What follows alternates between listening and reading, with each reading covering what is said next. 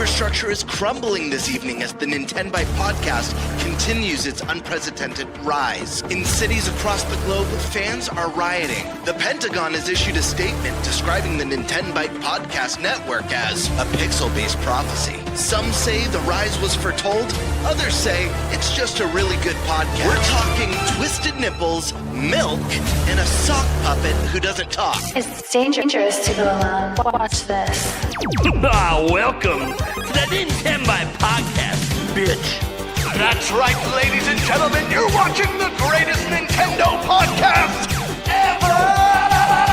Yeah! Is that a Joy-Con in your pants, or are you just happy to see us?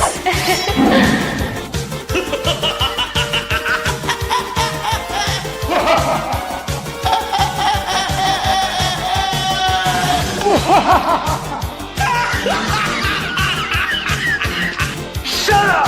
Now feel the power.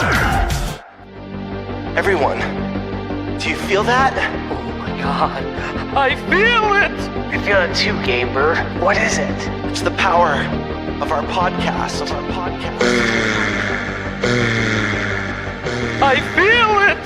This is rad, NintenByte. So rad. Power.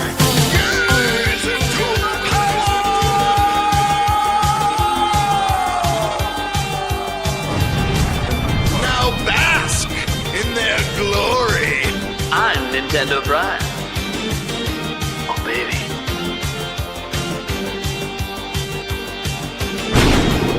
I'm Thunderstash.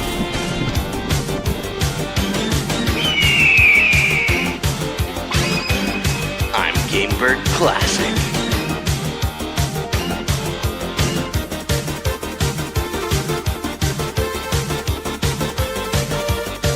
NintenByte rules.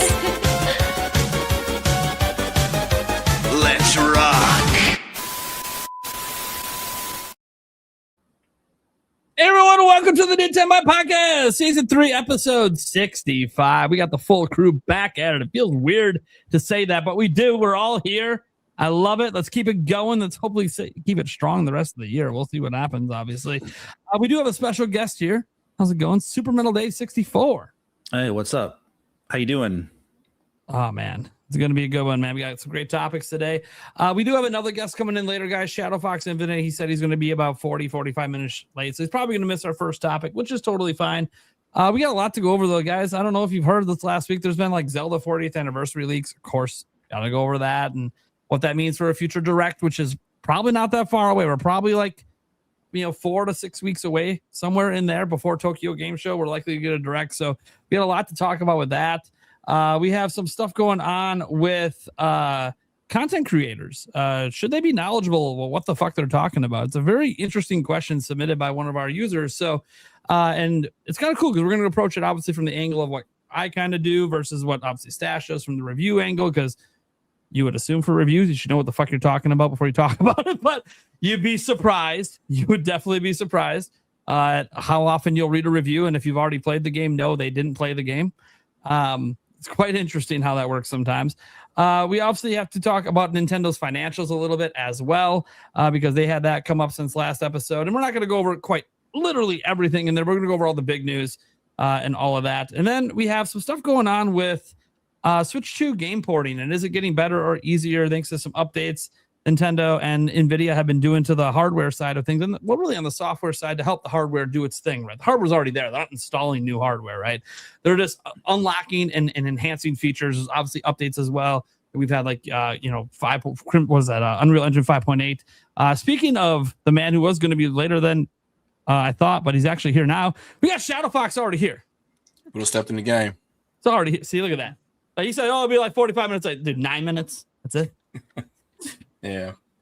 How's it going, man? Yeah. Rumors of my death have been greatly exaggerated. But other than that, yeah. Happy gaming.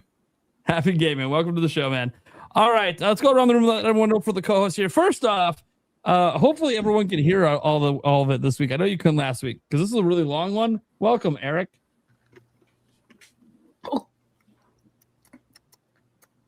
Why is it spicy? God damn it. Yep. I see people laughing, so I know it's working. Okay. Oh, I know. It is what it is. So I'm surprised that's the only clip that you didn't clip. Nope. I didn't shorten that one. That was the only one you did. I didn't shorten Thunderstashes either, to be fair. The only one that got shortened was Birdman's. Yeah. That's because it was part of one where it just kept doing it over and Yeah, over for yeah. like 10 minutes. I'm like, okay, we don't need 10 no. minutes of the bird.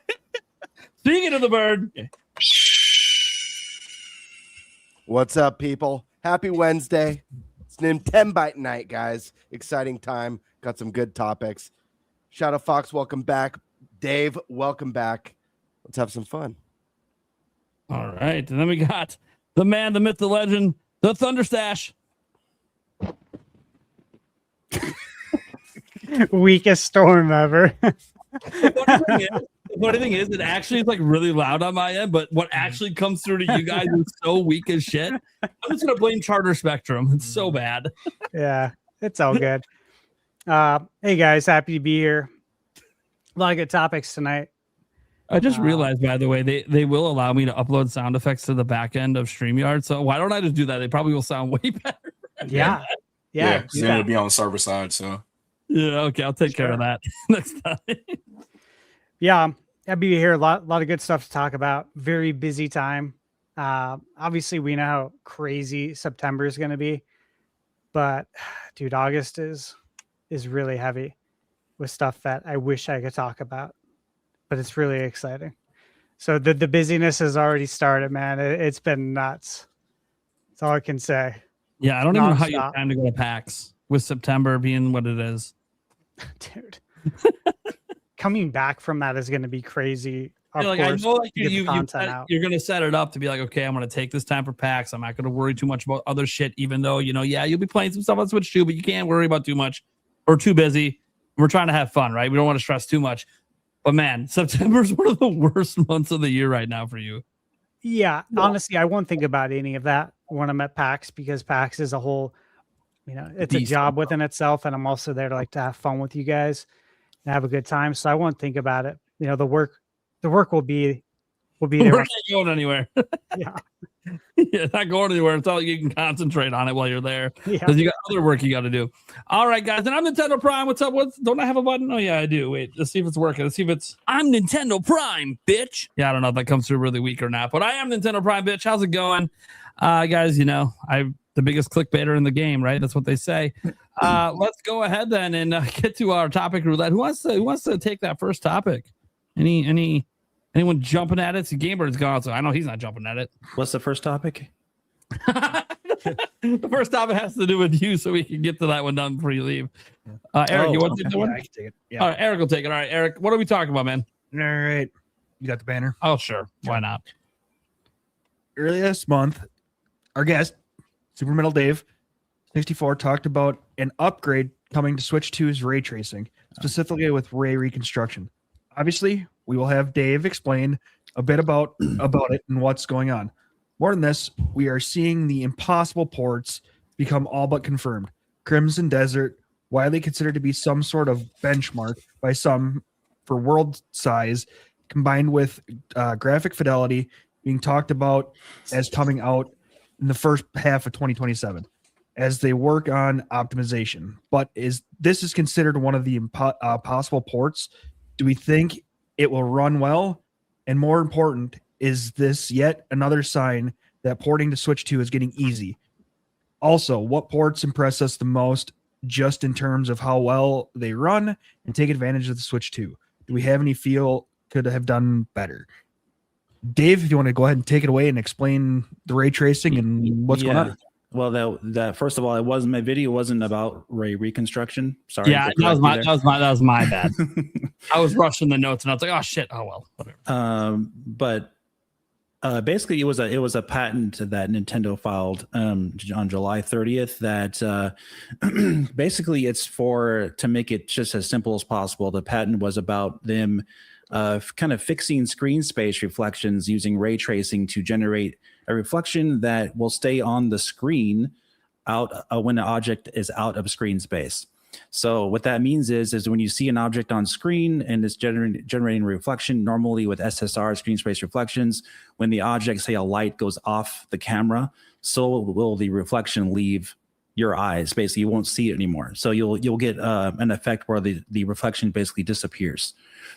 So this patent is actually Nintendo's working on something that will fix that to make it so the reflection will actually stay on the screen after the object leaves your field of view. So like in real life, you're looking outside the window, you see a reflection in the water. You don't always see the where it's coming from unless you look up. If it's out of your view, you have to go and look for it. So it's just more realistic, really, is all it is.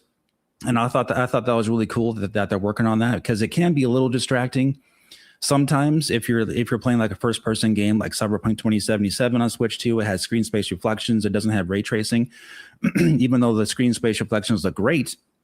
If you move the camera up and down a little bit too much, those reflections will leave your view like in the water, for example. I showed that in my video.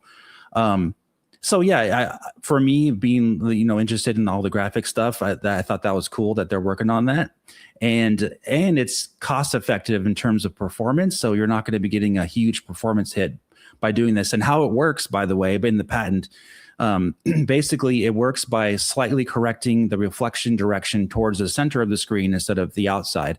So it'll kind of like bend it towards the center, so the reflection will be more reliable. So they stay in your field of view. We have to see it in action to see how that works, but it's technically like ray tracing to the eyes, but like the performance hit will not be there because it's not really like 100% true ray tracing, because it's not ray trace the entire screen. For example, that's why these games take so much processing power to run with ray tracing, because the entire scene is full of, they're rendering all the light in real time, all the reflections in real time, everything on the screen is rendered in that way. That's how they do it in a blanket way on PC, and it costs a lot of resources, which is why you're getting so many diminishing returns in games that don't look that much better.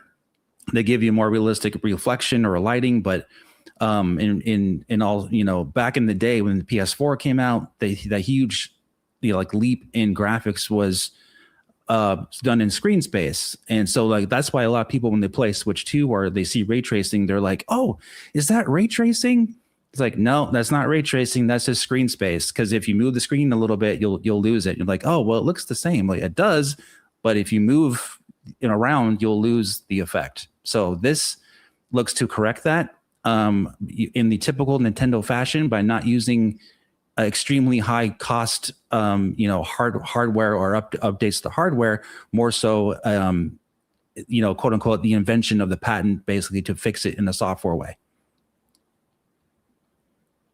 Okay. I'm just going to try to show a little bit of your video that kind of shows it a bit.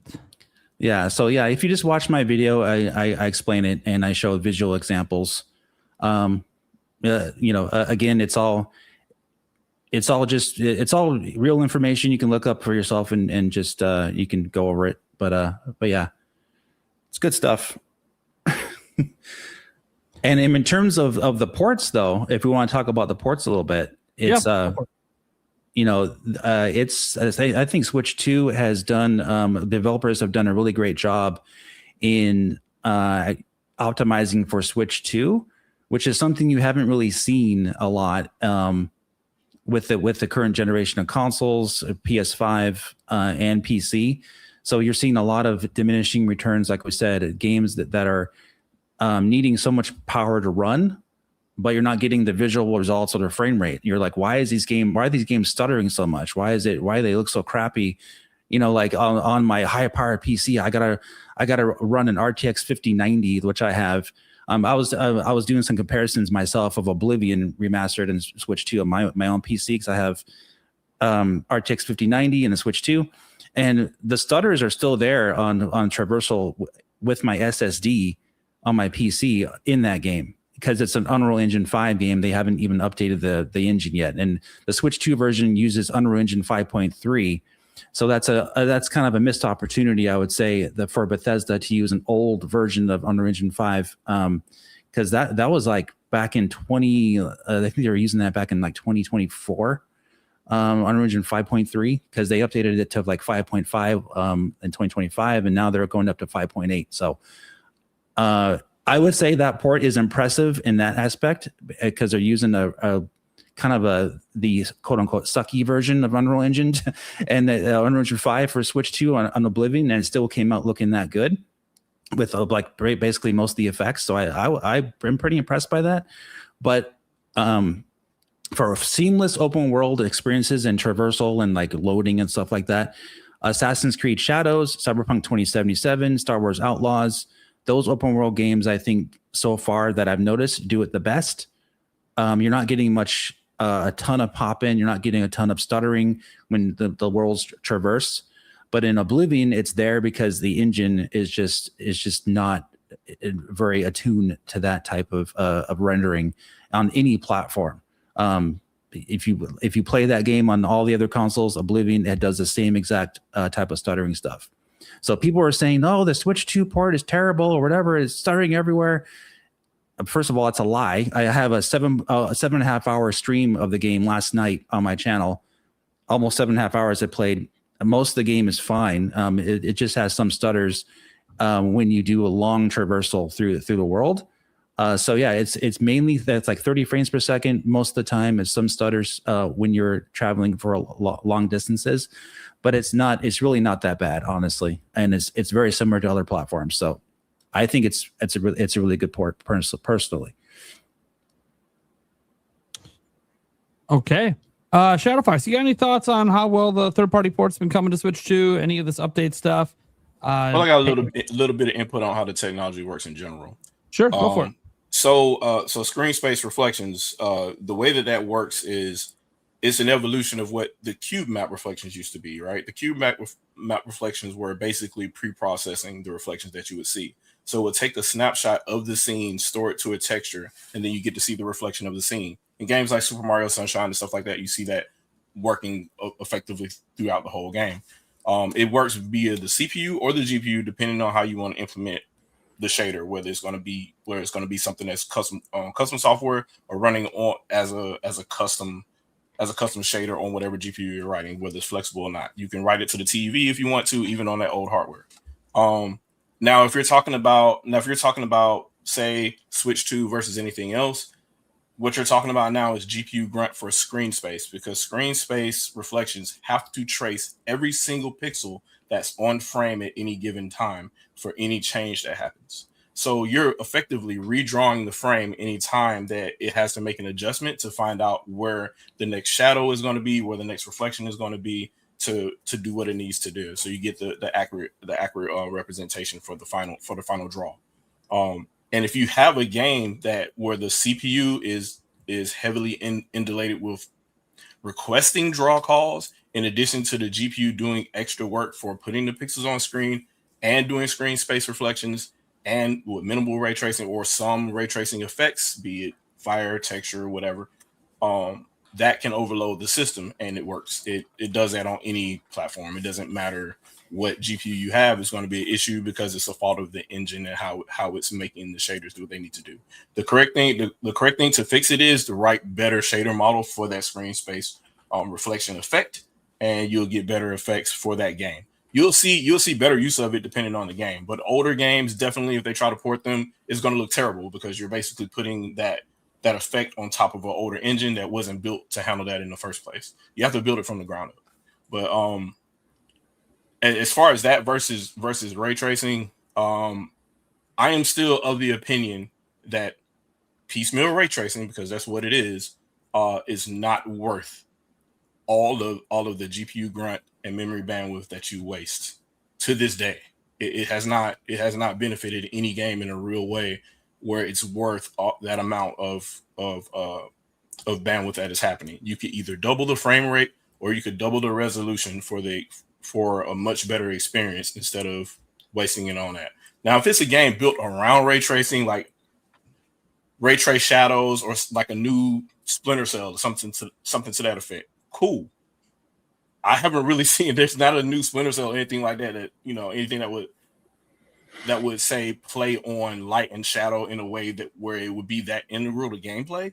So I don't really see a use of it, and we know nobody's really using it in water like that because water can look pretty, but then the physics have to be realistic too. So I don't know. It's just one of those things where it's kind of like six in one hand, half a dozen in another. But screen space reflections get by fine. It just depends on the implementation, and the user is the person sitting in front of the SDK that has to rewrite that stuff to make sure the GPU is running the code as effectively as it needs to be. So a lot of the time, your issue for any of these switch ports isn't going to be whether it's impossible or not. It's how much time that studio had and how much money they had to make that game happen. A lot of if you go back and start looking in the credits for some of these games and whatnot, a lot of these studios got notice that they're making a switch port like 6 months before it's going to launch. So it's that.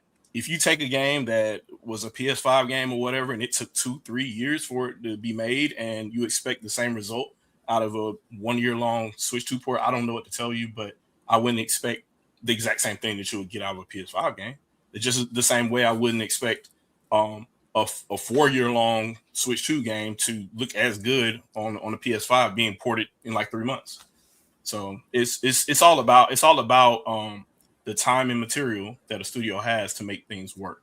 And I think we're beyond hardware at this point. It's all about time and how well the code works. So as far as like ports, yeah, anything's possible. It was really possible with Switch, even though it's obviously that's lower in hardware at this point, but we're talking about 720p.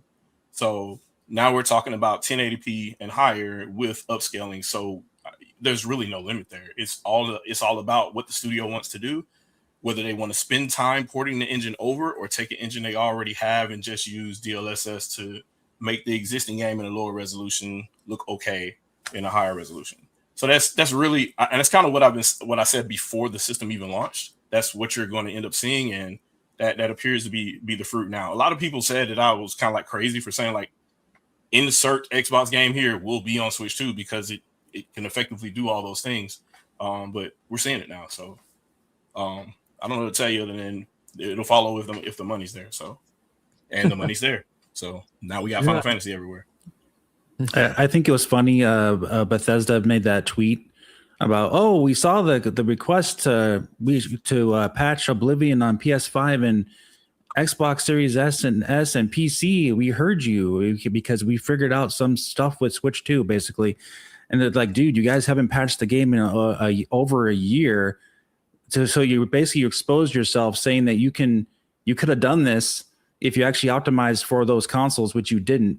You just exactly. we got power, so we're just going to use that power, and now these games run like crap. Deal with it. We're Bethesda. Yep. Yep. And I feel that that's a thing too, and then maybe that's another topic. But I think a lot of third-party studios they depended heavily on the other two platforms to just make hardware to brute force their games. They're like, hey, we have an engine. Our target is some PC spec, and whatever console you come out with, we'll just throw the engine on there and make it work somehow. That needs to end, because the whole point of these games, especially for console games, is it's a console game. Like, it was built for that console, so it works well for that console. There's no point in having a console that's just going to be an also ran of what a mid-range PC would be. There's no fun in that. There's nothing special about it. And PCs have gotten so good these days that like just automatically setting your settings is something that runs decently well for most people anyways, that like now that's not even necessarily an advantage for consoles unless they're completely super optimized. And we're seeing with a lot of third-party games, obviously I'm not talking about the exclusives, but the third-party games, they just don't really seem to be that well optimized on a lot of platforms. Yep. I do get credit to, like, we brought up Crimson Desert is coming to Switch 2. They've been talking about it for a while, and now they just straight up said, yeah, we're targeting, first half of next year. Whether or not they make that target, whatever. And it's coming out next year on Switch 2. But they're a studio that as well, like their game came out. There was a whole bunch of feedback on some of the mechanics and the way it ran in some instances. Boom, they came out and worked their ass off and fixed it. I wish that like more studios would care about that kind of shit. Like actually get on top of this shit. Like even if you don't know, like with them at Crimson Desert, there's a massive fucking game. Optimizations on that got to be insane. And yet they saw the player feedback and they're like, no, we know exactly what's causing it. We're going to fucking fix it. Like, that's awesome. Now, for them, it's a fully custom engine. It's their own in-house engine. So they know the ins and outs of how it all works. And they knew exactly what was causing that hiccup. And they took care of it. So for them, credit to them, it's their engine. They have to take care of it. A lot of these companies are using like Unreal Engine. and it doesn't run very well without some work. And that's what a lot of companies are finding out. And Nintendo, by the way, good feel. They're using it with Yoshi. So Nintendo's also using it for some of their games, and they might use it for more, but it comes down to optimization. And again, we still see it with the exclusives, guys. Sony's games run great on PlayStation, of course they do. They're optimized for it. But we're seeing some of these third-party games. Like, I'm just gonna straight up say it. I'm gonna call out, like, it's EA. I don't got a problem calling out EA. Hey man, why am I, dude? I was playing the little live preview of Madden on Xbox Series X. Why the fuck am I getting lag in cutscenes? Pre-recorded. It was real bad last year. Yeah, it's really like, dude, what are we doing? That's just a lack of optimization. There's literally no reason. It's just a lack of optimization. You just don't care, And to be fair to them, they're forced to share out a game every year, so like a little harder probably to get the optimizations in when they're already probably working on the next fucking Madden right now. But of course, they are talking about getting off it. What are they talking about going to? Unreal Engine. I'm like, well, shit, you better be ready to optimize that. Because that's a shit show without optimization. So good luck. Of course, I think a lot of their teams might have some experience with Unreal Engine, perhaps, but maybe that'll help. I don't know. And we've seen, I got to give some credit. Like the devs that made Expedition 33, that's Unreal Engine, and they didn't have 90% of the problems that all these AAAs have at launch. Why? Because they gave a shit. They took their time to optimize before they released it. Now they can do that as an independent studio on a smaller fixed budget, where hey, yeah, that extra year might cost us like an extra $1 million on our salaries. Okay, cool. It's easier for them to do that versus a AAA with strict budgets and hundreds of millions of dollars. Maybe just stop spending hundreds of millions of dollars to make games. That part. Like when the budgets are higher than the latest Spider-Man movie, it's like, okay, come on, what are we doing? Maybe like lower the scope or the idea of it. Maybe don't go for the bleeding edge of visuals. Haven't you seen that like some of the most popular games are not bleeding edge? It's okay. You don't have to do that. You can still make just a really damn good looking game. Like there was nothing wrong with how good games looked on PS4. So no excuse why we haven't had a Naughty Dog game, because you're just pushing the bleeding edge of what space games can look like. Okay, cool.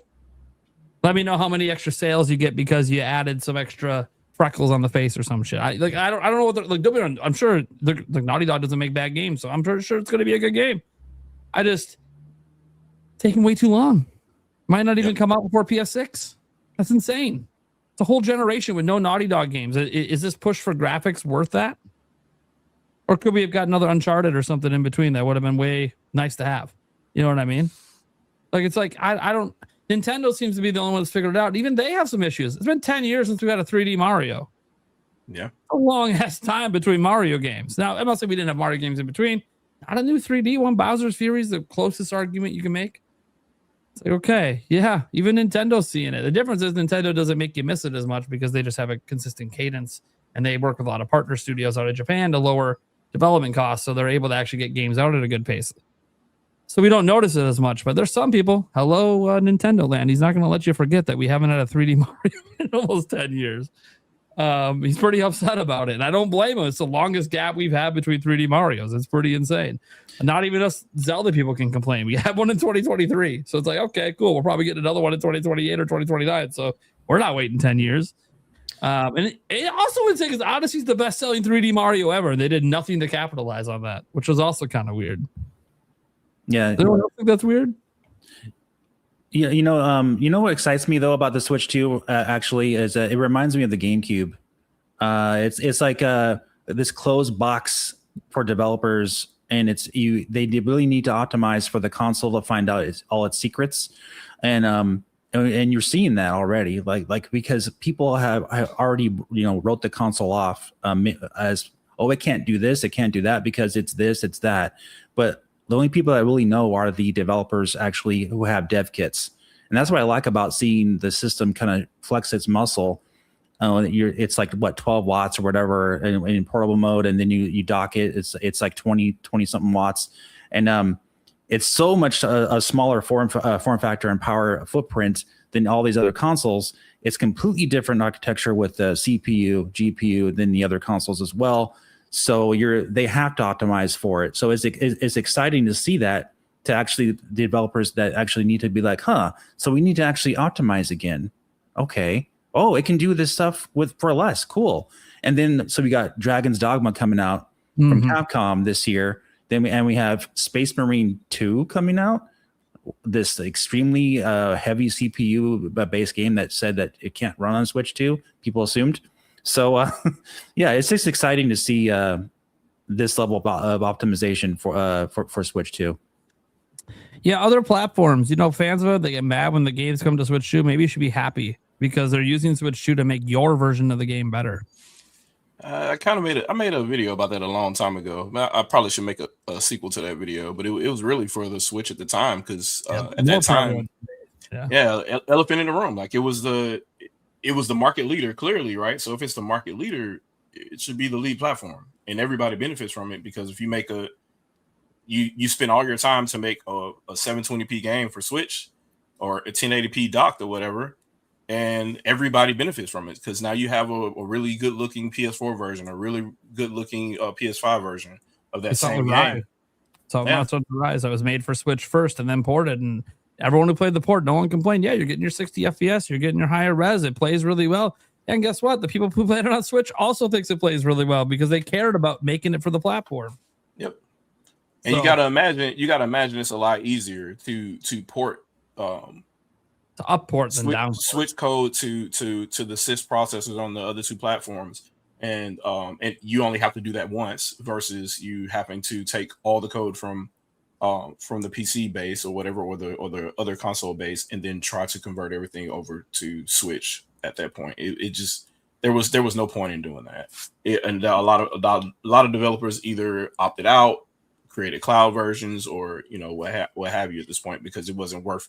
They didn't know if they were going to get a return for almost 2 years worth of development for that platform. Versus if you made it a target to begin with, it's not that big of a deal because you could spend 6 months to port to Xbox or PS5 from that and be fine.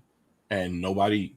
I think one game I think was a Switch was the lead platform and it turned out I think it was the Prince of Persia game if I'm not mistaken. It was lead platform on Switch and it worked well on every platform for that reason. Yeah, I mean, and we're seeing the people from Capcom and Square Enix specifically talking about, hey, the more we keep making games for Switch 2, the easier it's getting, the better it's getting. Like everything's just we're passing the knowledge between our teams, and this is. We're shocked. We thought it was going to be, we actually thought like the gamers did, it was going to be a struggle. And then we put our game on and we're like, it's just kind of running. Yeah. Yep. We didn't even optimize yet. It's just kind of, well, we're obviously going to optimize shit. It's okay. We're committing right now. Everything's coming because we threw the best we got at it and it just kind of runs. Well, then, all right, let's figure this DLSS out. Let's figure out this architecture. Let's see where we can make cuts. Let's see what we can do to make this run even better. And that's what we're seeing excellent results, guys. Look at the third-party games. Look, Lies of P just came out. Might be one of the best running third-party ports I have seen to date. It runs so well on Switch 2. It's insane. You're pretty much missing out on nothing if you play it on Switch 2, how well it runs. It's incredible what we're seeing with these third-party ports. And even now, when I saw a couple of content creators like, oh, well, I played this on Switch 2. They're talking about Oblivion, and it's got this stutter. I'm like, yeah, welcome to this game. Yeah, on every console. It's a problem. They're aware of it. They keep promising to fix it, but they haven't fixed it anywhere yet. So it's not a Switch 2 problem. Dave just said, I'm running on a 5090 and it keeps happening. Like it ain't a power problem. It literally just happened 20 minutes before I came on your podcast. I was testing it and I'm like, dude, the game just like totally stuttered multiple times on my 5090. I'm like, man, this is like, it's just a bad engine that they're using for that game. It's ridiculous. Yeah, Unreal Engine, why you wouldn't use the latest versions. I mean, I get started on an old version, but why you wouldn't update and see some of the optimization improvements to the engine. And then on top of that, just, you just spent a year. You haven't patched on anything else. And just now you're like, oh, hey, the Switch 2 version, we did some optimization we're going to bring to the other platform. Yeah, but you didn't fix the hitching. How about we fix the hitching? It's like the biggest complaint everyone has. Now we're not going to deal with that because it probably requires you to upgrade the version, which requires you to recompile the whole game. Yep. So yeah, I saw a lot of clickbaity videos about that port on Switch 2. I'm like, okay, you obviously haven't played the remaster that came out a year ago. It's just console warriors. It's ridiculous. That aren't actually playing the fucking game. That's all it is. You have people like watch a Digital Foundry video, but they don't listen to what's being said. They just see the chart and they go, LOL. I'm like, dude, do you not hear what they just said happened? But there's a technical reason that they didn't do in the game that made that happen that shouldn't have happened, and they don't know why they made that decision. Like when they reviewed the game, hey, the hitches. Oh yeah, by the way, here's hitches on PS5. Here's hitches on PC. Oh look, they showed you it's hitching everywhere. It's not a problem specific to this version. But people just don't care. They don't pay attention. They just want a console war out there. But I've been really happy with the way the third-party games have been going so far. I know you guys have been pretty happy. Obviously, the big thing we want to see is more day and date. Obviously, we're going to get that with Final Fantasy VII Revelations, which we're about to see again at Opening Night Live. That's going to. I mean, I doubt there's no way in hell that's not day and date. They rushed to get the first two out to make sure they get them out before this one comes out probably next year. So that's really exciting. We know they're good. Capcom, they got a couple games coming, are not announced for Switch 2 yet. But this was the same case last year where Pragmata and Resident Evil weren't announced for Switch 2 yet. And then boom, they both came over. Now we have like a new version of Persona 4 not announced. Okay. Why would we think that's not going to come over eventually? And then there's what's that other game, guys? They're going to have it at PAX West. I think, is Call of Duty going to be at PAX? We don't know yet with Call of Duty. Okay. Onimusha? I think it will be. Onimusha's one. That one's already announced for Switch 2. First Light. You mean an unannounced game? Okay, I don't know. It's a game it's at PAX West, but it's not announced on Switch 2. Oh, First Light. Yeah, maybe. Yeah. First Light. No, that's coming later this summer. Does it have a release date yet on Switch 2? There hasn't even been footage of it. So I don't know.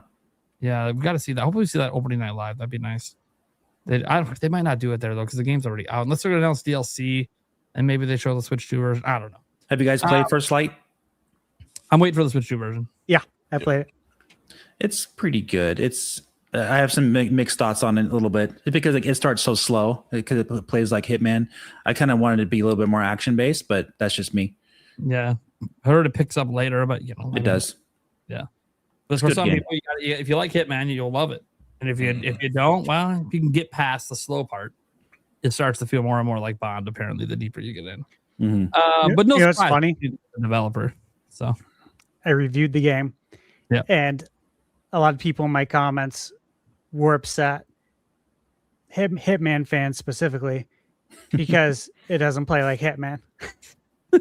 Can't please everybody. Yeah, you can't please everyone. Okay, it's got some elements, but you're right. It's not Hitman. They're not trying to make it Hitman. It just they're the people that make it, so there's some similarity. But yeah. Sorry, this is supposed to be a Hitman game or a James Bond game? What do we? Oh, it's a James Bond game. They're not enough like Hitman. The logic. Yeah, it's whatever. Yeah, I'm excited to see Dragon's Dogma 2 on Switch 2. But I saw the trailer; it looked like it's running just fine. But like when I got that game on PC, it was yet again stuttering, a whole bunch of stuttering in the town and all kinds of NPC stuff. I'm like, and then of course everyone's like, that game you're never gonna port that to Nintendo. I'm like, well, you guys just need to wait for the console to come out first and then see what you can do and then optimize, blah, blah, blah. So you can't just blanket say that something won't run on something without even knowing what the console can do yet. That's what people constantly been doing for years. So yeah, I'm excited to see more optimized games. Actually seeing developers work more to the metal of the consoles. It's really a good example they should do for everything, but they just haven't been doing it. Yeah, and I think that's part of that too. Is so it's almost impossible to do it for PC, right? Because too many. They're not gonna sit down and say, hey, the AMD or the Intel CPU you have in here, the amount of RAM that you have in here, the 5080 or the 5090 you have in here, we wrote custom shaders, custom code for all of that. Go, like that's just not there. No personal IRQs for you. You get none of that. But for a console, it is like it's one target, so they're able to make that effort to do that. So it was always strange to me whenever a game like what was the one benchmark everybody used, a Crysis. They say, oh well, they can't run Crysis because it struggles on PCs, and I'm like, well, even though it was a PC game, it wasn't a specific PC game for a very specific SKU. Like there wasn't a PC SKU that game was built for, so your mileage will vary all over the place. And you put it on a console, that's a completely different story. So it's just weird that people would use that type of logic to extrapolate to what they think console performance would be. And like, even if you had the exact performance of, say, a mid-range PC or something like that, and there was an exact copy of what the console would be, you don't know what that's like without OS overhead, with a custom SDK, with baked-in drivers, because that's the other thing about consoles. The drivers are baked in, so you don't have to load those before the game starts. All those kind of differences are there, and that's completely different from how it would be on PC. And people, for whatever reason, they just say, well, the specs are the same, so I expect the same performance, and that is never one-to-one on honestly. So just a thing, people, I don't know. Yep. And that's why we have these discussions, to kind of just try to get some clarity somewhere there. So Get it out there. And I like doing it on this show because it gets it out to people who just don't know. I've seen a lot of people in the chat saying, thanks guys for explaining this stuff, because people don't get it. They don't understand it. They just see people talk about it and bitch about it. And like, what are we doing? Like, I'm just here to play games. Like, yeah, that's all you should really worry about is playing games. But some people like to get into the technical aspects, and that's fine. Just have honest conversations about it. And most people don't have enough knowledge too. And even me, I don't have all of that knowledge. I have enough to have some conversation, but I'm not gonna go into the realms I don't get. There's no point for me doing that, because who cares? Obviously, if I don't get it, it's because I didn't care to look it up. I'm cool with that. It doesn't matter to me. Like, oh my God, did this light bounce 100% correctly off this source? Look, there's a smidge of static in RE9. I'm like, motherfucker, I'm looking for a fucking zombie, and you're out here looking at that fucking static in the corner. I tell you, when you're playing the fucking game, you ain't paying attention to that. Yep. So how does that impact my ability to play the game? Nothing. It just impacts you taking a screenshot.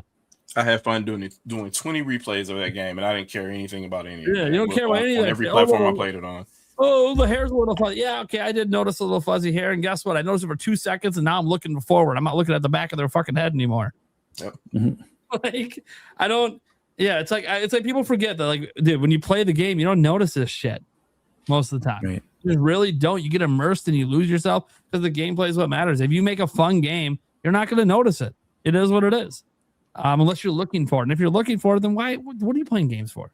You're here to have fun, or you just here to have graphic debates? Like, cool, go become a graphic artist and do that for a living, I guess, if that's all you give a shit about. But most people playing games, we just want to have fun. Yeah, I think Pragmata was probably the biggest example for me, because there was such a big gulf in the performance on the Switch 2 versus the other platforms and PC. And I would go play on PC, and I'm like, ooh, that's cool. The ray tracing looks nice and stuff like that. But I could just pick up my Switch 2 and play it in my hand, or just go into any room of the house. I have it docked here, have it docked upstairs or wherever. And that's just that instant play for me. I felt no difference going back and forth between the two. I pick up this controller and I just go. So it didn't matter whether I was connecting to my PC here or whatever.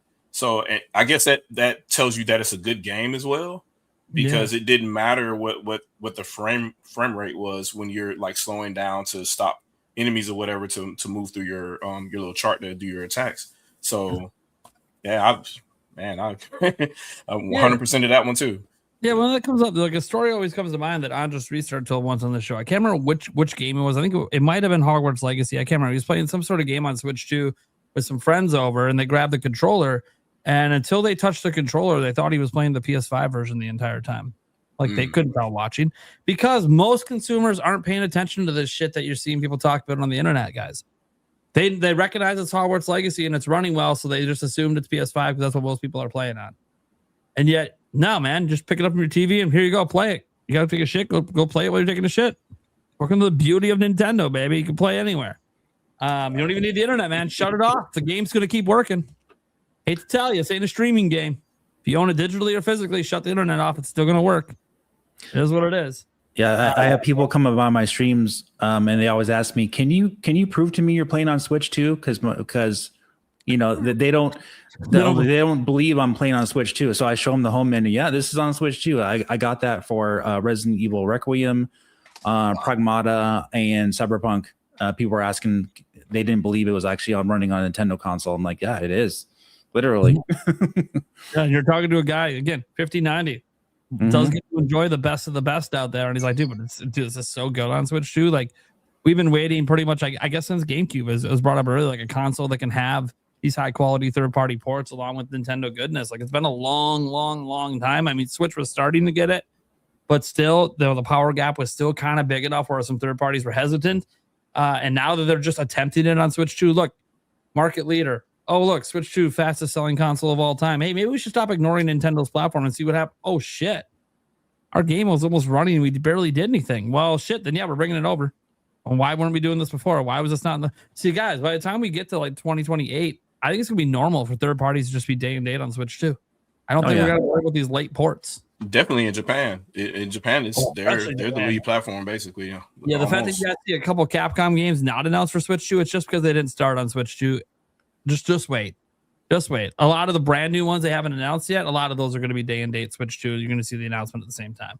Capcom's all in. They've already shown that. Square Enix is definitely all in. They've shown that as well. We're seeing, even out in the UK, we're seeing, Switch 2 third-party sales outpace Xbox sales. So, yeah, that's always something that third parties pay attention to, is they look for more platforms to bring games to, as Xbox is maybe not doing as well as it once was.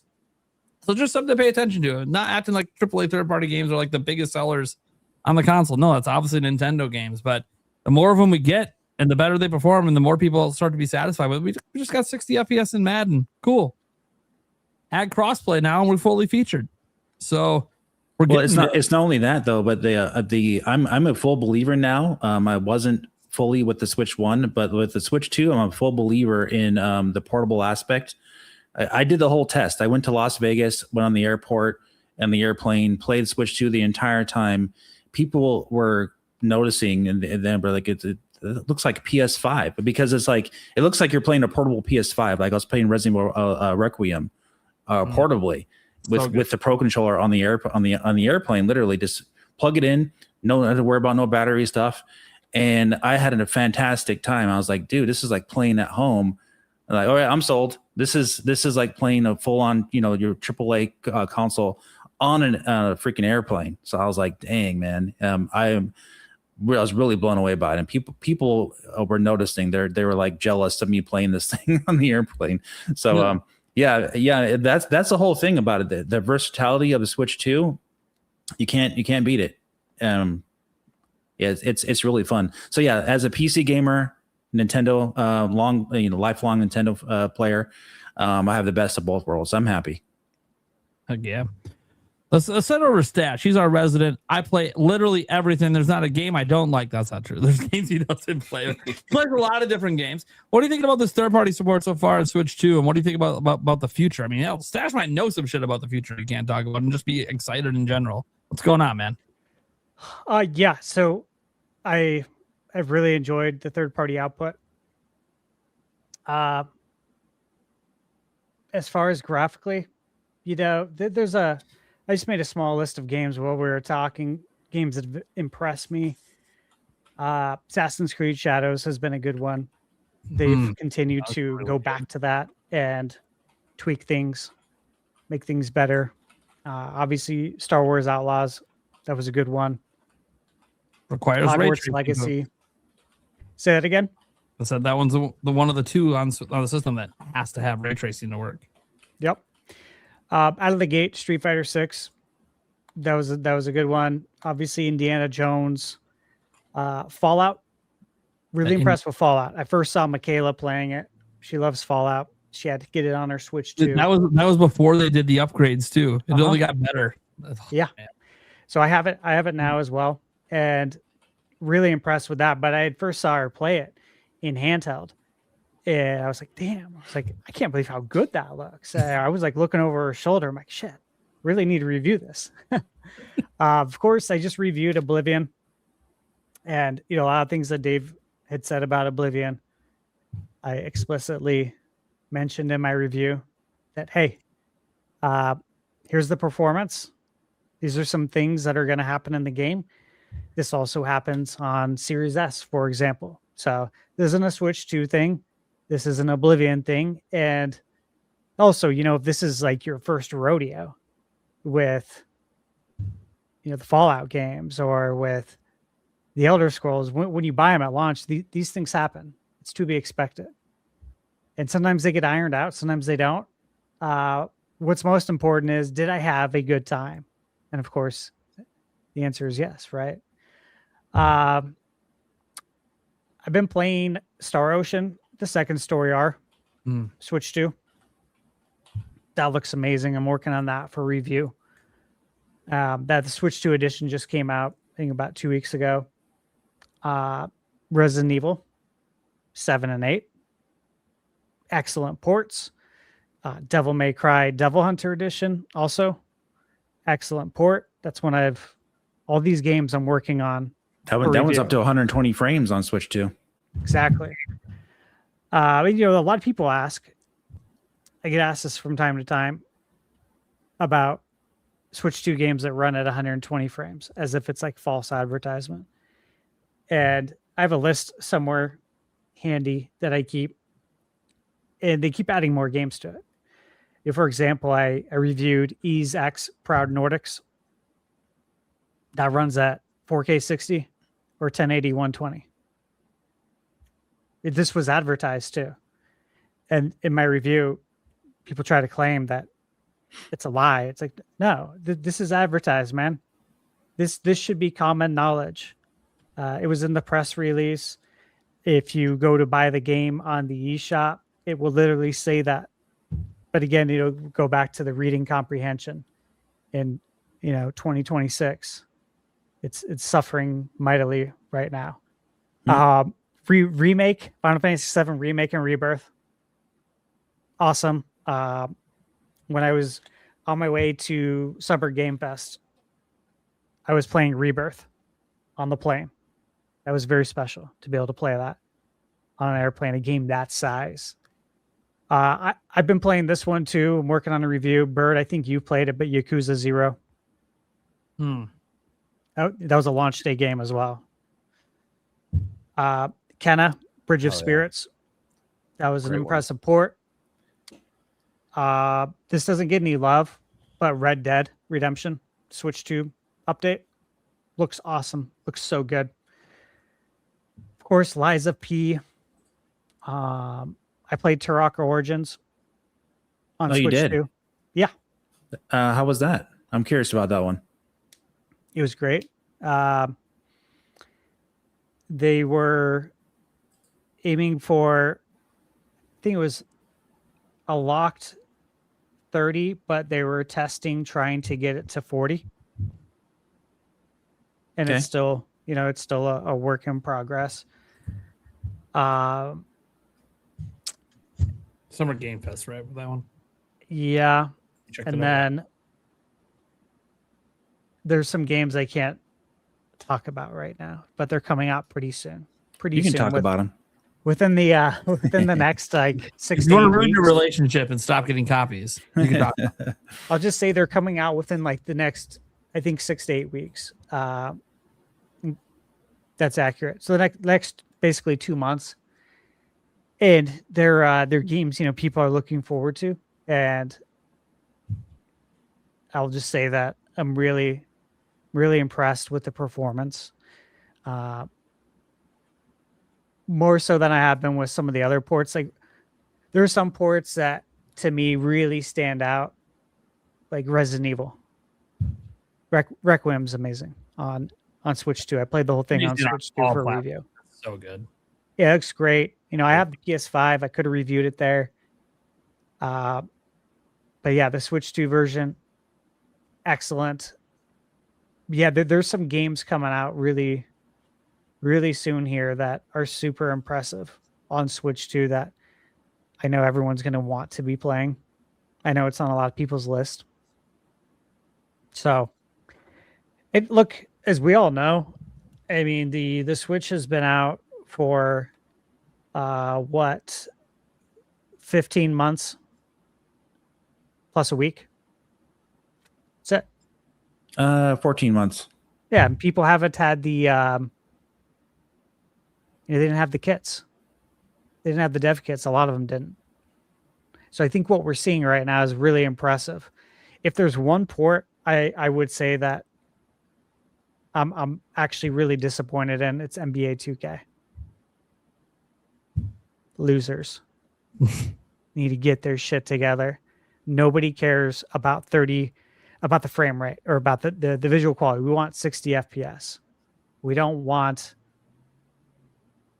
it to look really great in exchange for that, which I just find mind-boggling. No excuse when EA is even doing it with Madden, and EA is the one I thought would never care. Yeah, EA did it. Shiver did it with WWE. Shiver, I expect. It's Nintendo Studio now, so. Yeah, but, if I'm 2K, I'm taking that as a challenge, right? So the newest one is not 60 frames coming out? We don't know yet. They're doing a gameplay presentation, I believe, on the 18th. They haven't showed Switch 2 footage, obviously, yet. Because, they never show that whenever they do show footage. Mostly what they've shown is just I expect to see it. just cutscene bullshit, replays, stuff that we don't care about that's inconsequential. This is typical 2K. They have screenshots. That's it on the eShop for it. That'll sell me. I know. I'm hoping that there's a 60 FPS, but I'm not holding my breath at all with them. They don't even have an early edition. Nintendo's the only one who doesn't have an early edition. Oh, there's one more game I've played. Oh man, I don't want to sound like. There's a game that everybody's really looking forward to. So you can't say it. So you played Zelda? Oh my gosh! I'll say. No, he's talking about Grand Theft Auto 6. I can just talk about it right now because I'm not under any NDA.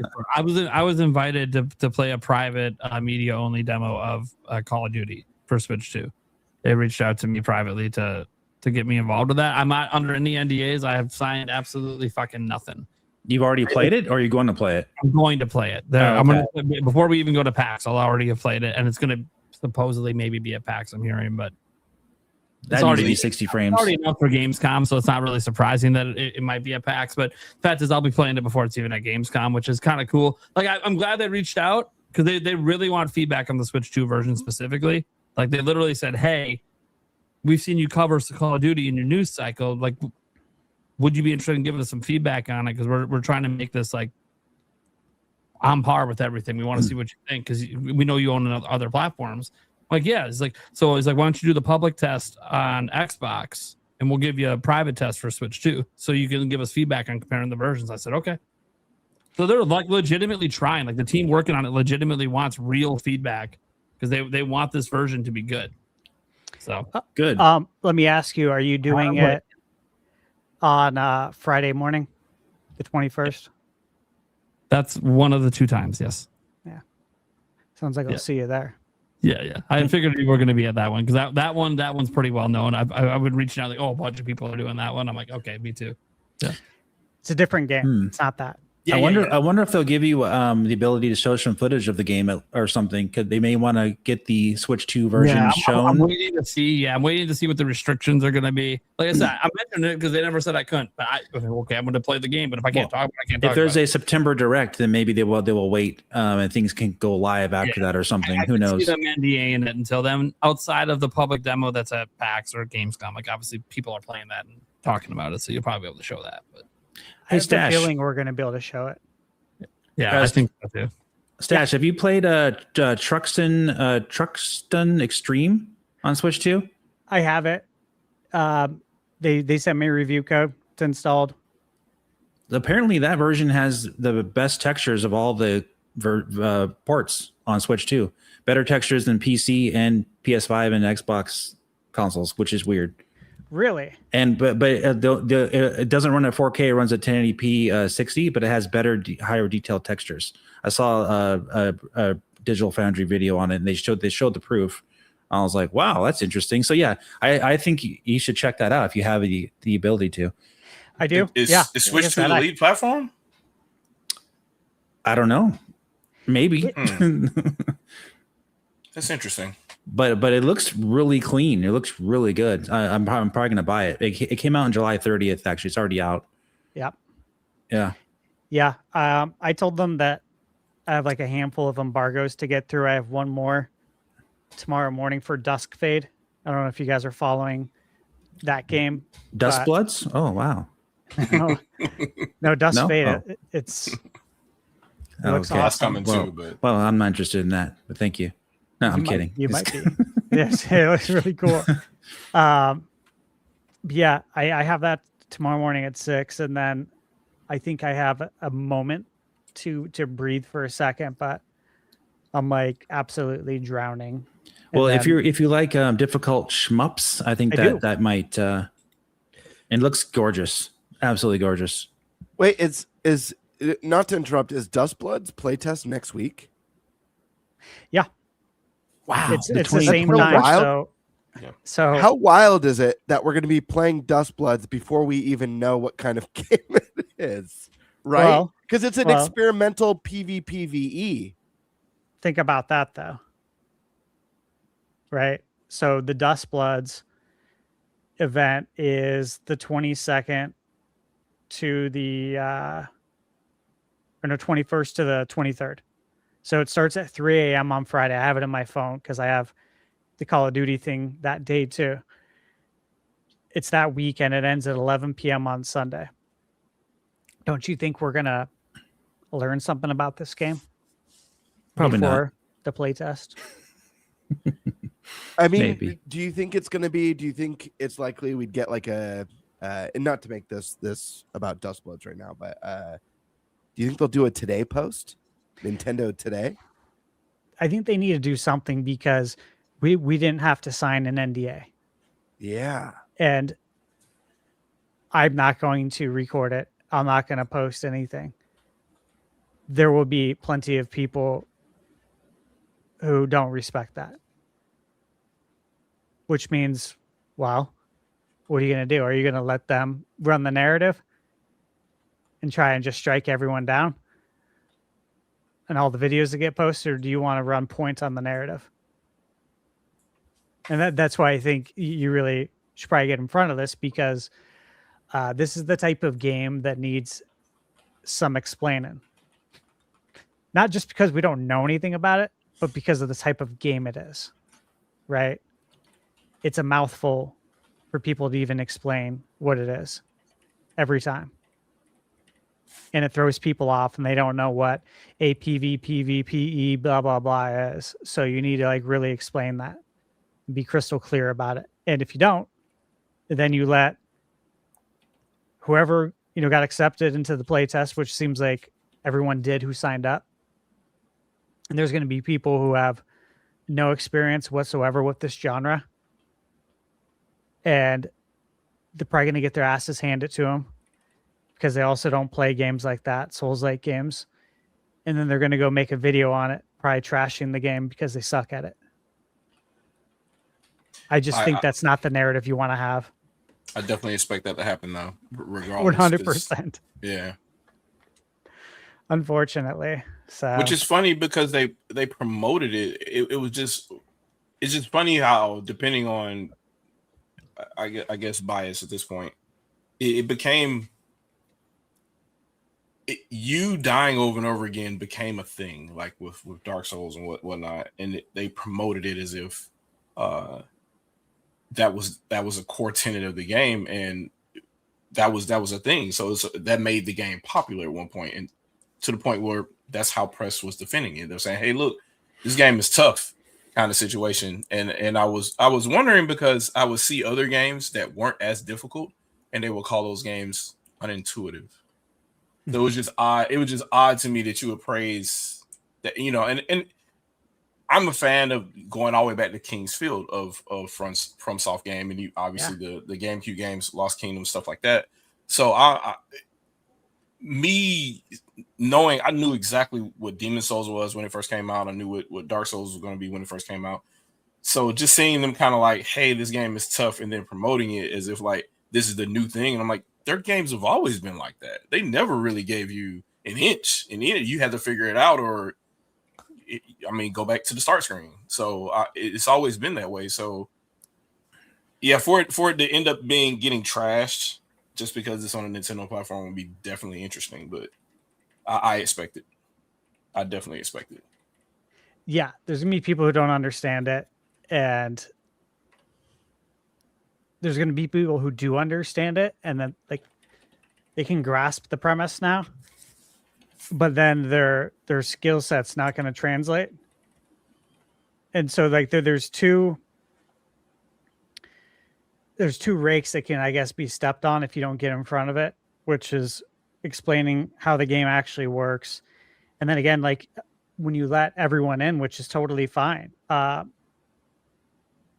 but I'm just hoping people can, I guess, use some discernment and see through it and understand that there's going to be people who say the game sucks, and hopefully they understand that that's probably because they suck at it. Yeah. This happens all the time with reviews. We know this. There's an element too, I think, that's scary for a playtest with it. I mean, depending on what kind of, again, we don't really know what kind of game this is. We know it's PvEVP, and it's kind of like a new experimental thing that Miyazaki wanted to try. It's not Night Rain, but the nature of Souls, like you said, Fox, is the challenge. You know, it's the get good meme. And what's scary for this one is if we don't get some sort of a deep dive about what kind of game this is, what's the goal, what's your objective as a team or solo. If this is team-based and there's rando pickup groups and people don't know what they're doing, it's just going to be people pissed at each other. You know? Yeah. People running around. I don't know what I'm supposed to be doing. I don't get it. And then the other person, like, you're fucking up the game, dude. What the hell? Shadow, did you play? Go ahead. No, I was just gonna say it's already tough and like games where we already know the objective, picking up randos on your team. You know, anytime you play with randos, it's already tough coordinating and accomplishing the mission. So I'm just curious, you know, not giving that information, what this playtest even looks like from a coordination standpoint, because of the PvP VE element, whatever that means in accordance to this game. Yeah, so I was going to ask you if you played NBA The Run. NBA The Run, no. Okay. Came out like a couple months ago. Again, this is a game that you literally jump in. It's like going to the gym, right? And calling next and running with, you know, squad of randos.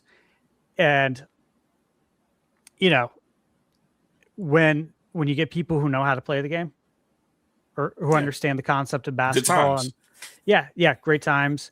And as soon as you get one person who doesn't, you know, you can do as much heavy lifting as possible, and you might be able to still squeak out victories. But when you get like, it's 3-on-3, so when you get two people who just literally just go down the floor and dribble right into the defense, you know, chuck up deep threes, constantly turning the ball over, play zero defense. They guard a different person every time down the floor. Like, what is this person doing? I got to turn this shit off before I lose it. So they've never been coached in their life. They don't know. Yeah. Yeah. So with something like Dust Bloods, so we're not talking about basketball. We're talking about games that are known to be difficult. Now I want Def Jam to come back. Never mind about Dust Bloods. Let's bring Def Jam back. Def Jam. That game was great fun on the GameCube, or back in what, 2004. That was really good. Yeah. All right, man. Birdman, what do you think about all this third-party madness for being silent the whole show? He's muted. He muted himself. I can't unmute him either. I tried. I know. I was just testing you guys. Want to make sure you were paying attention after that last segment. I don't know much about you guys know. I'm not the tech guy, so I don't know much about the rays or the tracing. It's great to know the technology is improving, and I hope they get some more stencils, you know, as it improves to help with the tracing. But what I can say is I'm very happy with the third-party software we've been getting on Switch 2. I'm happy to see just not just the quantity that's coming in. I mean, it's pretty much safe to say that if it's a third-party game, it's probably coming to Switch 2 at some point, if not day and date, in the coming months, coming years. But what's really impressed me is just the quality of it. And the fact that we're getting some of these titles for the first time with physical editions. Stash, you mentioned Indiana Jones when you were talking. It's the only place to own the game physically. It looks great and runs great on Switch 2. why wouldn't you want to pick it up there? Capcom's absolutely been crushing it. You all know on the podcast, one of my most anticipated games for this year outside of Zelda has been Onimusha. It was one of my favorite series on the PlayStation 2. I've been praying for this series to return for decades now, and it's coming to Switch 2. And I am so excited, and I have full faith in Capcom that they're going to put out a quality of product on the hardware. And I look forward to things just getting better and better and better. So, yeah, I mean, I don't have too much to add other than what's already been said. We have a killer third-party lineup. I think we're going to get closer to more frequent day and date. I'm here for it. I'm excited.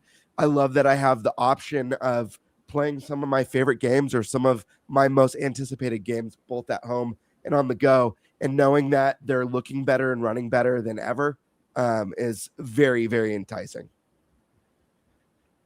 All right, Eric, it's your topic. Bring us home. Yeah. I mean, like Birdman said, I don't have much to add either. But no, I'm definitely happy that we are getting a ton of third-party support on the Switch too. And it's great to see brand new games that we never even would have thought coming out to a handheld system are actually starting to come. And I believe for sure that we're going to start, as things start getting easier and people start getting more experience with deving for the Switch 2, we're going to have a lot more day and dates, and it's only just going to get better and better. All right. Cool. All right, Thunderstash, you want to give us another topic, man? Which one do you want to grab? He ran away. Nah, Thunderstash is here. Oh, I thought you said Game Bird. Never mind. No, Thunderstash. Which one do you got? I'm not going to grab Gamer. Not here. Yeah, I'll just take topic 2. Awesome. Should content creators be knowledgeable? And so this topic was submitted by a fan of the show, Long Rua 1231. And so the question is, should Nintendo content creators be informed about Nintendo and their gaming logistics? I ask this because I feel like most creators seem to be misinforming their audience about how Nintendo works as a company, and implied that because one game series is being worked on, I already know what they're talking about, the other game series won't get made, and Nintendo is not listening to the fans. So we can presume they're talking about Donkey Kong Bonanza and saying because one game series is being made, that means a Mario series is not being made. They go on to say, let's see. Actually, that's the end of what they say. Okay, so that was the question, and we can expand it further into other types, of course, of content creators. Though this seems focused on kind of like the talking head news space.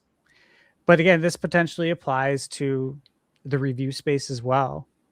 So let me get your guys' take on that part first, and we'll get into the second part.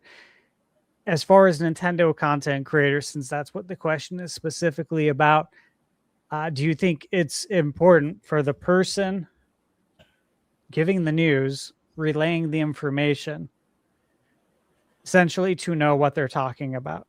Or do you think it's okay if they don't know what they're talking about and they're informing the masses? I think it's definitely paramount with regards to Nintendo, because Nintendo is special.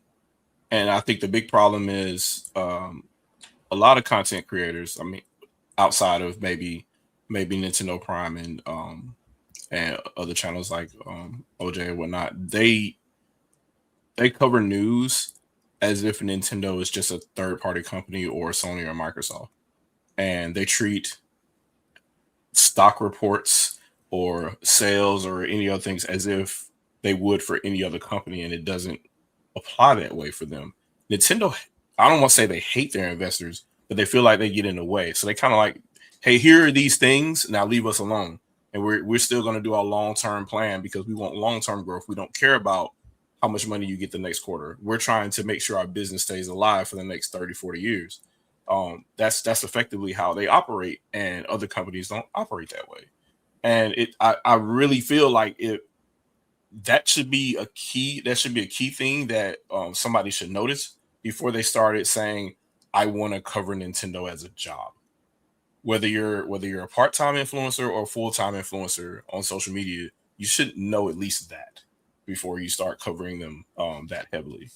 And I see that quite a bit, and I see a lot of misinformation relayed that way because of that fundamental flaw. I'm pretty sure we can get into a whole bunch of other things, but I think just that alone starts a lot of it. Yeah, absolutely. Dave, what are your thoughts on that?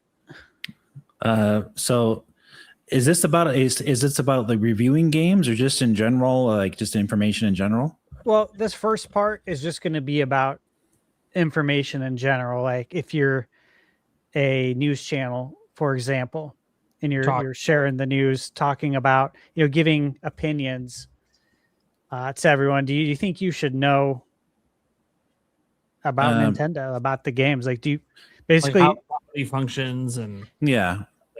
I think Spawnwave does a good job.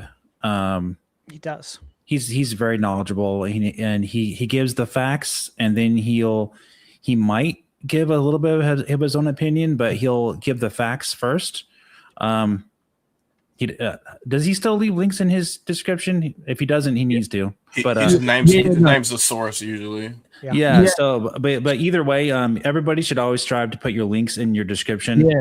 He was doing it for a long time after I called him out on it many years ago, but then there were certain and a bunch of people, the player essence everyone started doing it after I pointed out, like, hey, why aren't you doing this? Like, why isn't this standard? Because I came from the journalism space where we're sourcing all the time. Like, this is weird that you guys aren't linking to where people can find this information and verify what you're talking about.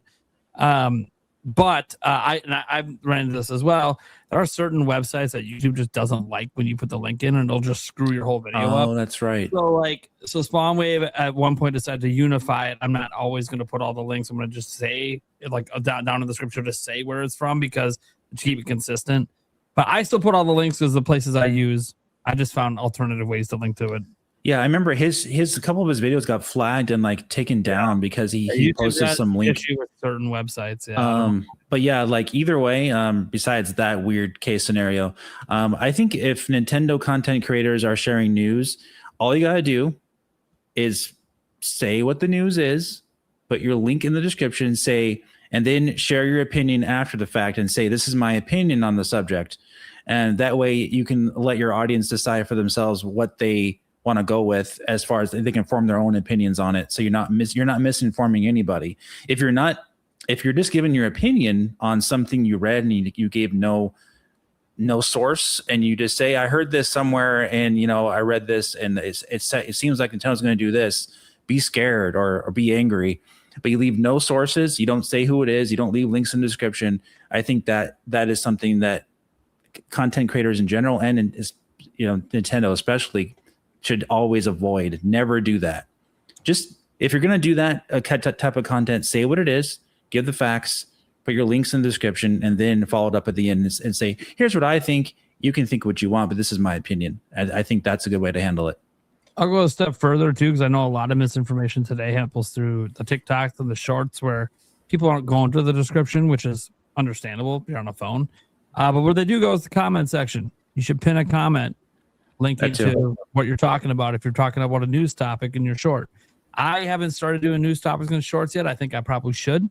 I probably should take the hottest topic of the day and just do a quick little short on it. It's not that hard to do. I'm already making the big video anyways, right? But I can probably just cut it out of the big video.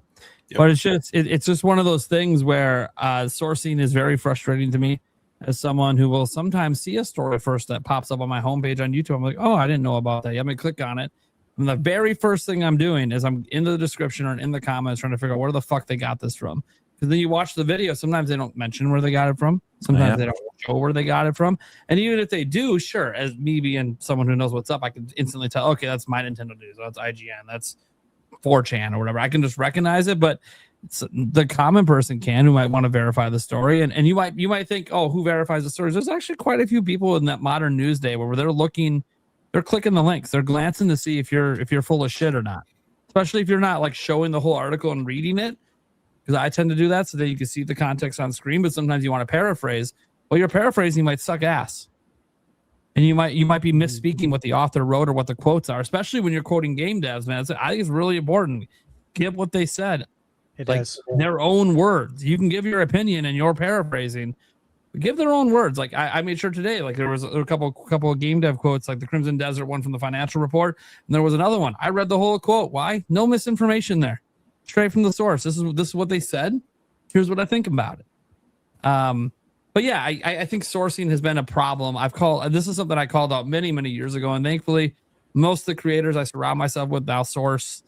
I don't know if they got it from me. I don't really care where they got it from. It's just proper etiquette. You learn about it in college about sourcing shit. It's important to, and also, guys, it's important to absolve yourself. Say a story ends up not correct. You're not the source.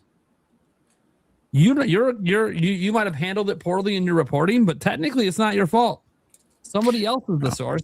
And you yourself. Yeah, you will get called out from the actual sources if you don't source them. Eventually, if you're a big enough channel, they'll be like, "Hey, man, that's my article, and you're basically like plagiarizing me." Like I've seen that happen before. Like, they will actually strike your channel, not because you can't. You have a right to commentate. You have a right to talk about it. Hell, even show it. Fine, but you have to link to the source and give proper credit. When you don't do that, they're going to come after you because you're just stealing information at that point. Even if they're just regurgitating a press release, it doesn't matter. Link to the press release source then on Business Wire or whatever, right? Like, be smart about this. It also protects you. Yep. But I know a lot of content creators don't think about that because a lot of you guys are just young, early 20s teenagers that are just, you don't know what you're doing. I don't blame you. Someone's got to teach you to learn, right? Otherwise, you don't know. Well, I just saw an OG content creator, probably around the same time I started YouTube or whatever, right? And he has a pretty big following. He did the thing where you do the non sequitur fallacy. You give good information, right? You give accurate information. You say, "Hey, this happened," and then you show the article of whatever's going on or whatever, and then you create a conclusion that has nothing to do with what you're talking about. And in this case, this person blamed Nintendo for third-party games shutting down as a cloud version. If y'all saw this same YouTube short and YouTube video, you probably know exactly who I'm talking about. But like, that's just crazy to me. I don't. How do you? It does not follow. So some of that is happening. It used to happen a lot. Press used to do it a lot, actually, at one point. But that was a dark time for the Wii U days. But that's a whole nother story. Every member of press was doing that at one point. They erased all the articles. Wii U. Gotta love that Wii U. Wii U doesn't exist. The games come to other platforms. So now the game matters. Like, yep. Yeah, all those articles magically went away too. Wii U is best on Wii U, guys. You liked it on Xbox 360. Congrats. It was even better on Wii U. You should have played it there. Yep. Also, how about not completely lying in your thumbnail? Nintendo content creators. Hello. I'm not talking about anybody in this podcast, but I think you know who I'm talking about. Like the fake such UI and such fail. thing. You click on the article and you click on a video and they're saying something completely different. Like, I always get someone mad when I use a fake UI once in a while because I can't think of a thumbnail. I'm like, God, I got to be more creative. Like these thumbnails are very creative. They're making up some pretty creative stuff, but like they're not mine. Mine are the least creative. Completely lies about Switch 2 games. One of them was in terms of physical, not physical. Remember? I think this guy got a huge backlash on that one, and they never changed the thumbnail. It's still up there. Like, this is driving clicks. For the love of God, don't lie about stuff about Nintendo games or any game for that matter, just for clicks. Yeah. It's terrible, awful. Yeah. Okay, well, I'll speak on this a bit as someone who's directly in this space. First off, shout out to the person, and people have been wondering who submitted it. I think it was Long Rua 1231. So thank you so much for that submission. It was the most interesting topic I saw today. A lot of other stuff was stuff we were already going to talk about. Hey, you're going to talk Zelda? Yeah, we'll talk Zelda. This was one though I thought it would be interesting to talk about because I'm directly in this space, and I do think content creators should be informed about what they're talking about.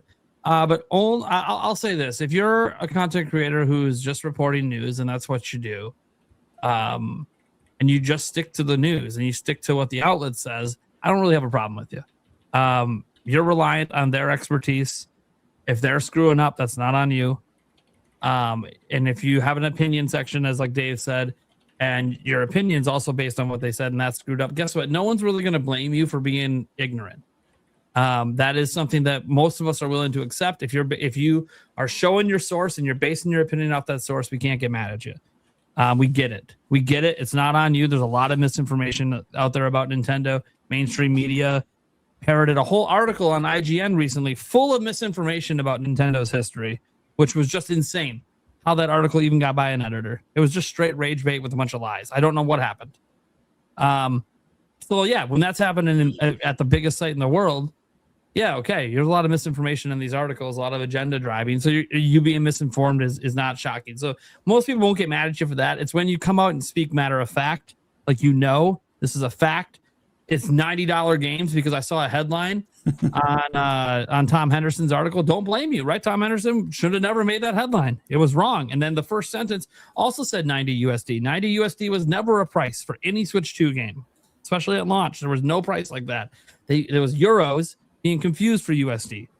I knew that because I'm an informed consumer.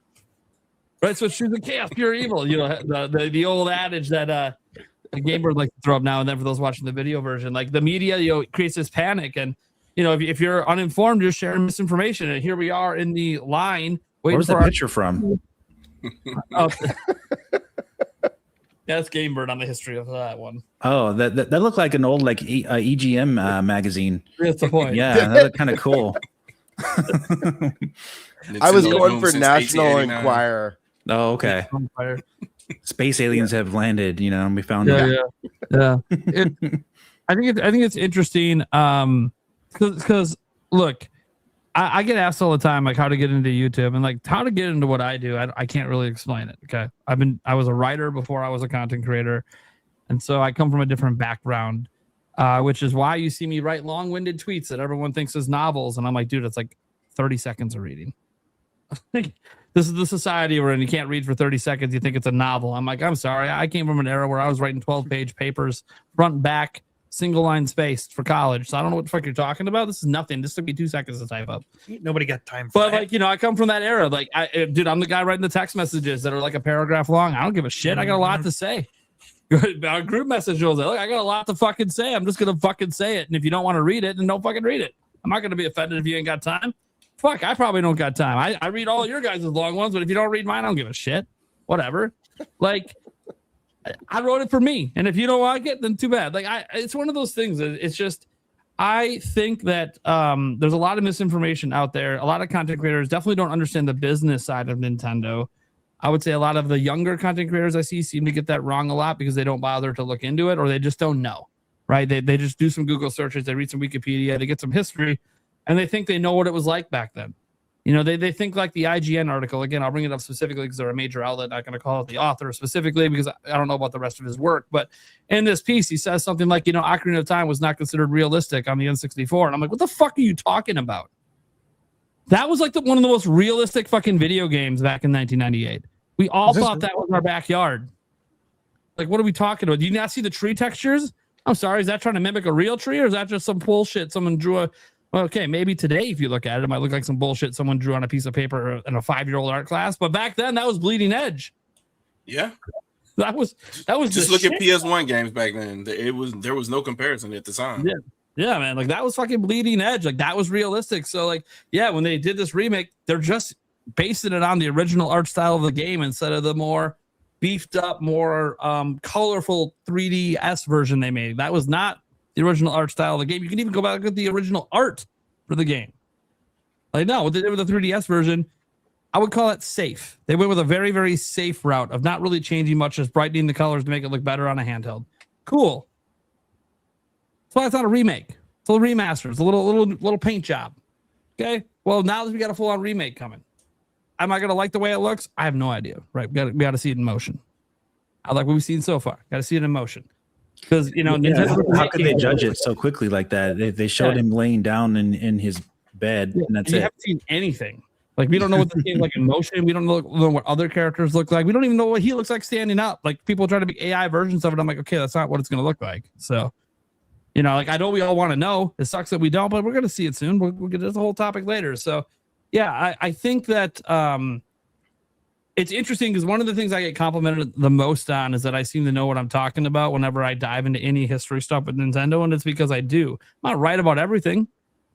And it's cool when I misremember. I'm getting old. I misremember. People say things. I'm like, oh, cool. Like when I forgot the ending of Ocarina of Time once. Like, cool. I got corrected. Right? It's fine. I think that people are more forgiving of me of that because I get so much other stuff right that it's fine to make a mistake for humans. Some people, though, it's not a mistake when it's misinformation every video you make. Sometimes I think it's even intentional. Sometimes the misinformation some people put out there. This is even getting into twisting everything to be negative instead of looking at things. I don't want to even say objectively. None of us do. We're all subjective. We're all biased as fuck. But it's like, okay, but there's like literally some good things and you're just ignoring that and only talking about the bad. So at what point are you just blatantly trying to paint a narrative that doesn't give the complete picture? We see that all the time as well in the content creation space. So, and it's really interesting now because we just talked about this actually not too long ago. Was this like 2 weeks ago, guys? We talked about like the mainstream media pulling some shit too. Yep. Maybe we never made it a full topic, but we talked about maybe talking about how like mainstream media has also just been like shitting on Nintendo and propping up other companies that people are pissed at right now and defending all their decisions while just making fun of Nintendo randomly for no fucking reason. Nintendo's out here dropping bangers like Splatoon Raiders that's taking over the internet, and we just got to go talk shit about how Splatoon Raiders doesn't look much better than Splatoon 2. It's like, hey, how about you talk about the fucking gameplay? I'll just say it isn't random. Yeah, I don't. Just look at some of the other news of some of the mergers and stuff that have happened in gaming. It should add up. Yeah, I'm not going to be the one to go on that rant. If someone else wants to go on it, they're more than welcome to. I get in enough trouble on the internet, and guess what? No matter who anyone says on here, it's coming back on me anyway. So, because it happens every time. It's okay. Stash and Bird have done it enough, and literally, there'll be a comment after the show. Prime, why the fuck did you? What the fuck? I wasn't even there for that segment. I was dealing with my kid. I didn't even know that was said on the show. Like, all right, whatever. Fuck it. Yeah, it's on me. I'll take, dude. I love taking all the flames for everyone because it mostly lets Stash and Gamebird exist without people coming at them too hard. They just come at me. They have the one random idiot when I wasn't streaming. Go. Was it you, Gamebird? It popped up in your chat. It's like, yeah, you notice he stopped popping up in mine. He hasn't been back in mine. Why? Well, when I stopped streaming, he got bored. That's all I had to do to get rid of him, guys. Just stop streaming for a week, and now he's bored and gone. Anyways, but no, yeah, I do think it would behoove people to be more knowledgeable of what they're talking about. I don't expect you to be knowledgeable on everything. And I want to be clear. I don't think you need to be super knowledgeable to be a content creator. You have to be super passionate about something and then be really good at that something, whatever it is. You don't have to talk about all the Nintendo news just because it might get some clicks. Focus on what you're really passionate about. If you're like a big Zelda theorizer, make Zelda theories. You know, you got to do a whole lot of research for that and be really knowledgeable. I used to do that stuff. I get it. You don't have to do this. I think sometimes people look at content creators like me or Spawn Wave or Player Essence or any of us that kind of talk in the news space and they see like the success and like, oh, I really enjoy that conversation. I want to do that. And you don't understand like the passion that has to be involved to do this well because you have to care about doing it well. You really do. You can't just grab headlines and read it and that's good enough. Like when you see me do that in my video, it's because I know enough information about what we're talking about to know that this is reliable. And I'll go into extra explanations if I need to. Every story, when there's an update, I'll bring up former stuff that I remember from stories we've already covered before on this to try to keep you more updated. Because we're making videos. This isn't news articles. We don't get to just update the article, right? You can do that on a news site. You can't do that on a video. You can't just update the video. Got to make a new video. So some people get tired when I recap things, and I'm like, yeah, but there's another person that's happy I'm doing it because they missed the prior news. And I just think that we need to, if you're going to be in the news space, I think you have to be knowledgeable. You have to do your research. And if you're not willing to, then you're just not passionate about it and you shouldn't be making that kind of content. I also think in general, as a general tip, I don't think most people making content should be making content because every time I see someone who's a tiny content creator, just a baby content creator, let's say smaller than even Gamebird is, and I see them come up to me and whine to me about, hey, how can I make money on YouTube? And I'm like, you should just be a YouTuber if that's what you're thinking about right now. You should be doing this because you fucking love it. And if you happen to make money one day, you just think you're lucky stars. You don't go in with the plan to do that. You do that, you're doing this for the wrong reason. Then YouTube just changed the parameters again, or I think they made it even harder month. to get monetized. Yeah. So it doesn't affect me, but it's going to affect some small channels that are going to miss out on the few $100 they were making a month. And yeah, that really sucks. I feel for you, especially some of you guys who were relying on that to pay a bill. Also, if you're going to stop making content because of that, were you really that passionate about it to begin with, or are you already just doing it to pay that one bill? Well, what is the new stipulations? Double whatever double what it used to be. The subscribers stay the same, only 1,000, but you got to have double the watch hours or double the views on shorts. Oh, okay. Yeah. So again, and I get some people that are mad about it, small content creators. And if I was one of you, I get it. If I was in my early days and I just got monetized and I made my first few $100, now YouTube's telling me they're taking that away, that would suck. I'd also be like, well, it's not why I'm doing YouTube anyways, right? Like, if I just need that little side income, I'll go do some DoorDash. I'll go do something else and make a few $100. So that's all I actually need to pay my bill. There's other side gigs you can do for that, that anyone can sign up for. Or if you get, even DoorDash, you can just ride a bike if you're in a city, right? You don't even have to use a car. So I know plenty of people that have done that. And I think YouTube is a place that the people you see that are most successful, maybe today they might look a little corporate after they've been doing it for so long, right? Because it became a job and a career. And so they made different decisions they might not have, but none of them got there without loving doing it first. And they weren't doing it to get paid. You see all these big YouTubers. Look, Spawnwave didn't start doing YouTube making money. He had a full-time job. Okay. Thumbro Nation right now, he actually gets better views than me. He still has a full-time job. Okay. Me and Players has a whole different career before YouTube took off for him, right? He's got a college degree in it and everything. He was really successful at it. Was able to leave it because YouTube became successful enough that he could afford to not have that job. That's the way you got to look at YouTube. It's a hobby. Yep. It's something you do for fun, for passion. And if that's the first thing, and it's really hard for a lot of people, and I'll just say this right now, it's hard to cover news passionately if the only reason, and I'll just say this, and I see this a lot in my space, if the only reason you're doing it is because you're coming in with a preconceived agenda of wanting to push one thing. You're looking for news to support that one thing. I see this a lot in my space, whether it's positive or negative. I see a lot of it's like, I'm coming in, I'm not actually passionate about the news. I'm passionate about one thing, and I'm going to find everything I can to support that one thing. And that's not a great way to make content. And that's also a great way to have a lot of misinformation get out there because you're only caring about the one aspect. And it works. That's the sad thing. It works both directions. It does work. You can rally the troops, as they say. Me? Look, guys, positive or negative, I'm covering the news. I'm going to give my thoughts. No, I'm not going to have some crazy out there headline being like, this is the worst thing to ever happen in Nintendo history, or, oh my God, Nintendo just killed PlayStation 5. No, that didn't happen.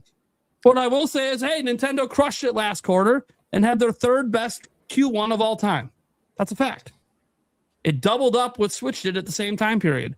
Pretty fucking wild to think about. I'm not going to be like, oh yeah, a factual headline. Oh yeah, the sales dipped 34%. Yeah, because they had a record launch. Are you going to throw that out there? Like, if sales didn't dip, then holy shit, Switch 2 must be at like 30 million. Like it's normal. Like the sales, it's still, how about, hey, it's still outpacing every Nintendo system ever, despite all of them having a holiday behind them at this point. Right? GBA would have been the fastest in the US, and look at where it is on the chart. It's outpacing GBA worldwide by quite a bit. And it's actually looking like, based on the way things are lining up, it's probably going to keep outpacing all the systems all the way through year 2. And then we'll see what happens in year 3. And what do we think is happening next year? Wind and Waves, 3D Mario. So just when you think, oh, maybe momentum's going to slow down, it's just when they start bringing out the big guns. Right? They haven't even gotten to those yet. We're talking about a remake of Zelda being their big holiday game. That's not one of their big guns. I mean, we're going to treat it like one because we love Ocarina of Time. But it's not a new game. Kirby Air Riders, that was their big holiday game. That's what they went for their first 2 holidays. Kirby Air Riders and a remake. So what do you think's happening in year 3, 4, 5 when we get their big ones? Momentum should just keep going. Theoretically should get better, but we'll see on the world economy. We'll see if prices have to go up. We'll see. Obviously, there's a lot that could happen between now and then. And obviously, we don't know what's going to happen with Helix and PS6 and all that. We assume $1,000 systems, but I don't know what these companies are going to do. We held the bill of goods of what, $1,200 for PS6 most recently? Yeah. Jesus. I think people need to have a mindset that these companies need to sell the products to the consumer. It's not us trying to sell the products to the consumer for these companies. They need to deal with it and sell their products to us, like they used to. Like this stuff going on with like, we're going to raise our prices to $1 million and you're just going to accept it. No. And we got other options. We don't have to accept the insane prices. You're gonna have to make adjustments. No. But getting back to what you're saying with content creators, though, I think news channels, like straight up dedicated news channels, have a really hard time. I would say being consistently getting viewership, because what if there's no news? And that does happen quite a bit. There's just nothing to talk about. Yep. So it becomes a really hard thing. So like if you're doing content creating, I always tell people similar things, like go with your passion. If you got something exciting to talk about, you're passionate about it, go for it. And that's what fuels my content. I got something that excites me to talk about, then I cover it. That's basically it. Yeah, to be someone like me that does daily videos when there isn't slow periods, it ain't for everyone, man. It ain't for everyone. You got to have other things you can talk about, other kinds of content you can create. You got to plan ahead. I got a couple evergreen ideas I'm working on that are just slow builders over time that I want to drop this holiday for Switch 2. But like, okay, that's stuff I'm thinking about because this is a business for me now. I got to think about some of this stuff. And yeah, there would be times like coming up where I'm like going to get surgery. Then in the past, I would just stop YouTube for a month or two. Now I can't, right? It's my job. I got to think about this stuff and prepare for it. You got to think, is that what you really want to do? Do you want to be a news person? Do you want to turn it into a job? And if you do, are you willing to do what it takes when the news is slow? Because you got to come up with original ideas. You got to come up with discussion topics people care about. And on top of that, keep the money flowing. Hey, I don't always make all my money through my videos. So it's a slow news period. So now I got to try to make a bit more stream revenue. How am I going to do that? How am I going to entertain extra in my streams? What events am I going to put in there? What goals am I going to have that are make people want to do it? You got to come up with all that stuff. And it's hard to come up with those ideas. That's part of content creation. You got to come up with ideas, and you can't just always copy someone else because someone ate a spicy pepper. Well, if you don't do well with spicy, that might be funny once, but you don't want to kill yourself, right? You don't want to actually hurt yourself for entertainment purposes. You don't want to end up in the hospital. So you gotta kind of figure out what works for you. And by the way, it's kind of work with your personality. Like if you're going to do like a challenge on your stream to make extra money, but you don't have the personality for it. Like if you're going to do the pie in the face thing like Gamebird did, dude, you got to have the personality to pull that off to make that entertaining. You don't just have a random goal for it and then you're really super lame about it. You barely touch your face about it. You complain and act like this is just disgusting. Let me get this off quick. You walk away from your stream for 20 minutes while you take a shower. Because like you just care about your personal comfort, not about their entertainment, because you're not comfortable with that. Well, then you should have done that. You should have done something that you were more comfortable to do that could entertain your audience. If that's not something you're comfortable with, just because some other streamer like Gamebird smashed his face and then started making noises and it's because he was comfortable doing that. He hates milk, and yet he was comfortable doing milk jokes for the dang intro and stuff. Why? Because he knew it would be funny. He just put up with the fact that milk tastes like shit in his mouth. Who cares? You got to know what you're willing to do. Now, he might like other cream in his mouth. That I'm not sure about. I'd have to ask his wife on that. But he acts like the cream talk's not going to come out when we're at PAX. I think it's a staple at this point. It's got to return to the vlog. We got to get more shocked faces as we're walking downtown Seattle late night talking about cream. I have no idea what he's talking about. We'll watch the vlog. To be fair, half that conversation's cut out of the vlog. It's totally inappropriate to be on the internet. But the reactions of certain people there as Ricky turned the camera and asked them their thoughts on it was classic. It was great. It was Gamebird classic, as it were. Because he's the one who made the joke that caused that reaction. It was fucking hilarious. But it was off of something I said that was extremely inappropriate. But that's what you get when you hang out in person. If you guys catch us in person and you hear something inappropriate, I mean, come on. You know who you're talking to? This is the NintenByte crew. Especially if you catch us in downtown Seattle and we're not in a professional setting. Mm-hmm. Well, you never know what might be flying out. Plus, you never know. As Stash, reminded last year when I went to the karaoke thing, hey man, anyone tries to mess with us, we don't need security. We got Stash. We don't need anyone else. To be fair, nothing I don't think is ever going to really happen. I don't think we'll ever have an altercation, but you never know. I've had some people shout things at me. Oh, I'll let go of the shouting when they get in my face, though. We'll see. Just don't touch my hernia. That's all I care about, guys. Leave that alone. Yell at me all you want. Don't get physical. Don't actually try to hurt me. All right. That's when problems happen. That's it, guys. Gamebird, you're a content creator, right? You covered a little news, but you've also done like reviews and stuff. You kind of transitioned a little bit, but you're obviously someone the audience didn't know too well when we brought you in. Same with Stash. And one of the things I think our audience respects the most is these two co-hosts we added to the show are very, very knowledgeable. Arguably 10 times more knowledgeable than I am. I always say, surround yourself with people smarter than you. So, what do you think about this in the content creation space, specifically with Nintendo content creators? Yeah, I mean, my advice to creators is like, why worry about facts? It's a wild frontier out there. Make your own news.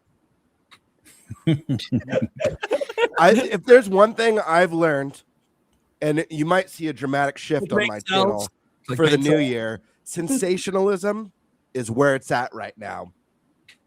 Agendas, have a motive. Before you start any video, always have a motive. That's step one. Make your short no longer than 10 seconds with 17 sound effects in those 10 seconds. If the motive's negative regarding Nintendo, even better, because you already got a huge head start. Yeah. No. Nintendo sucks. You got 10K already. Wow. Amazing advice, buddy.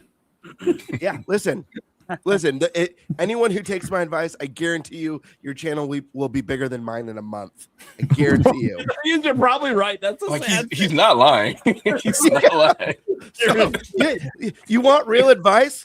Listen, Nate, you didn't know what to say when someone said, "Hey, how do I make money at YouTube?" I know what to say. Lie. Talk shit and lie. Especially when you use an AI created thumbnail with a lie in it. Make sure you throw some politics in there too, right? Yeah. Yeah. Oh, yeah. Don't forget DEI and woke. Those are big ways to give views. Can't forget your conspiracy theories. Oh yeah, yeah. Yep. And boobs. Nintendo literally murdered Sony CEO. That should be a headline. You get lots of clicks with that. Wow. So I mean, YouTube might I'm let gonna you have get to away click with on it. that one. You might have to change the word murdered. Maybe. I don't know. YouTube will let you know. Offed. Yeah. Offed. They offed. Miyamoto's secret child. Yeah, and then you have an AI of Miyamoto bringing a samurai to his head. Anyways. I was like that Miyamoto gun meme, him holding the gun pointing at you. Crack it out on the AI stuff, but they still haven't figured out how to mark videos as AI when they use AI thumbnails because it's bad. Dude, they made Miyamoto so villainous for like a month. It was so the poor man. He's like trying to have a nice life and make people smile. He's just pissed. He's just sad all the time. Dude, he's literally out there talking about he's going to retire and has to walk away one day, and he's just really happy to still be doing what he's doing. And here you are, and like Miyamoto's going to murder someone. Nintendo's so pissed, and it's Miyamoto like with an angry face. I'm like, dude, I don't think I've ever seen Miyamoto be angry. I don't think I've ever seen him frown. The head of the Nintendo Ninjas. So like the closest you probably see is the old stories of him flipping tea tables. He might have had a bit of a grumpy face at those times. Those are old dev stories. They ain't happening anymore. He's just enjoying his old age, man. Let's leave the poor guy alone. You can use my mug. Just make me look like I'm mad all the time. What was it? I think it was the older Retro Studios retrospectives. They talked about when Nintendo would critique them when they're working on Metroid Prime. Like Miyamoto wouldn't even say something was wrong. He would just ask a question. He would just say, "Why is that like that?" Or "Do you think it could work this way?" He would never berate them or anything like that. Yeah. He would just ask those kind of questions, and they kind of already know. Well, okay, obviously we need to change something. He wouldn't even come across that way. Because Miyamoto and a lot of devs have talked about this. The way that he approaches game dev, he's like, "Hey, first of all, I want to understand what you're thinking. What were you trying to do, so I can see the vision, and then I'm going to ask you a question about that vision. If I don't think it's a good vision, about something you maybe didn't think about when you were doing this, and then." He asked that question. If you don't have a good response, it's like, oh shit. That's how they made Star Fox. The original Star Fox and Star Fox Adventures was like, hey, why don't we put Star Fox in these, or put Dinosaur Planet, Yeah. You guys are struggling with the direction. Why don't we try Star Fox? Oh, sure. Throw it in there. Oh, look at that. It's working pretty well. No, it's not like every idea Miyamoto had is brilliant, guys. It's just the way that he approaches game dev. He tries to make it the developers think of, hey, these are like neat ideas, but like if they're not fun, what's it matter? Like how does this actually connect? What does this do for the player? It's a thought process that's sometimes lost out there when a lot of game developments just frankly become kind of cookie cutter. They look at what other people did and let's just copy that. It's like, okay. But Nintendo looks at that and they go, hey, we want a multiplayer shooter game. Well, we don't want to do what everyone else is doing. What can we do different? I don't know. And then they started messing around, letting the young devs try things. Hey, we're shooting paint. What's this paint idea? Hey, what can we do with paint? And the ideas just start rolling. Well, we're gonna make this a Mario game. Well, maybe we don't. What if we don't do Mario? Like Mario does everything. What if it's a squid or a kid? Next thing you know, we have Splatoon. It's one of Nintendo's most popular IPs. That's like how the development process works at Nintendo. Yeah, sometimes they will just put Mario in the idea, and it'll work. Like look at all the Mario sports games. But sometimes they're like, no, you know what? Maybe we have a better idea. And as we get these younger devs now being allowed to work on stuff like this, as I think you're going to see even more and more inventive new IPs coming from Nintendo over the next 20 years with the new guard. The new guard coming in. I'm really glad they kept that culture going. Yeah. Oh yeah, Drag X Drive. Yeah, no more of those though. I'm even fine with Drag X Drive because, even if it's not for you guys, it's different. They tried something. They wanted to see about trying to use dual mouse mode. Oh yeah, it does feel neat. It feels really neat when you play it. But I knew it was never going to be super popular. But it's that same wacky Nintendo that came up with all those ideas on Wii, and some of them worked and some of them didn't. I like that. Keep trying. Like Labo didn't work. GarageBand worked a little better for you. Cool. Keep trying. Keep these wacky ideas coming because you never know when the next Splatoon's going to hit. ARMS. I think ARMS is great. I hope they take a second crack at it. Yeah, ARMS. I hope that's not the end of that. It's sold over 2 million. You know how hard that is to do for a fighting game? Especially a new IP? Let's try it again. I think you're onto something with this arena fighting stuff. Let's, maybe they are. We have no idea that is possible. So, because maybe it's a once per generation game, which is totally what it probably should be.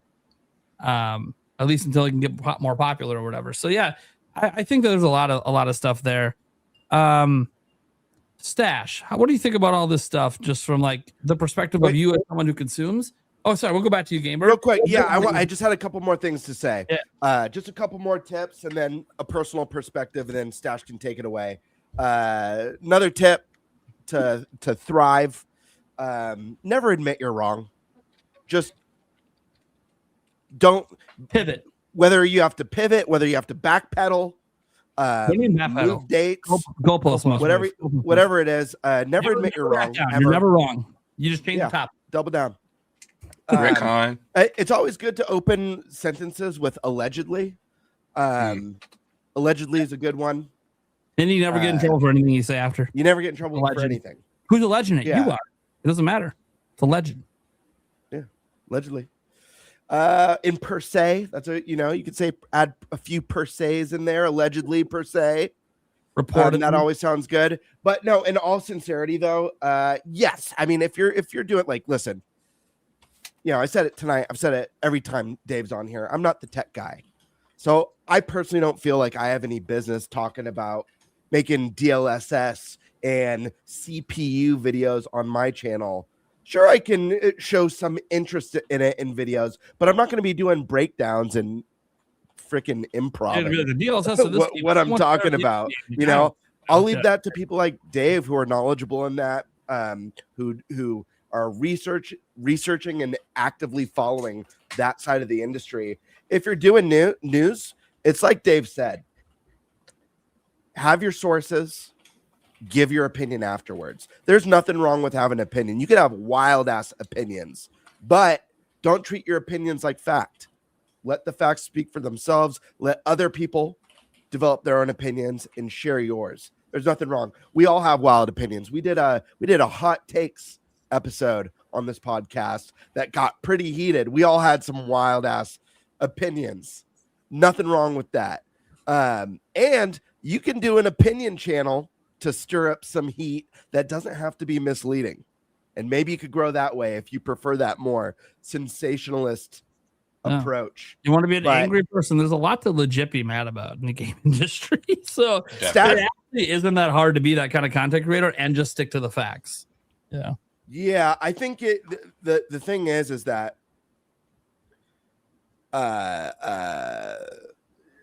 every how do I phrase this? Every one of the big three has their channel that gives them shit, has their article, their video about them. But you will find that when someone's in top, especially when it's Nintendo, and I'm trying not to come across as biased here, but I feel like it seems a little bit obvious, in my opinion. This isn't fact, but to me, it seems a little bit obvious that for some reason, every time Nintendo's on top, like it's the hip thing to just shit all over them, spin every positive into a negative. I'll never forget when Nintendo announced that it would no longer be doing live E3 presentations, and instead they came up with their Nintendo Direct. And I forget if it was, I don't want to name drop the wrong. What an awful outlet, idea that was of Nintendo. It was someone like Polygon saying that like it was proof that they have lack of confidence in their hardware and software. And go figure, everyone has Directs now, and it was the way of the future. So it wasn't just them. IGN and the other sites did it too. But what they did, do you remember that? Yeah, they did it in their separate podcast, and then they took the podcast down. So I mean, you can probably go back and find them on an alternate site somewhere. I found one link from a Wayback Machine link, and I pulled down one of them, and actually the last time I had one, it was actually from iTunes, and I kept it for that purpose, because I knew when you try to go back to their page again, they'll be gone. Yeah, they always get rid of those old things when it turns out they were wrong. It was a bad opinion, and it's like, oh yeah, Directs suck, and it's like, no, Nintendo was just forward thinking. They do that sometimes. Yeah. It's really bad for certain people, because I don't know how they do this, but somehow the Wayback Machine entries are gone now. I don't know who they talk to. I don't know how that goes, but you can't even pull that up anymore. There's been a lot of companies fucking with it. They need to do more. I know IGN specifically, they used to with when someone would have like a hot take article, like a couple of the recent Nintendo articles that have dropped. I'm sure you guys know what I'm referring to. They used to do a thing where they do like, it would say like opinion piece. I don't know if they did that with the recent ones. Yeah, they did. The headline was so silly that I couldn't even bother to read it. But yeah, I don't know. Has Nintendo lost its soul? Okay, does the author know Nintendo soul? Read the article, watch the video. No, they don't actually know what Nintendo soul is. So, listen, I don't think there's anything wrong with doing an opinion piece like that if that person truly believes that. Sure. I really don't think that. The timing was awful considering everything that's going on in the industry. Timing's awful. Everyone like the timing is just and awful. Like, hey, Nintendo's doing good, and hey, Splatoon Raiders is doing good. Hey, everyone's excited for Ocarina of Time. Hey, here's some leaks. Hey, by the way, Nintendo, have you lost your soul? Meanwhile, Sony's canceling physical games. Like, you're not asking that question about the company that's literally pissing off the way gaming's always been. No, let's ask it about the company that, because they had game key cards. Because that headline would have worked really well if when we see Ocarina of Time's boot up screen, it has a cash shop with microtransactions and costumes. That would be a great time to drop an article like, has Nintendo lost its soul? And the funny thing is, because as someone who reacted to it on a live stream, there's one point in the video, the things I thought they were going to bring up about losing the soul, like the key cards also, they actually said none of that bothers them. I'm like, okay, so all the things that bother people don't bother you. So then your issue is, look, your issue is there's no Mario and Zelda out yet. All right, well then what the fuck are we doing? This is a pointless fucking article. Isn't that strange though, that all the negative things that we gamers complain about that are basically started by third party, they never have a problem with? Isn't that just strange? Yeah, like bloated games. I think consistent backlash on pricing, but besides that, like game key discs that have existed for generations now. Guys, game key discs have been around for multiple generations, but nobody knew until suddenly Nintendo put a label on the box. Apparently, that's the problem, because they're anti-consumer because they're letting consumers know what they're buying. Yeah, I mean, look, the alternative is code in a box that was already happening, or they just don't release a physical version. Like, don't buy them. I'll eventually do a video on this pretty soon here, but basically I saw this coming about 15 years ago. And it honestly starts with the original Xbox, but there's a whole bunch of things that ended up happening, and companies and how they were moving, that kind of led me to believe this is where we were going at this point. And it did not surprise me at all when Rockstar announced that Grand Theft Auto wasn't going to be a physical release. Yeah, it didn't surprise me. Yeah, and I get these outlets are clinging to GTA. I get it because it's gonna be like the biggest launch, yada yada. It's gonna be a big deal for a while, so I get clinging to that a bit. So obviously they're clinging to PlayStation. I get it for a bit, but I'm like, guys, does anyone ever think like Nintendo at these outlets and go, hey, what would we think about the next 10 years, not the next year? Okay, Nintendo, who is best positioned to still be relevant? Oh, a certain platform that's cheaper than everyone and about to be half as much as the next platforms. With 100% of the retail space now, too. With all the retail space pretty much to themselves, especially once we get to January 2028. By the time we get to PS6 coming out, there'll be hardly any retail space for PlayStation. And Nintendo is opening their own retail stores. They have theme parks. Their movies are doing billions. Maybe we should hitch up to the wagon that is blowing up and has been doing it since 2017. Maybe Nintendo isn't about to have another Wii U moment. I don't know. Maybe it's time to hitch your future of your company to the one company that's been around for 100 years. Yeah, they're not going to have another Wii U moment because the Switch 2 has already been out for over a year, so that's not. We not happening. already knew that. And I'll say the other thing too. Gaming Press doesn't have as much power as they used to either. At one point in time, people used to like cringe and hover over their pages to get E3 coverage and stuff like that. But now you can get that anywhere. It's on YouTube, it's streaming on Twitch or whatever. Nintendo does their own directs now, so they don't even deal with them anymore. So all that influence that negatively affected the launch of Wii U at that time no longer exists also. So that's another thing that they kind of worked out. Satoru Iwata's he's a nice guy, but he's not a nice guy. He knows how to solve certain problems, but I will say that it is definitely interesting that there were attempts, because let's not forget, just like for Wii U, there were attempts to smear the Switch when it first came out, and I know y'all saw the attempts to smear the Switch 2 last year. So I remember all the attempts to smear Switch in 2017, calling it, oh, it's super weak. I'm like, okay. Yeah. All right. Let's first off, can you tell me one handheld device more powerful than it out right now? Oh, it doesn't exist because the one that did got taken off shelves. The one that used this chip before. So It's the most powerful gaming handheld in the world, and we're talking about how weak it is.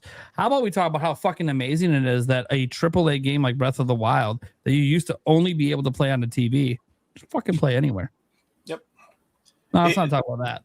It just worked in 2011 and 2012. It just wasn't going to work anymore. When you can see everything directly, you don't have to deal with translations anymore, because they used to intentionally do bad translations and say bad things. None of that stuff is a thing anymore, because you can get a live translation from another feed. So a lot of that power is gone. And I think we need to bring it all full circle with the content creators and the media. Look, everyone's clinging on. Okay, if you're someone who's reliant on one specific type of content, one direction for your content, one bias, one this, one that, you're clinging all the time. Not the way to go as a content creator. Don't be clinging. Be passionate. Be real about what you're doing. Don't cling on to something that you're not passionate about and doesn't make sense. Be multifaceted. And then, for these outlets, they're doing the same thing. They're clinging on for relevancy. They want GTA to blow up because they want their guides to blow up. They want their videos to blow up, onto their podcast to blow up, onto their coverage to blow up, on it. IGN wants to get an exclusive IGN first with something GTA down the line.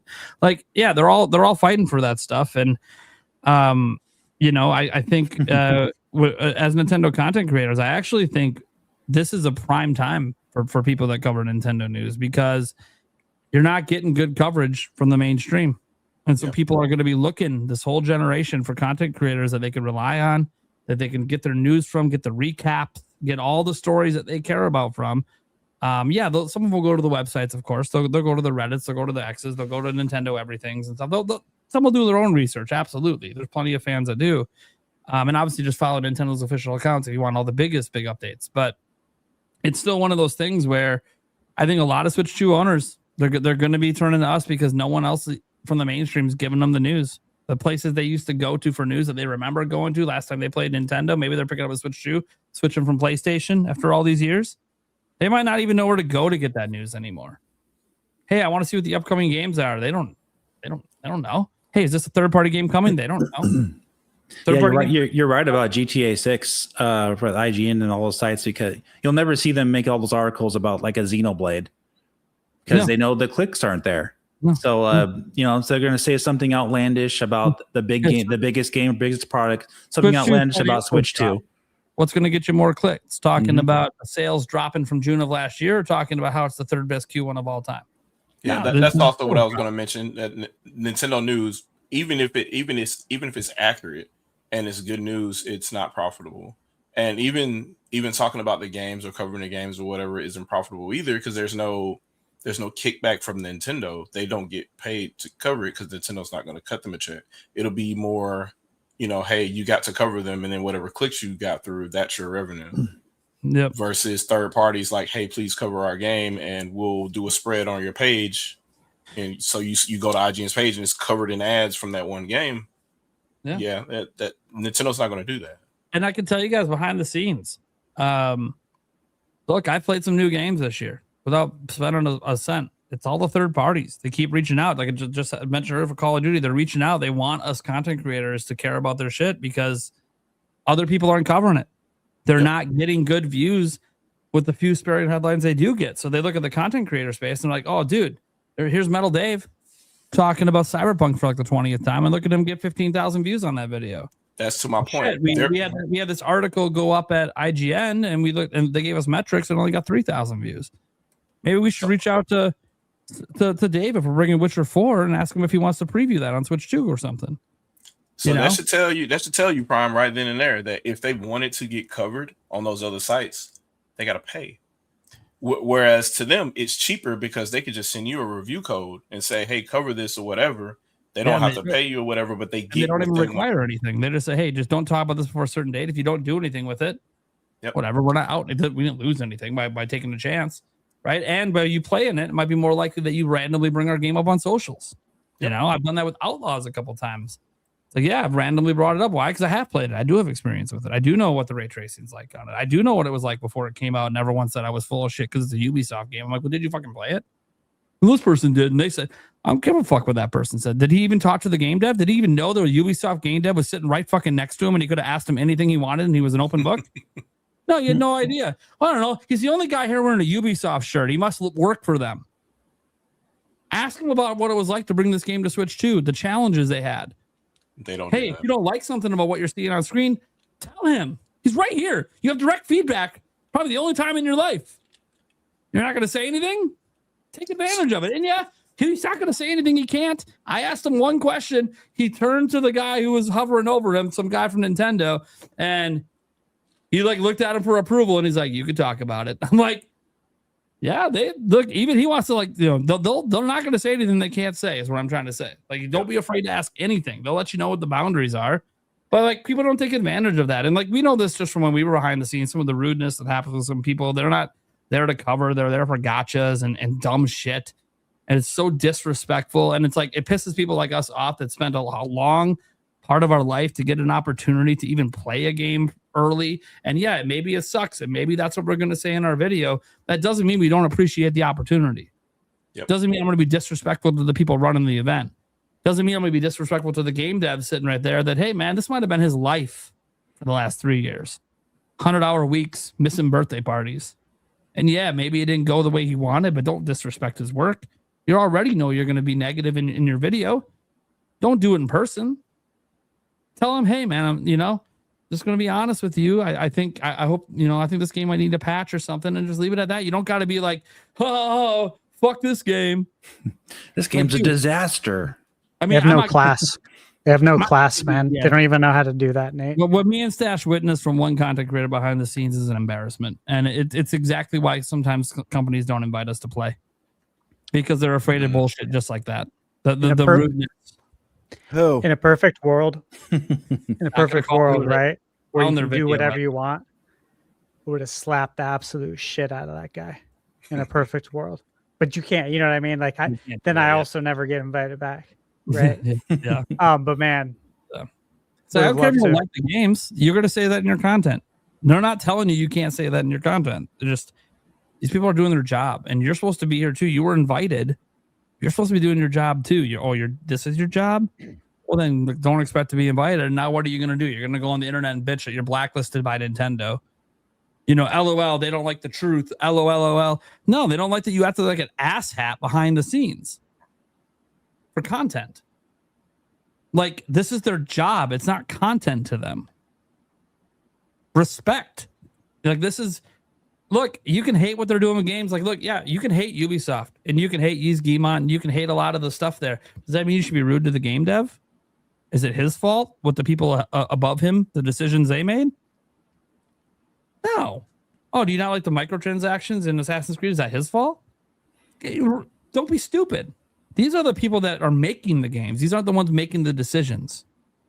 That's who you're upset at. And there's a way you should talk to those people too if you ever get that opportunity. Screaming and yelling in their face, it gets you dismissed. They don't give two fucks if you're unhinged. They don't care about you. They probably don't care about you even if you're respectful to them, but at least they might consider what you're saying if you say it in a respectful way. And every time I've given feedback to Nintendo in person and it was something negative, I was very respectful about how I delivered that information to them, saying, hey, this is what people have been talking about. This is what people are concerned with. Just letting you guys know. I don't know if you're aware. I'm not saying you guys have to address it or give any comments. I just want you to know some of this community feedback, and I leave it at that. And they're like, well, thanks for letting us know, and thanks for being respectful and not getting in our face about it. We've had a lot of that. What do you mean you've had a lot of that? Yeah, man, we've had a lot of people come to try out our games and then just start screaming at us. I'm like, what the fuck? Yeah, what are they, weird. 5 years old? Basically.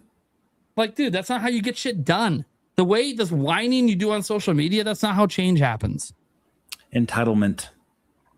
Yeah, lots of entitlement by people who've never written a single line of code. It's just or know how to weird. behave in front of other humans because you live on the internet. Yeah, it's just weird. Yeah. Hey, but I gotta get going, guys. Okay. But thank you for having me on. Yeah, nice having you on, Appreciate man. it. Thanks, Dave. And if you want to check me out, I'll be doing a Super Nintendo 35th anniversary stream the weekend of August 22nd, I believe it's the Saturday. The 23rd is the 35th anniversary of the release of the Super Nintendo, but I'll be doing it on the 22nd. Probably doing like a all-day stream. So come by, check it out. We were playing a bunch of Super Nintendo games. It'd be great fun. You at least gotta hit midnight, right? You gotta hit the actual. Yeah. All-time favorite Nintendo console is Super Nintendo. So same here, love it. dude. I will for sure be stopping by for that one. That sounds awesome. Cool, man. All right, guys. Peter, Dave. Have a good one. Go on, Dave. All right, anyone else want to talk about this topic or Stash? Right, I was waiting for Stash to give some thoughts here, especially from the review side, because obviously we focus a lot on the news side, which a lot of I have experience with, a lot of us have experience with. But in the review side, I think this doesn't get talked about enough. Do you think there's a problem on the review side, like people not knowing what they're talking about before they make reviews? Yes, 100%. Also, yeah, I didn't comment on the news part. Yes, I think that's a problem as well. I see it all the time. And that's when I click off, and that's when I eventually say I can't watch this person anymore. They're wasting my time. They have no respect for my time. And I don't like it. But when it comes to the review side, this is why I started reviewing games. I've talked about this before on podcast. Talked about it in my 100K video, kind of like gave the story and background of why I got into what I'm doing. But obviously I've always been extremely passionate about video games my whole life. I've read reviews my whole life, right? Dating back to the days of Nintendo Power and EGM subscriptions, Game Pro, Game Informer, the PlayStation Magazine, Dreamcast Magazine, everything, like you name it. I consumed it all. When the internet came, I consumed everything there. Back with IGN back in 96 when it all started for IGN. Lived on planetgamecube.com back in the day.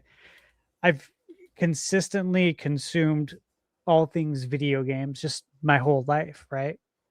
And there was never like, I guess, really a point where I back then that I thought that the people running point on the narrative weren't the right people, until of course the time came where I started seeing things going really sideways and started reading some of these reviews, and it's just complete bullshit, like top to bottom bullshit.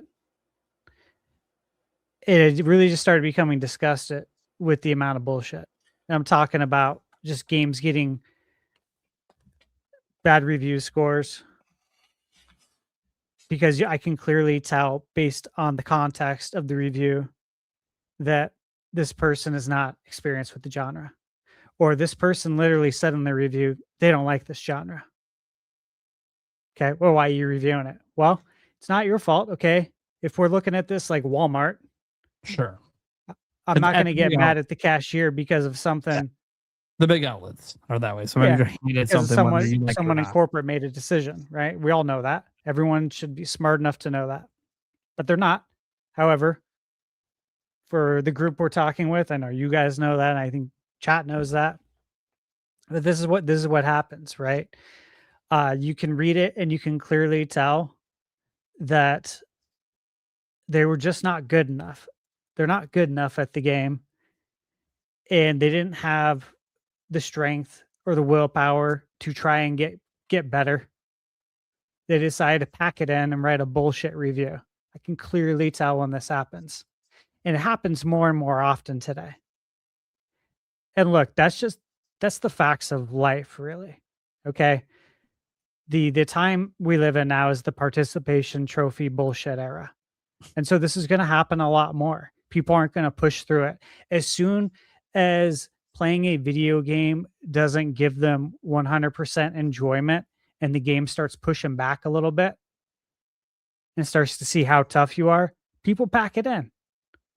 And it's so obvious when I read these reviews or I watch them that you didn't even get past the first part, because the shit you're talking about is not how the game went down. You're talking about things like, oh, there's only a couple of weapons. There's like 50 weapons. What are you talking about? Oh, the game's super bland and it only has like this one environment. Yeah, because you never left the first region of the map. That's the beginning of the game. Most recently, this just happened with Beast of Reincarnation.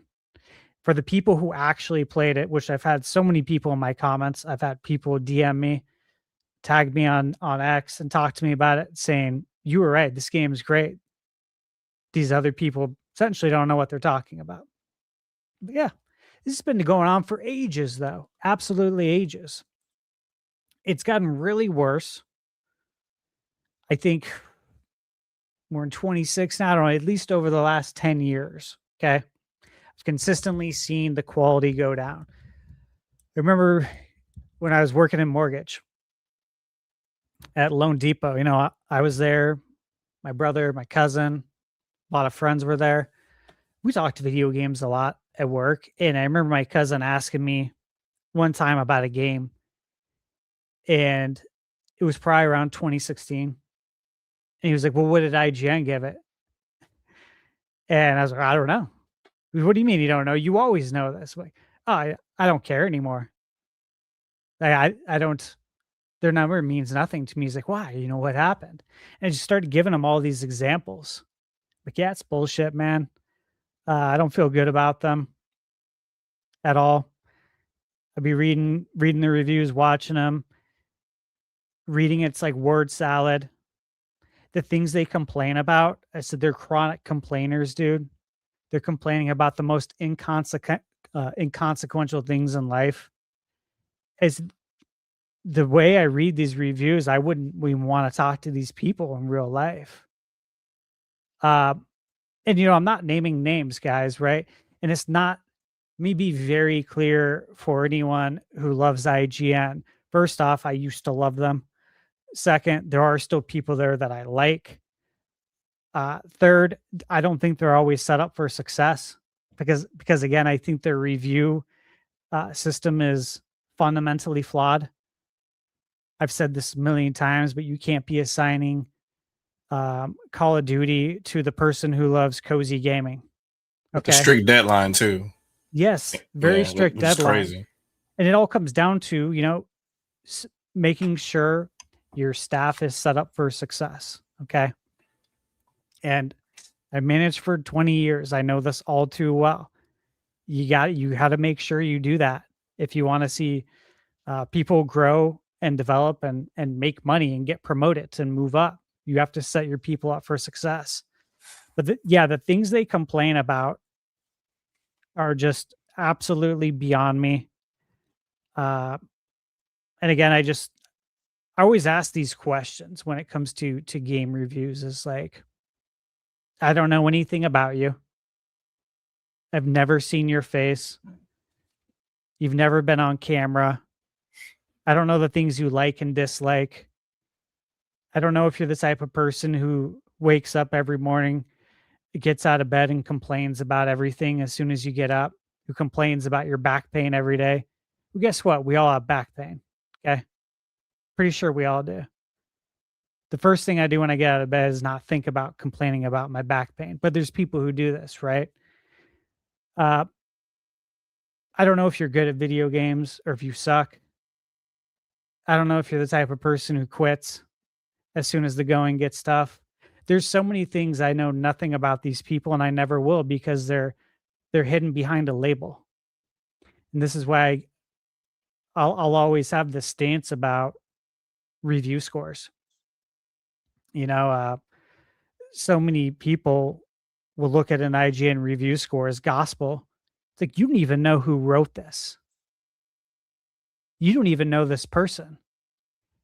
They could literally be just a contracted person, which happens all the time at IGN.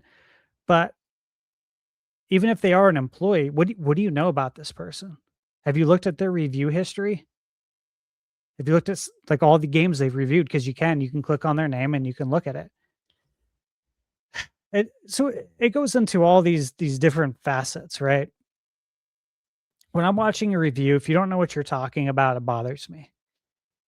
Why should I listen to what you have to say if you don't know what you're talking about?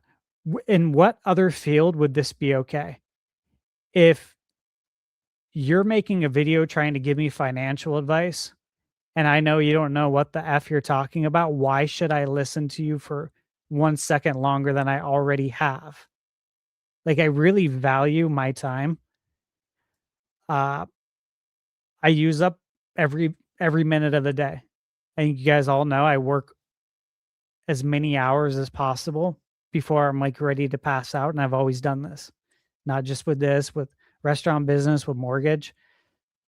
My time matters. So if you're going to waste my time with bullshit, it's upsetting. You should know what you're talking about. You just made a video. This should have all been planned out. You should have researched all of this before you presented it to me, before you presented it to the world, because that's what you're doing. When you make a video and you put it on YouTube, it's presented to the whole entire world. So you better damn well know what you're talking about. Because if you don't, why should I give you my time? That's how I look at it with anything that I'm consuming, though. If you don't know what you're talking about, I'm out of here. I'm done. You're wasting my time. It's disrespectful. When I watch a video and I hear ums every second, it bothers me because it's like, you're wasting my time, bro. Get to the point. Okay. It used to be me.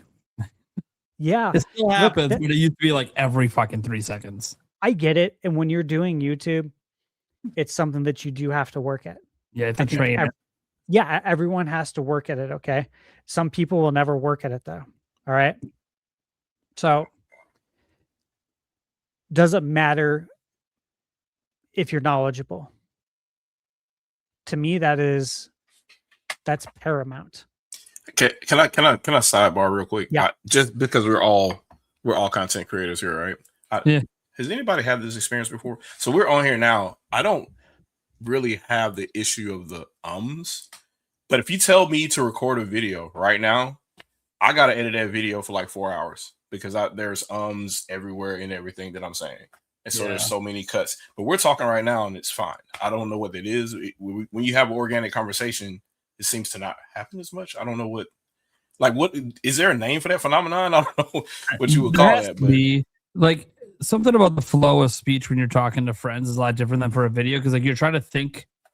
Like I notice with me because I don't do a lot of scripted videos. Like when I do a scripted video, it's fine. I'm just reading a script. When I do an ad read, there's like no ums in an ad read. Yeah, why would there be? I don't have ums in my script. Why?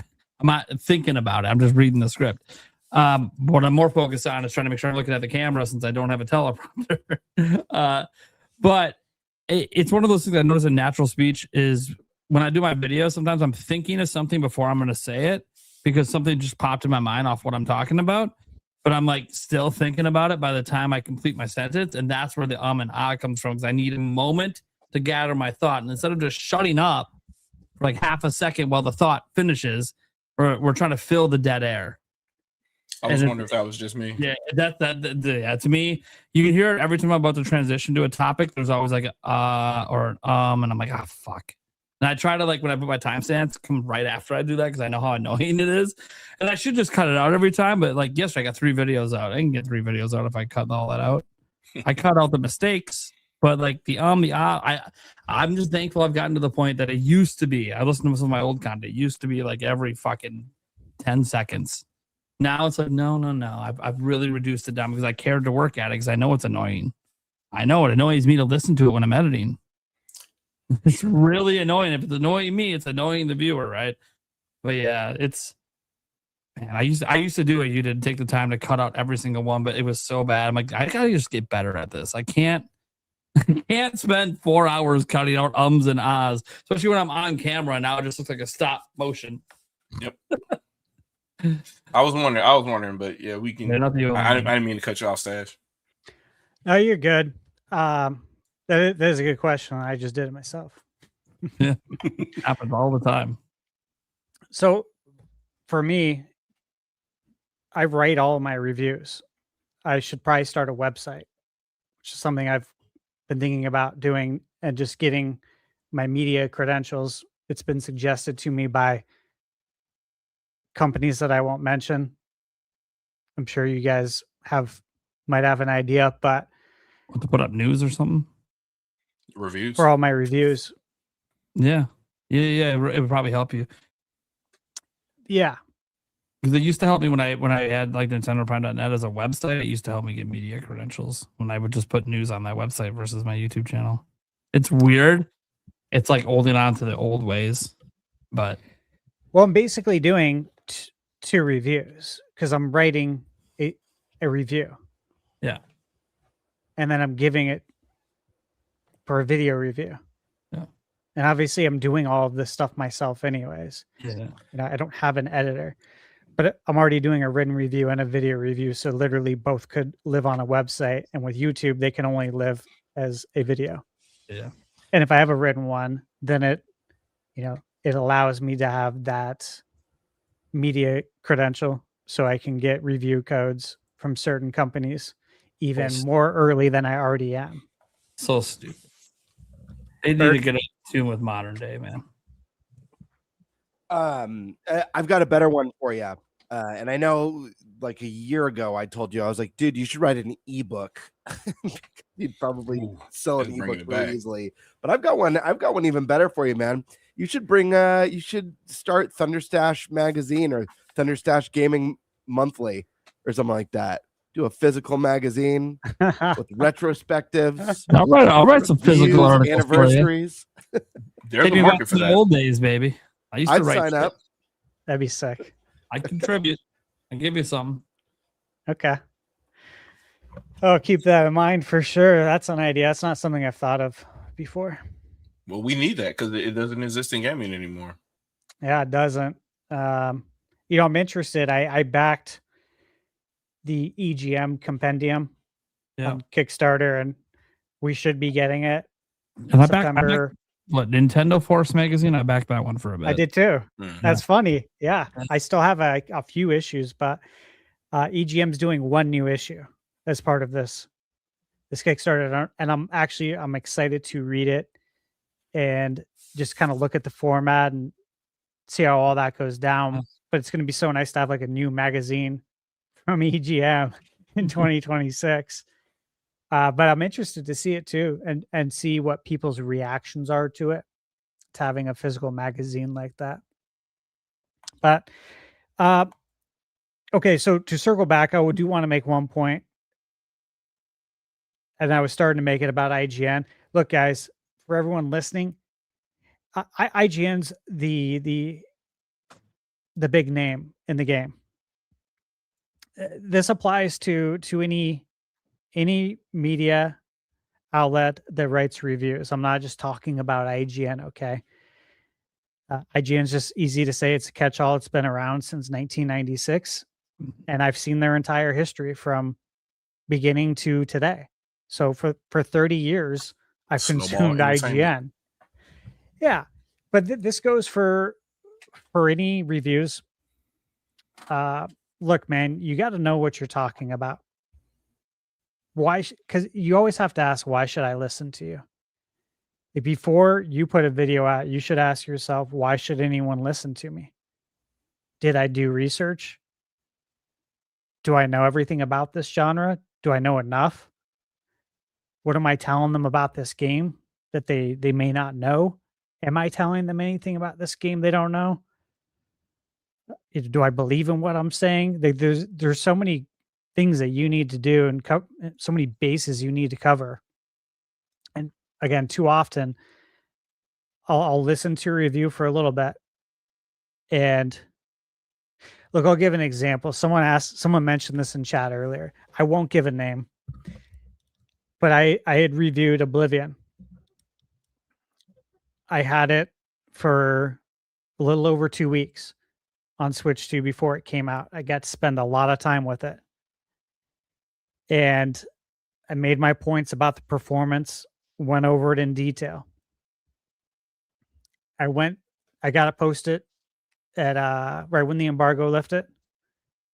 And then I went to the gym, was on my way home, saw something pop up in my YouTube feed. Typically, I do not watch any reviews of games that I review after, but I'm driving, and the headline and the thumbnail, got me. I'm like, what is this person gonna say? I was genuinely interested, and I'm watching it, listening to it, and I'm just like, dude, again, how do you get through the day? Chronic complainer, just complaining about everything possible. And then you have to ask, like, do you like video games? Do you like what you do? And it goes back to that question I always say, and it's it's how you view life. Is this something you get to do, or is it something you have to do? And all too often, when I read or watch a review, you can tell it's something they have to do. They do it because they have to pay their bills. They don't do it for the love of the game. I got people all the time asking me how much money this company's paying you, all the time in my comments, because I like the game. I made it clear to everyone, I made my money in mortgage. I did not do this to become rich. If I only did this, I would be very poor. I'd be living on the street. Literally. I can't afford to put a roof over my head based on YouTube income. Absolutely not. I literally do this for the love of the game. And you mentioned that earlier, Nate. You got to love what you do. This is why I do it. Never did this to become rich. Didn't do this to become popular. Didn't do this to put my face out there. I live in the mountains for a reason. Okay? I like it out here. I did all that stuff when I was younger. I went out all the time. I partied all the time. I did all that stuff. I moved out here just to get away from the sheep of the world. To just be perfectly honest with you. That's why. Putting my face out here and exposing myself to all just all the bullshit that you get on the internet. I only did this for the love of the game, honestly. It was for nothing else. He went from sheep to leadership. Yeah. Right. Right. Literally, he only ever talks about this shit, guys, on the podcast. Like, we never talked about this behind the scenes. Every now and then we'll have a brief discussion on something with the media that we're like, God, here we go again. It's happening again. This is so fucking stupid. Well, yeah, we just did. Yeah. We literally have that conversation all the time behind the scenes, like, because we're just like, it's not that we're shocked. It's just kind of like, God, is it ever gonna stop? Like, it's almost entertaining and predictable. Like, oh, Sony's having a hard time, so Nintendo's about to get shit. It's about to happen. It's very predictable. They have to do it. Oh, Sony's having a great time. Oh, now you'll see some retrospective on how great Switch was or some shit. Like, okay, cool. Wow, nothing about today's game. This always happens too. Look, we're old enough to remember, I think all of us, that these campaigns have been going on for a really long time with the media. They're always trying to shape the narrative, and it's not just with video games. I won't get into the other things, but you guys know, because I literally just talked to you about it earlier this week in DMs. But they're always trying to control and shape the narrative. And we've seen it with so many Nintendo consoles. You guys remember when DS came out? DS was doomed. PSP was going to crush it. PSP was going to annihilate the DS, according to all of the media. Everyone shit on the Nintendo DS. They all did. Look at them still using cartridges. UMDs, baby. They all shit on the Wii. Yeah. They did. You know, the experts, the Michael Pachters of the world. You know what I mean? But this goes into everything. This goes into sports, right? How many times, my cousin will ask me something about, hey, did you see this on ESPN? This has been going on for at least 10 years. Well, he'll ask me if I saw something. I said, Jim, I told you I stopped watching ESPN. There's a bunch of clowns on there now that don't know what they're talking about. Okay. There's a few people who do, right? There's a few shows I'll always enjoy, like PTI. Oh, sure. You know what I mean? Some of the classics. Same thing as always. That show. Yeah, but when that show's done, I don't want to hear every day them talk about the LeBron and Jordan debate. And if you're debating anything other than Jordan being the best, I don't want to hear it because it's stupid. Okay, you're just trying to create content. I don't mind hearing it once in a blue moon. Like, I'll give you an idea. When Skip came back to First Take, I knew they were going to do it, right? They're doing LeBron versus Jordan. Yeah, I tuned into that for nostalgia's sake, baby. I knew what the arguments were. I've heard them all from these guys before. I just want to see it one more time. That's cool. But here's the thing. I still, it's kind of like what Stash was saying, how he doesn't pay attention to that stuff. I don't really either. I just catch clips now. I used to have it on my TV, and now I just don't, because it's the same conversations every day, unless I know they're going to have a topic on my team. And I'm like, okay, maybe I'll tune in for that one topic. But I still participate and comment on it because there's a part of the love of the game with sports conversation. Sometimes you love the game a little bit, some of that little sports conversation and the trash talking around it. No, for sure. Jordan versus LeBron stuff. Yeah, I'm pretty much done with that. The debate, whatever. It's on Twitter every day. Yeah, it's in my feed every day because I consume a lot of basketball content, so it's always there. But it's ratings for them. Yeah, it is. That's why they do it. It's good ratings, and it's going to be that way until LeBron retires, and then it'll be really big again. Then it'll fade away. And they do it because that's how they make money. Just like with YouTube, right? Complain, be negative, sensationalize stuff, do all the things that I'll never do. Those people will make the money. I won't. But Stash, you're biased. But I won't lose my soul. Remember, you're biased. You don't play games you don't like. Yeah. Do you know what I mean, though? Why would I? Why would I subject myself to a game I have no interest in because it looks like shit to me? Yeah, that's the question I get all the time. Are there any games that you don't recommend? Yeah, if I effed up. Yeah. And he had that happen with one game. I mean, one game last year, wasn't it? I don't want to call it out, but There's been a few. but I remember like you were talking to me like, dude, I got to put this review on. I feel so bad because it's negative. This is not what I thought this game was, but I committed. It's going out. It is what it is. I'm not changing what I'm saying. Well, like Code Vein 2, you know, Bandai flew me out to LA, you know, to go play it, and they put you up in a hotel. They take really good care of you. That's all the wine and dine they do to the media. Yeah, like this isn't my first time, guys. I worked in management for 20 years. This happens all the time in management. Yep. This is Gotta nothing close that new. deal. Yeah, this is nothing new. It's called having integrity, though. It doesn't matter that they did all that. If the game's not good, I'm going to let you know the game's not good, but I'm going to say it in a very polite, professional, and respectful way. Whereas the guy, the other guy who's doing a review is going to say it like a complete jackass who sounds like he's 12 years old, even though he's the same age as me. Yeah, or you have Which some this other guy guys is the same age as me.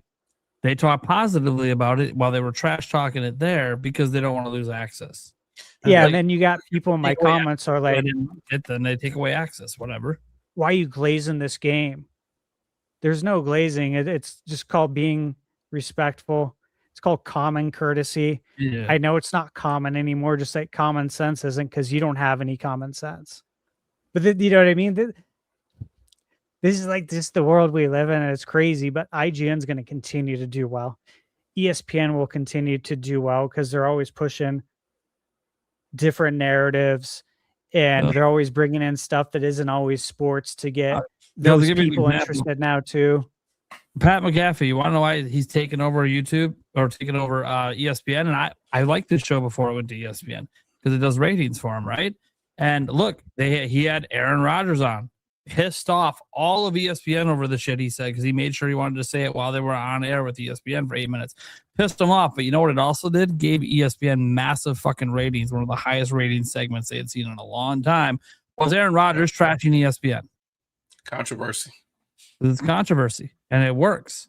And ESPN, in my opinion, didn't take they should have took advantage of that. All their debate shows should have been debating it, and instead they stayed away from it because, hey, this happened on our air, and it was trashing us and our parent company. We shouldn't, Disney's saying don't do it.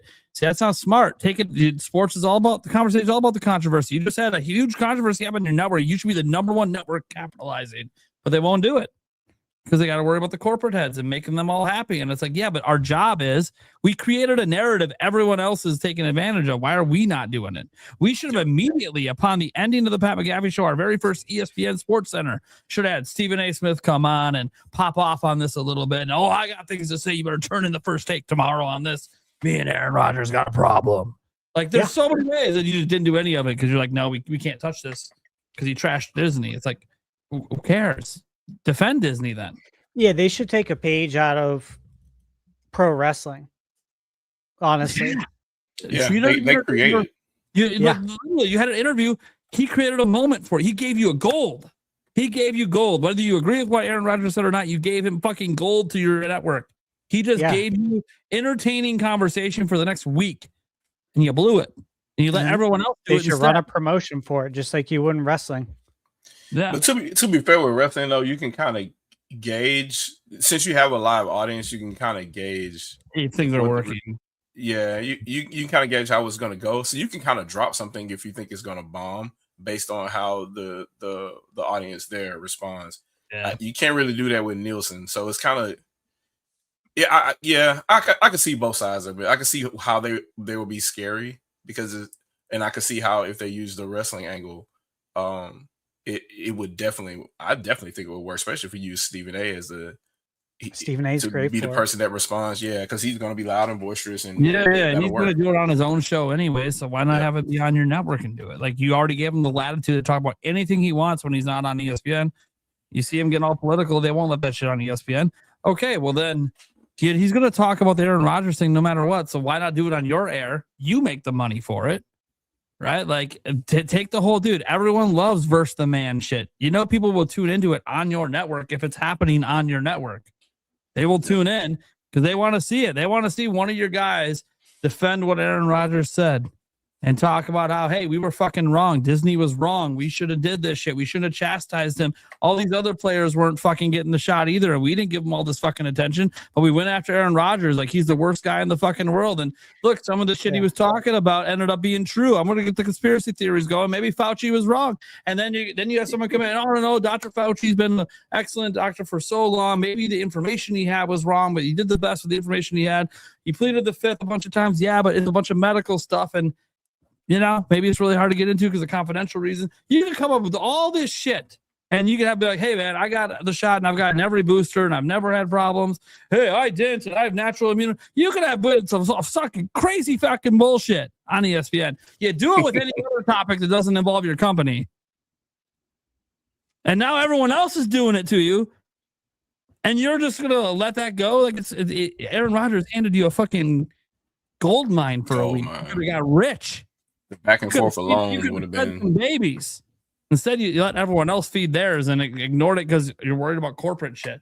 And this goes into the media, guys. Like, look, I don't hate everyone at IGN. I have a deep respect, especially for some of the OGs over there, man.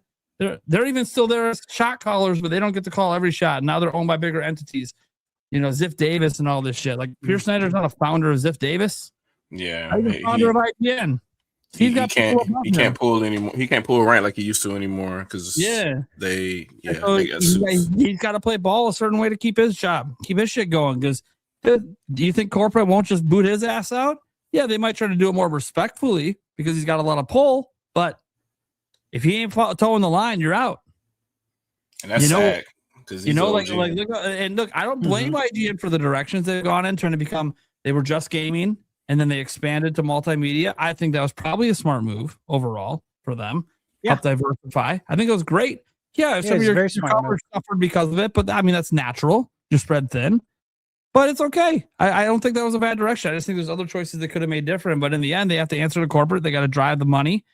They used to war with content creators, and then they said, hey, why don't we just become content creators ourselves? Yeah, that was, you should have embraced it. But all media had a problem with that at first. They didn't understand why people were watching these people that don't have as much access and knowledge as them. And it's like, well, we might have the same knowledge. Yeah, maybe we don't have the access, but maybe it's because we don't like what you're doing with the access. Like, you're not giving us what we want with that access. You're not asking the questions we want to know. When you're previewing the games, you're showing us gameplay from E3 that looks like you haven't touched a fucking controller in 10 years. Like, we're not getting any idea how this game plays because you don't know what the fuck you're doing. Like, when's the last time you played a Zelda game? Oh, you're playing Breath of the Wild E3 2016? Dude, the amount of people that told me that I was like the only person to beat the Stone Talus. And I'm like, fuck you mean I'm the only fucking person to beat this? And now I get it. When you first face it, it's a new enemy. I've never faced it before. It's a little tough. You have no items. But, dude, I figured out the fucking boss fight like 3 moves in, and I'm like, okay. I get what this thing does now. It's got a pattern. I just got to get good at the pattern and then find enough things to hit it with because I'm limited in my ammo. I'm not used to being this limited in Zelda, or I can't just swing my sword whenever I want, right? It breaks. So, yeah, I figured it out and I took him down. Like, you're the first one. And sure as shit, I posted the clip on the internet. Guys, go look it up. It's got like 400,000 views. One of the top viewed videos. Why? Because I was the first person to post it on the internet. Why? Because I beat it before Nintendo Treehouse beat it on their live stream. And I'm like, dude, this wasn't even that hard. How did nobody in no other media that's been playing this up in the private area this whole time, none of them did this? Now, to be fair, yeah, the one Nintendo rep told me, oh, don't go over there. You're going to die. Why? Because everyone dies over there. I'm like, well, that's exactly where I'm going then. Yep. You're telling me there's something fucking awesome over there everyone's running from. I want to see it. I walked up and I saw a Lionel and I'm like, ooh, Zelda 1. Let me go see it. I get owned. And then you get better. Like, get wrecked. You keep wrecking me. I don't give a fuck. Like, show it. Show a player trying to get better. And if you don't get the footage of beating it, you're at least going to see a gamer who knows what he's doing, recognizes patterns, and is trying things. Yeah, maybe he's slow at it. Maybe my reflexes aren't what they want. So I can admit that I'm 40, right? Yeah, I'm not as quick as I once was. That's okay. I at least know what I'm doing. I know how to recognize patterns, and I know how to try. And so a lot of us got frustrated watching the media put up these shit ass gameplay. And look, I'll give them one small defense as someone who goes to these events. You are rapidly changing controllers from back-to-back meetings, and it can get a lot because that's not your normal day. You're not going at the expos. Yeah. Yeah, you're not going PlayStation to Xbox to Nintendo to some random weird Logitech controller, back to PlayStation, then to Nintendo again. Oh, and this one you're doing a side Joy-Con, and this one you're using the Pro controller. This one you're using motion controls. Like, it gets a little wild at these media events when you're going rapid fire. So I understand having a little bit of skill issues because I don't know what you just played before this, and you only get 15 minutes. And by the time you get your grip on it, you're moving on. I get it. But that's exactly why a lot of those content creators say, well, why are you moving on? If you know you struggled the first time through, try to play it again. Mm-hmm. Play it again now that you got a grip on it. Let's actually see what the game's about. Now that you figured it out, play it again. Oh, you can't because you got to wait in line. Well, I'll go wait in line to play Breath of the Wild again. You're not going to wait in the 3-hour line? Well, guess what? This is what Nintendo fans want to know. It's the only fucking game at E3. It's my job at Zelda Informer, specifically, to let them know about fucking Zelda. So what do you think I did the entire E3? Eric knows. Round and round in the line. I played that game more than anyone else there. Well, plus Eric. No, I will say even more than you because I got the media session that you just watched. Oh. So technically I had one extra gameplay session over Eric. Fair enough, yeah. And that one, I wanted to show off some stuff. And I was like, you know what? Let's try to beat all 4. And then I fucked up. I'm like, okay, now let's make it into how many ways can I die? The Nintendo reps are laughing. And I'm just like, well, look, I was going to try to show off and be like, yeah, I think I played it enough to go and beat all 4 shrines. Does anyone beat all 4 shrines in one go in the demo? No, I'm like, I think I can do it. But then I went to the farthest away shrine first. And I fucked up. I went to the tall peak instead of the other peak. If you guys know in the beginning area of tutorial Breath of the Wild, there's 2 peaks. I went to the wrong one. I went with the demo time. I knew there wasn't enough time to get to the other one and complete all 4 because I wanted to get the one furthest away first because I knew there was a route I can go from that. Then I can kind of drop down to this one, and this one I can just kind of drop down levels and go all the way to the end. I'm like, dude, I think this can be done within the demo time limit of like 25 minutes. But you have to not make any mistakes. So I was hoping to impress everyone, but then I didn't. And then I'm like, well, I'm just going to start flinging Link off the mountain. Just see what happens. Like, why are you doing this? Like, do you know what you mean? Don't I know how to shield surf? Here you go. I figured it out. Oh, well, I mean, because one guy watched me dominating on the Stone Talus fight, and he's like, oh, man, you're good at this. You want to shield surf? I'm like, yeah, man. Cool. We haven't shown anyone this. Here, press this button. Press this button and that button. I'm like, oh, fuck, this is sick. Now I'm shield surfing, shooting arrows, having fun. I'm like, dude, game's wild. But you weren't seeing this. Like, I was watching some of the media videos after I uploaded my Stone Talus. I was just doing some research, seeing what IGN and others were putting out from their experience. I'm like, dude, the gameplay shit. They do fucking nothing in like the entire demo. Like, they started a fire in the weeds, and they're like, oh, this is so fun. I'm like, yeah, I did that too. That was cool. Yeah, I saw that, you know, you like has like a gust of wind, but we don't have the glider yet, so I can't do anything with that gust of wind. That's cool. And that's all you did for 15 minutes? You just ran around and lit the field on fire? Compelling gameplay you're showing here. Compelling. Absolutely compelling. In your limited time with the game, you know you're only playing it one time. That's what you chose to do. And don't get me wrong, it's fun to run around and burn shit in that game. It is. Wasn't that demo wide open too? Like you could leave. Couldn't you leave the Great Plateau still? Or so we don't know. Yeah. I asked the rep. They said, well, no one's beaten all 4 shrines within the limit. So they weren't positive if the demo was actually completely locked because it was time locked for sure. But they didn't know 100% for sure if it was locked, but you couldn't actually get off. Just no one had enough time and knew enough. Like I'm sure a Nintendo rep probably could have did it, but yeah. So no idea because no one actually, as far as I'm aware, completed all 4 while there in a row to see the cutscene where you get the glider and then you can get off. So no one really got to use the glider.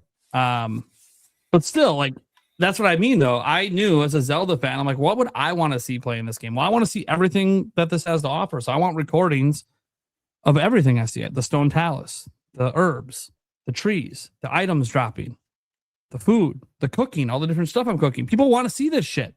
They don't want to just see one thing. And that's the same way with like, and that's how I approach game demos now. Like, you know, yeah, when it's Kirby Air Riders last year, okay, it's pretty linear, pretty straightforward. Everyone's kind of seeing the same stuff. But then when it's something like Star Wars Outlaws, I'm like, let me try this. Let me try this. Like, I know this game's already out. People already know what's in it. But people want to know, hey, what does the performance look like when you get out of this opening hangar area? What's it like in the open world? Hey, people are kind of curious on if the graphics hold up. Hey, what's it like in docked mode versus handheld? Hey, does the space fights hold up? Are those really good or are they just kind of crap? Like, what do people want to know? Same reason I asked the developer there a bunch of questions, and then I was allowed to share that information. Then had the whole internet call me a liar. Then I'm full of shit that I never had access because I don't have any photos because we weren't allowed to take photos of that one. unfortunately. So I couldn't provide any photo evidence that I was there and played it. People just had to believe me. Then the game comes out and they're like, oh shit, Prime was right. Yeah, no shit. I'm describing what I played. You talking about New York? When I was at Seattle last year. Okay, Seattle. Okay. Yeah. So this was PAX last year. And it's just like, I looked at what media was doing and I'm just like, God, I don't really like what you're fucking doing. Like, this isn't what I want to know as a gamer. And now that I have access a little bit, I don't have the same access they do. I'm waiting in line for 3 hours. But I'm going to make sure when I get the footage, it's going to be what people want to see. At least what I think they want to see is what I want to see. So, yeah, that's what made me start realizing that, they don't really get it. And that's when I think content creators started to take off, is they started giving what the mainstream media wasn't. It was kind of weird too, because when they started to notice that was the shift, and it's not just gaming press, but it was also mainstream press that's still struggling with it right now. Yeah. They do the weird thing where they pretend to be you, because before they would do their podcast or whatever, or they'll be in the studio talking to each other and whatnot. Now all of a sudden they do this and they have the headphones on and they're like doing the whole thing to do their. I'm like, you're in the studio. Why are you doing this? And even if you're not in the studio anymore because of COVID pandemic or whatever they changed, so like you're not anymore. So why are you still doing that? Unless y'all are working remote or whatever, that's fine. But if I see you recording a video in the studio and then like an hour later you're on a podcast and you're pretending to be, I don't know. I've seen news organizations not from gaming literally set up studios to where it looks like they're podcasting, but they're still in the studio on campus. They took the green room and turned it into a podcast studio. Like, you're clearly not at your house, dude. Like, stop. And like, yeah, some of you really are when your kid runs through the background. I'm like, okay, that's cool, but like, also, come on, man, you knew you were going to be on this. No one's watching your kid. Yeah, I'd be a little professional about this a bit. Like, I guess this makes you feel like, oh, we're doing the content creator thing. I'm like, dude, when that happens to me on my live stream, it's not because I want it to. Yeah. You realize if I could prevent it, I would, right? Like, that's not, you don't want, like, you're a professional. I'm trying to get to where you're at, where I don't got to worry about that, right? Like, that's whatever. You're not even taking advantage of the platform you have, and you're just doing dumb shit with it, and you're pretending to be me, which is just insulting. Because you're not, and you have access, I don't, and you're just setting up fake shit for it, and it's just like, just stop. Anyways, we should probably move on. We have a couple more topics to get to, and Birdman, I guess I'll let you pick one of the last two, because obviously we got the Zelda / Direct one. That's the big boy one. We got to get to that, but also there's another interesting topic. So, which one do you want, Bird? I'll take Zelda because I'm not a financials guy, and you probably know way more about the financials. Gotcha. Than me. Yeah, Stash usually takes it, but then again, we're trying not to go super crazy with the financials tonight. So yeah, I'll summarize it up for the last topic. That'll be good. All right, let's talk about it, man. Zelda's 40th in the next Direct. Some crazy shit's been going down. It's the big topic, man. Let's go. I'm excited. All right. So first off, leaks, guys. Zelda's getting a console and a controller, as previously rumored for Zelda's 40th. We have some looks. Does someone want to? I'm on one monitor. If someone wants to pull that up, if you want to pull that up, Nate, I'll try. Or Eric, would be amazing. Give me a second here. I'll just start. Yeah, you can just keep talking. You're good. Cool. I got it. Cool. So we'll get that pulled up. Now, to be clear, this stuff has been rumored for a bit, and I know this is as well as something that we've all speculated on since January, or maybe even sooner than that. To be honest, of this year, the Zelda console was actually first rumored by, how do I say that? Special Nick? Is it Special? Yeah, good Special enough. Nick a long time ago. Though a different leaker made a bigger public stink, has gotten credit often as the first on the scene. But I know that Nick is the man. Well, I don't know, but Prime knows that Nick is the man with this one and stuck for it for a long time. Then we have Attack the Backlog, friend of the show, Nintendo, and Necrofelipe all claiming a controller was coming, with Necrofelipe claiming to have seen it and Nintendo using a tweet to tease it. Is that the tweet? Now, just to be clear, is that the tweet that was like the mock logo that we showed? The mock logo was by Necrofelipe. who was basically showing off the logo we see on screen right there. Yep. Yeah. And it was it's pretty very spot damn on. close. And then Nintendo was the one that did like the 800BG.G right. or whatever, and it was That's code, right. It was like literally like the code name and all that stuff. Yeah. Awesome. All of this seemingly got confirmed when the images of the console and controller leaked from China's manufacturing plants. And as far as anyone who's professional can tell, these are legit images and not doctored. So, thoughts on the console and the controller design? What else we think Nintendo may or may not do for Zelda's 40th? And when is this happening? Is it its own event, part of a larger direct? And if the latter, do they end with Zelda stuff, start with it? And what's the big 2027 teaser game they use to excite us for the next year while not overlooking Ocarina of Time? Now, as a bonus, any thoughts on who is making Ocarina of Time? And will this lead to Majora's Mask? There's another piece to this, but we'll start with just the game. Movie stuff. We'll save the Zelda movie. Perfect. Let's start with Shadow Fox. For this, yeah. So just to summarize, thoughts on this, the hardware and accessories that were leaked. Your thoughts on when we can expect a direct, if it'll just be Zelda or Zelda within a larger direct. And what else? What else was there? Big topic. You just start there. Yeah, let's start there. I just think they'll be both. They'll do some type of announcement that'll it may be a Twitter direct or something, but they'll do a little video, whether it's a small Nintendo direct or something, with saying, "Hey, this is coming" type deal. Maybe with a little bit of gameplay, and if they don't show gameplay, they'll just show the console and the controller or whatever, and then do a specific Nintendo direct right before the game launches. So I'm pretty sure they'll do one. They may even do the whole thing where kind of like how they did for Xenoblade, where there'll be a series. So after the game launches, they'll do 2 more, like every week or something. That might be a thing as well to continue to drive sales through the holiday. I kind of see that. I see one of the images, 3 of the images there are from the UK leak. The third, one of the other ones I don't recognize, and that's for the control. Yeah, it's either the second or the third controller one. I don't think was the UK one. Those are all UK, but I think there's one that shows the back that's not here. Yeah, and I think that one of those might be US. I'm not sure which one it is, but one of them might be. Yeah. And all the stuff guys came from Chinese forums from manufacturing. So. Yep. Because they got to mass produce this stuff somehow, and you know, all you gotta do is look at the manifest. You'll see some of the numbers or whatever, and you'll be able to figure out the rest. Yeah. People already figured out it's legit because the numbers are on the boxes and they already lined it up. It's like, oh yeah, this shit's real. It's coming. Yep. But yeah, as far as that, I think it's pretty much all they'll do. As far as the game itself, I'm going to assume that it's pretty much done at this point. They've probably just been sitting on it for a while, and they're trying to figure out. I guess they already figured out, nailed down what was a correct release date for it. Kind of like just like how Star Fox was. They'll let us know more when it comes down to it. They're definitely not going to shadow drop it. That's not happening. So this is a Nintendo franchise, and if they're making a movie off of the franchise soon.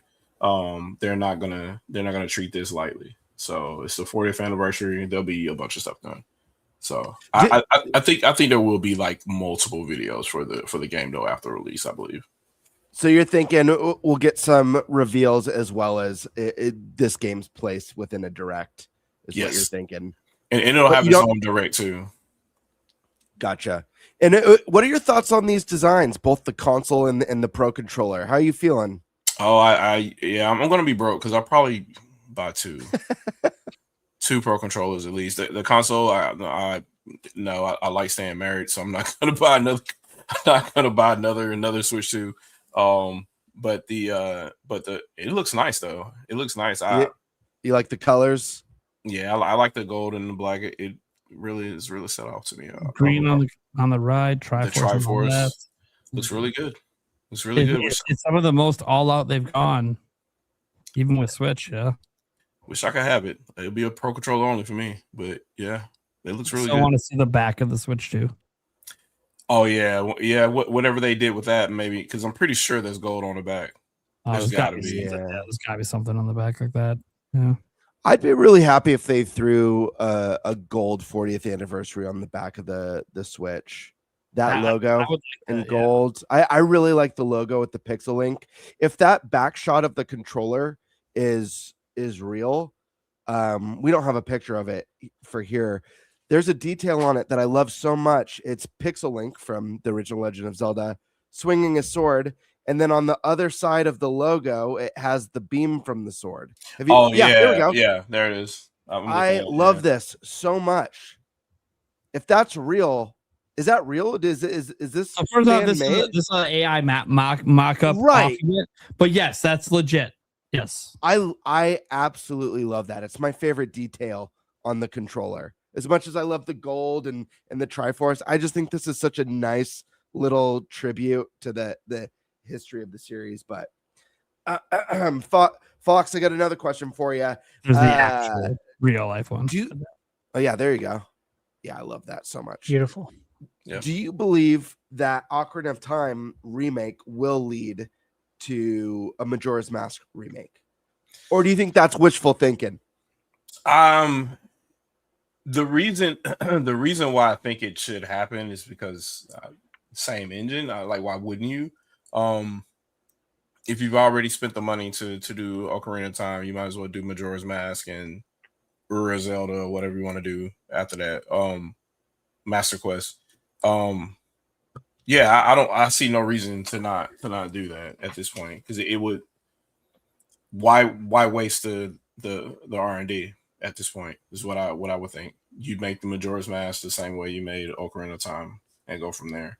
Now, as far as whether or not Nintendo is going to do that, they like to stretch stuff out sometimes, because we might not see it. It could be done at the same time this game is done, but they'll hold it out for another year if need be. So whether we'll see it or not relatively soon, that's up in the air. But I would say, for money's sake and R&D sake, there's zero reason for them not to do it at this point. It's effectively the same engine. They might as well go ahead and port everything over. Hell yeah. Eric, thoughts on the controller and the hardware?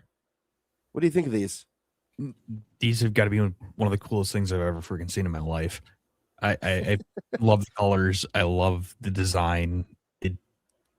Am I going to get one? Probably not, but they're freaking the coolest things I've ever seen in my life. Yeah. I got to get that controller. That's crazy. That would be probably the thing I would get. It would be the Pro Controller. Even though I play 99.99999% of the time in handheld, but still. See, I purposefully only bought one Pro Controller for my Switch 2 because I knew that there would be, well, one, I knew we were going to get a Zelda Pro Controller at some point, most likely for the anniversary since launch. So I've been like, okay, that'll be my second one. That's going to be special that no one's allowed to use except for me, with washed hands and all that good stuff. What's that? The white gloves and everything. Yeah, the white gloves. So I've held off, and I'm looking forward to see what other neat controllers we get. And then what are your thoughts, Eric, as far as Direct goes? A, when do you think the Direct's going to happen? B, do you think it's going to be a traditional large Direct with Zelda 40th stuff in it? Or do you think it's going to be a Zelda-focused Direct? That's a tough one. I mean, you got to start thinking that, the Directs next month, with September being a very common month for Directs. But with the way Nintendo's going nowadays, you just can never tell if they're going to have a full dedicated Direct, which I think they probably should for Zelda. And then, because there's so much stuff they could cover between, the game itself and then the actual, confirming the cast for the movie, showing some more, showing a trailer, things like that. I think, that has enough content to stand on its own, in its own direct. But you never know with Nintendo nowadays. So I want them to have their own separate direct for it, but yeah. Got it. And do you think Ocarina of Time remake will inevitably lead to Majora's Mask remake, or do you think that's wishful thinking? No, I think it will. They aren't going to design this art style for and just use it for the one game. I have a feeling that they're going to use it for the next part of it. Hell yeah. Primal. What are your thoughts on the hardware and accessory that we've gotten leaked? This is the worst year ever for me to be on a game buying freeze. You never said you're on a hardware accessory buying freeze. It's an all gaming buying freeze. I know, I'm kidding. Yeah, I don't have the finances to afford anything. And of course, it's the same year that Zelda's 40th. And of course, unlike the 35th, they're actually doing something. And that something wants to charge me another $600 plus, another $100 to get Ocarina of Time with taxes. So, it wants me to come up with money. I've been talking about this for a while that Nintendo's giving me everything I want when it comes to Zelda for the 40th, right? I'm getting my console and my controller. No regrets getting Switch 2 day one. Sure, I can make an argument to pick up another Switch 2 because then I can give Yulia mine, right? That'd be great. She'd have her own and it'd be cool. I can't justify the purchase. I don't have the money. But what I will say is this hurts my heart. I will probably have that console at some point next year, and I'll probably have to get it scalped, and that's going to suck. But I want it that bad, and I want it sealed. Now, I'm probably going to open it, but I want to be the one that breaks the seal. I want to know no one touched that thing but me. No kids, no grubby person who tried to swap Joy-Cons and try to put some fake shells on or some shit. Put some third-party bullshit in there, took out the Nintendo power cord, swapped in a basic USB-C. No. I want it all to myself, especially if I'm playing scalper money. Shit better be sealed. I don't want to do that. I don't want to play scalper money, but I just don't think they're going to keep this thing around for that long. Pro controller probably easier to get. Probably still can find some brand new one at some point next year. I got a feeling they're making a piss load of those because they probably expect to sell quite a bit, and they know they can just keep it on shelves over time, and it'll eventually sell out because people are going to buy controllers all throughout the generation. They'll see the cool Zelda one. They'll go, oh, yeah, let me pick up that one. So I don't think they're as worried about the controller, and it'll be around for a while. So I'll probably get that brand new next year. And obviously Ocarina of Time. I do think Majora's Mask is going to come from it because I think it's going to sell incredibly well, and the sales will be too undeniable. Like, why wouldn't we go ahead and do Majora's Mask and have that come out towards the end of the gen as like a transition game into the new gen? Because that's what I think they'll do. I think they'll space it out because I think there'll be a top-down Zelda remake still. A brand new top-down Zelda game. Obviously, the big brand new 3D Zelda game, which also there'll be a Hyrule Warriors to tie with that Zelda game. So I kind of think we sort of know a decent roadmap of what Zelda's going to be doing for like the next 5-6 years. And Majora's Mask doesn't really fit into that, but it could fit in right after that. There's like a nice spot for it right as we start to think about the next gen. That could be like the second, because the way the new 3D Zelda is lining up is we shouldn't, after we get this brand new one in 2028 or 2029, we shouldn't expect another one this gen. Now, they could push really hard to try to have it for launch of Switch 3, depending on when Switch 3 is coming out. But there shouldn't be another one this gen, but we can still get Majora's Mask, right? So, and if Ocarina of Time sold really well, maybe Majora's Mask second time around, people were more willing to give it a chance now, especially off the success of the 3D Zelda and obviously Ocarina of Time. Obviously, completely different art directions, I'm assuming. So, and not Ocarina of Time, Majora's Mask, but Majora's Mask and Ocarina of Time from the new 3D Zelda. I don't think they're going to be the same art designs.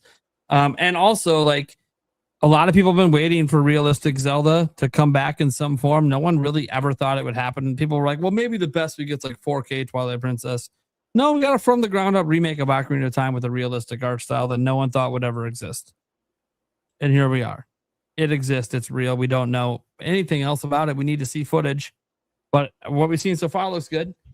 And the console, you just look at this thing, man. I mean, look at that thing. It's beautiful. Gorgeous. I think it makes the Tears of the Kingdom one look like shit. A lot of thought got put into this. Yeah, they keep using the same Triforce, the same family crest. Well, yeah, we know at this point they're going to put that on every console. And yeah, there's part of me that's kind of hoping the back of the dock or the back of the Switch 2 has the 40th anniversary logo, not just on the box. Kind of hope for that. We don't know because we haven't seen the backs yet. We haven't seen the complete inside. You can see the cover removed on the back of the dock a little bit here, but we can't see the complete. So we know the brown continues through the back of the dock when you take off the cover. There could be a 40th anniversary logo in there. There could be a nice hidden logo or something. There could be something hidden in there. I don't know what. It looks like they put a lot of details in it because they didn't have to make that whole backface brown. You cover it most of the time, right? They did. So there's a little touch back there. I don't know what it is. We'll have to wait and see. Then the controller. Now, these are just obviously, some AI stuff. Fuckery. It's why you don't see the top light. Someone noticed on the bottom, I don't see the top light. I'm like, yeah, if you zoom in close enough, you can see the top, that light that's missing is player one. The controller's turned on. So it blends in with the gold on the box. That's why you guys don't see it on the box as well. When you're trying to zoom in, it's too pixelated. It's a lit up light. So when you AI it, it just looks like it just blends in. So yeah, you this logo in the middle. We know this family crest logo with the Triforce. We've seen this on 1 billion products. But it's not really the focus of the controller. See, it's there, but it's covered by this pattern, this Triforce triangle, but then not Triforce pattern because they're filling in the Triforce, the Tetraforce. What are they doing? This is weird. Why are we doing this?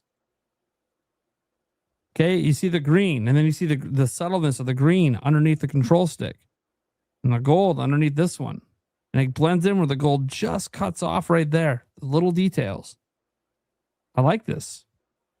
I like what they're doing. There's a lot of detail put into this controller, including going into the back. They didn't have to put this little split with OG Link shooting his sword beam across the Switch 2 logo. They didn't have to do that.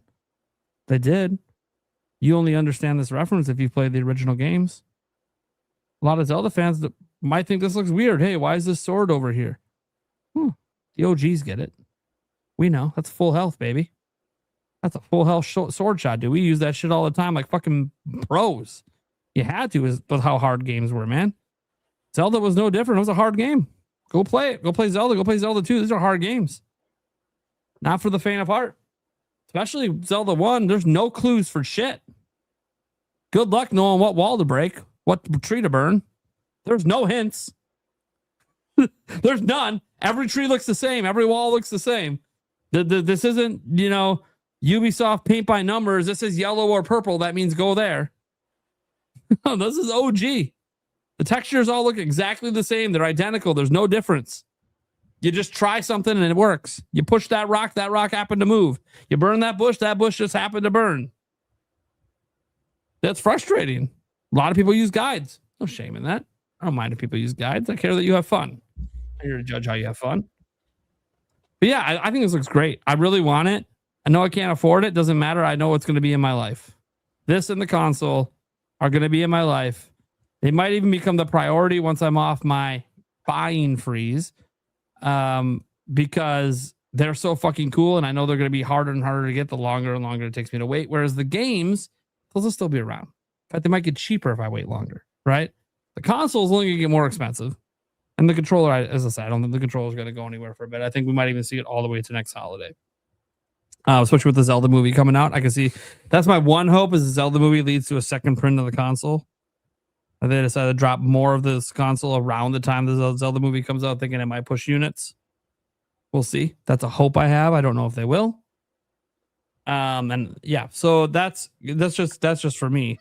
But yeah, if I had all the funds, I'd be buying all this shit right away day one. I'd be unboxing it for you guys and all that. So yeah, really excited about that. And Zelda's 40th look.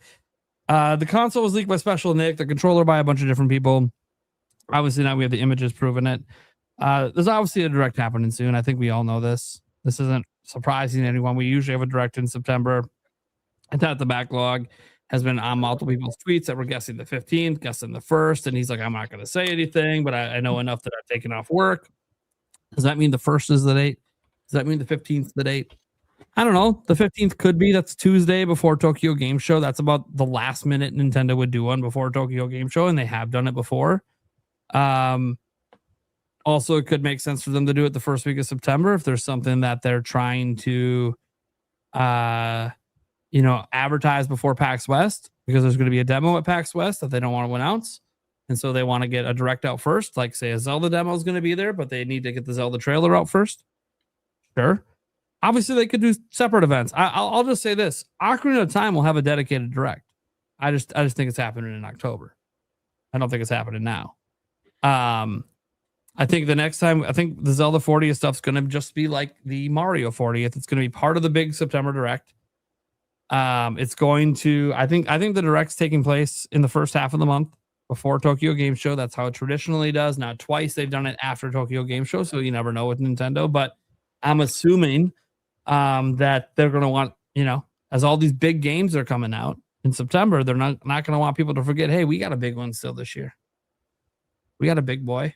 Don't forget about us. We got a dedicated direct next month for it. But right now, we want to remind you what's going on with Zelda. And I think they'll announce, obviously, the controller and the console, all that. They might even come out before the game. Sometimes they do that. But then I think, obviously, we'll see Ocarina of Time. We'll get the release date. I do think they're going to throw some sort of bone to Switch 1. I don't know what. My instant thought goes to Shadow Drop Wind Waker HD. That would be a nice bone to throw to Switch 1 owners, and obviously Switch 2 owners can enjoy maybe higher resolution or something, but that would be really nice just to give them something, because the Switch 1 audience is huge. They got to give them something. And since they're not going to do Switch 1 accessories, then maybe, something like throwing them an NSO game, although all the Zelda ones they could have based on the platforms they have are already there. Unless they want to do something neat with like BS Zelda, but then they've kind of already done something with that in the past. So I kind of feel like, they're kind of running out of the well to give stuff to Switch 1, but Switch 1 is still really popular. So I think they're going to do something. And maybe it's something as simple as Zelda 40 temporary app, like Mario 35 was or whatever. And then that could be enjoyed by Switch 1 owners. Or maybe they bring back the Zelda Pick Cross we used to have, right?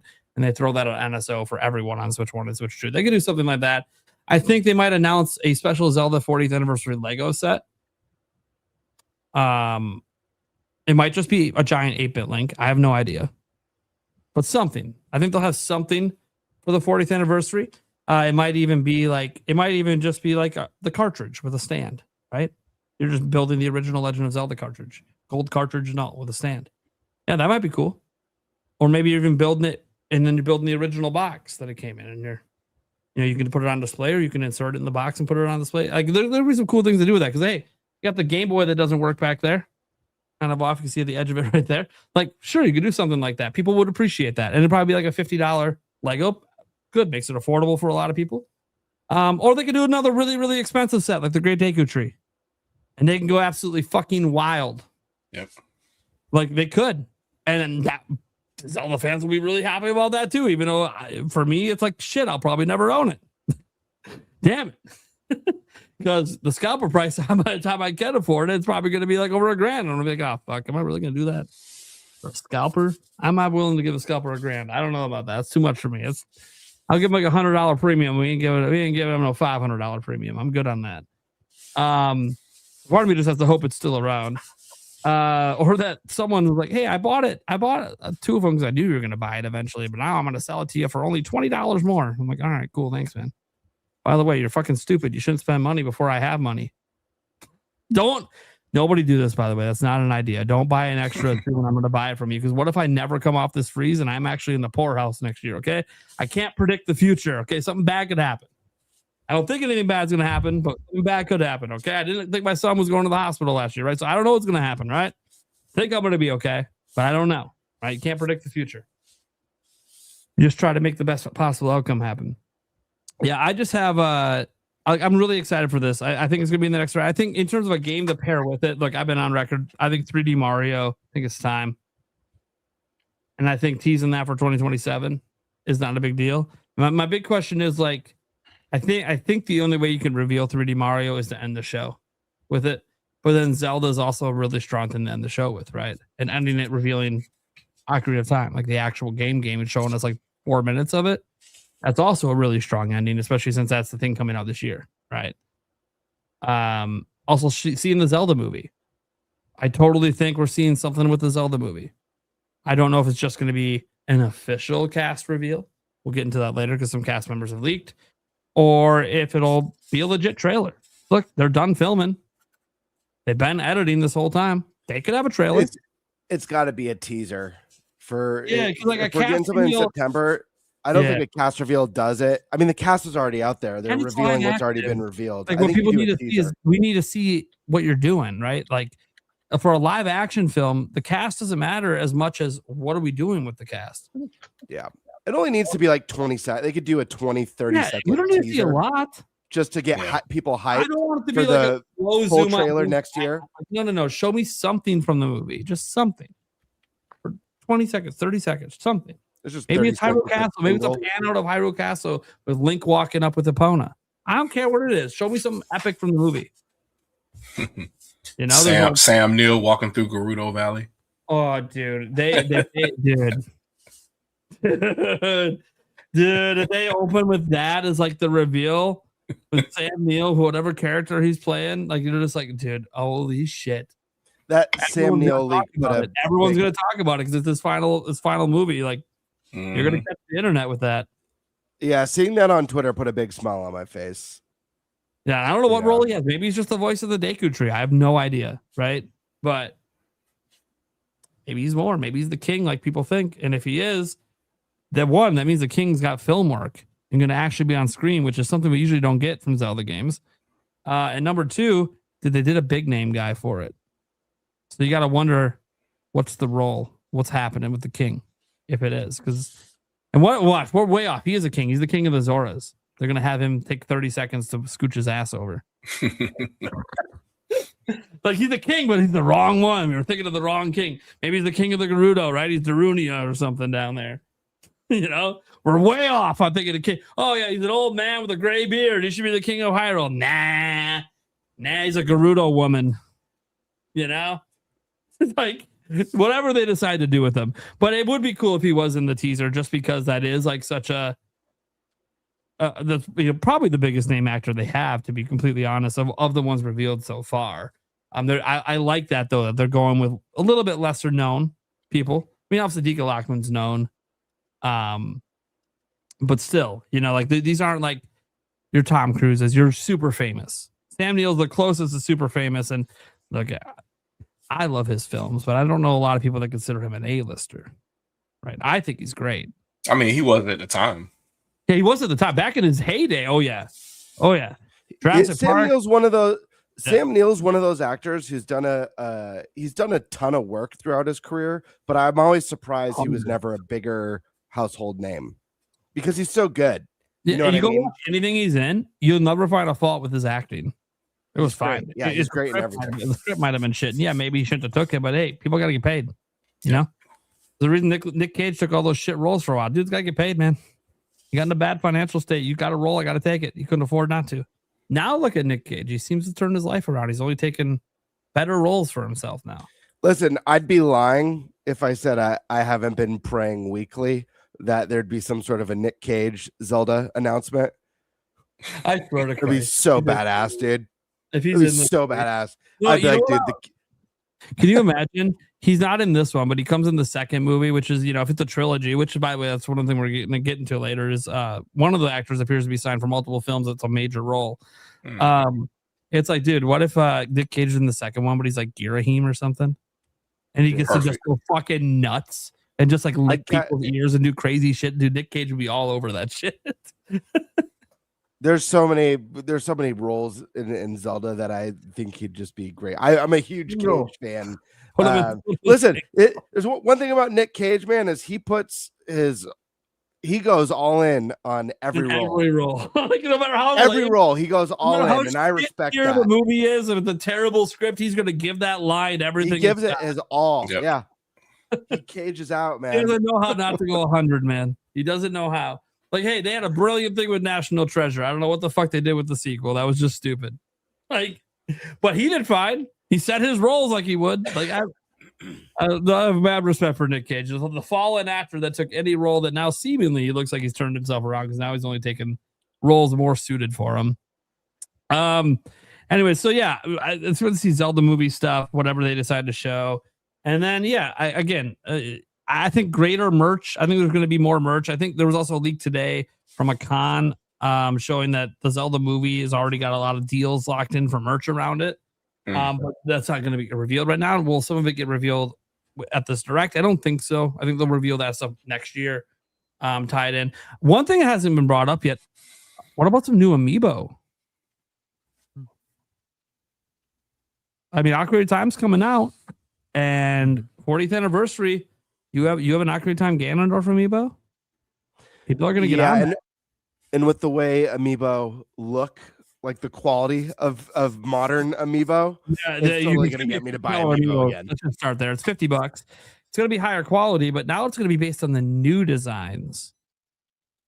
And it's like, oh, so we don't even know what these amiibo will look like besides maybe Link, if there is some. I would like to see them do something across, like, you know how we got for the, what was it, the 30th, we got Pixel Link. Yeah. I hope they do more of that stuff as well. Sprinkle some of that stuff in. I think I told Stash once, I don't know if it was on the podcast or behind the scenes, that I'd love to see a Link to the Past, kind of like a pixelated Link to the Past amiibo with the pink hair, with that famous pose where he's holding the sword if I up. had it my way, there'd be a $500 40th anniversary special edition pack that has $500. It would have a version of Link from every game. Completely unique pose directly from the game.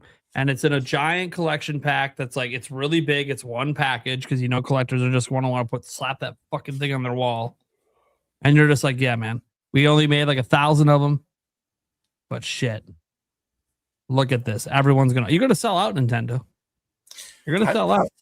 I just want a Triforce amiibo. I just want the Triforce as an amiibo just sitting. We don't have one yet. It's kind of weird. No, Yeah, we don't have a mushroom one either, right? So I mean, I guess maybe it's not that weird. They've only ever done characters, but yeah, I don't know. Piranha Plant is the closest we'll get. This is the time to maybe break the mold, Nintendo. People are going to buy that Triforce one. Yep. I know it's just 3 triangles, and maybe you make them withered or something. I don't know, but like I'd be all over that. Yeah, so I think they're going to do a lot. But again, Nintendo always with their marketing, it's always like they time things. They don't specifically usually make things for the anniversary unless things are lining up. Well, they knew Ocarina of Time was going to line up. They knew Switch 2 would be in year 2, so that's why they have a special edition console and controller coming. So things just kind of lined up for them to do something this year, and that might be all we get. They might not do anything else. Like I'm talking about the scene in the movie. I'm talking about a Lego set. They might not announce any of this shit. They might just literally be, here's the console, here's the controller, and here's Ocarina of Time, and that might be all they show. And you know what? If that's all they show, that's fine. That also means they probably have a lot more to show in the direct for other games. Like as much as they do the playtest for Dustbloods, we do need to see more of Dustbloods. We need to see some dates for some third-party games. We also need to see what's next from Nintendo, because I don't think they're entering this holiday with like, yeah, wait for Wind and Waves next year and wait for Xenoblade. Like, no, they're gonna let us know about one more. I'm thinking about another opportunity though for profit, right? Because they had to increase the price on these almost last year at some point. Switch OLED. Just have a like Zelda dock or a Switch Pro controller or Switch Joy-Con again. They can do that. Joy-Con? Yeah. I don't see why not. It is something for Switch One. That's why I said like they're gonna do something. I just like, yeah, I'm saying Wind Waker HD, it might not be that. It could be an accessory, like something. Like I feel like the audience on Switch One is still too large for them to not give them something for the 40s. Because right now everything is on Switch 2, right? Ocarina of Time exclusive to the Switch 2. Controller, console, that's all Switch 2. And yeah, that might convince some people to upgrade earlier than they wanted to, because maybe they weren't going to do it till the next big 3D Zelda came out. Fine, I get it. It's a marketing strategy. But also, you have a lot of people that aren't going to move on from Switch 1 this holiday, especially with the prices. And you're not bringing them Ocarina of Time, so you got to throw them something. You got to give them something that they can salivate on and you can make some money from. Some Switch 1 Joy-Con, I think, would fit the bill. I can see you not wanting to do the Pro Controller because you already have the Switch 2 one. By the way, does the Switch 2 one work with Switch 1? I've never bothered to try. Does the Switch 2, do these work with the Switch 1? The Switch 2 Pro Controller, does it sync up? I don't think so. I think it's only forward compatible. I've literally never tried it. That's why I'm like, I get some things don't work, but I'm like, it is just Bluetooth. Like in theory. I can charge it with the Switch One, but I don't know if it connects. Yeah, I've never bothered to try because bottom line is I haven't really booted up my Switch One since the day I got it. So I just haven't even thought about it. I still keep my launch Switch One specifically to play Streets of Rage. Like if it works with Switch One, then that's actually a product Switch One owners can buy too. Yeah, but I should try. I don't know. Yeah, it's literally like I've just never thought to try with Switch One because why would I play on Switch One when everything's better on Switch 2? Yeah, say that technically the OLED screen's nice, guys. I do like the OLED screen. I do kind of miss it a little, but we're gonna get one day. I know it. It's gonna happen. That's the one thing I don't have. I don't have the Switch OLED. I'm missing that one. I have every model but that one. Yeah. Okay. Anyway, so I've been rambling a lot because I fucking love Zelda. I think it's time for someone else to go with. Yeah, Stash Man. Let's start off with the hardware and accessory that leaked. Thoughts on it, colors, design. Are you interested in picking it up? After that, thoughts on Direct.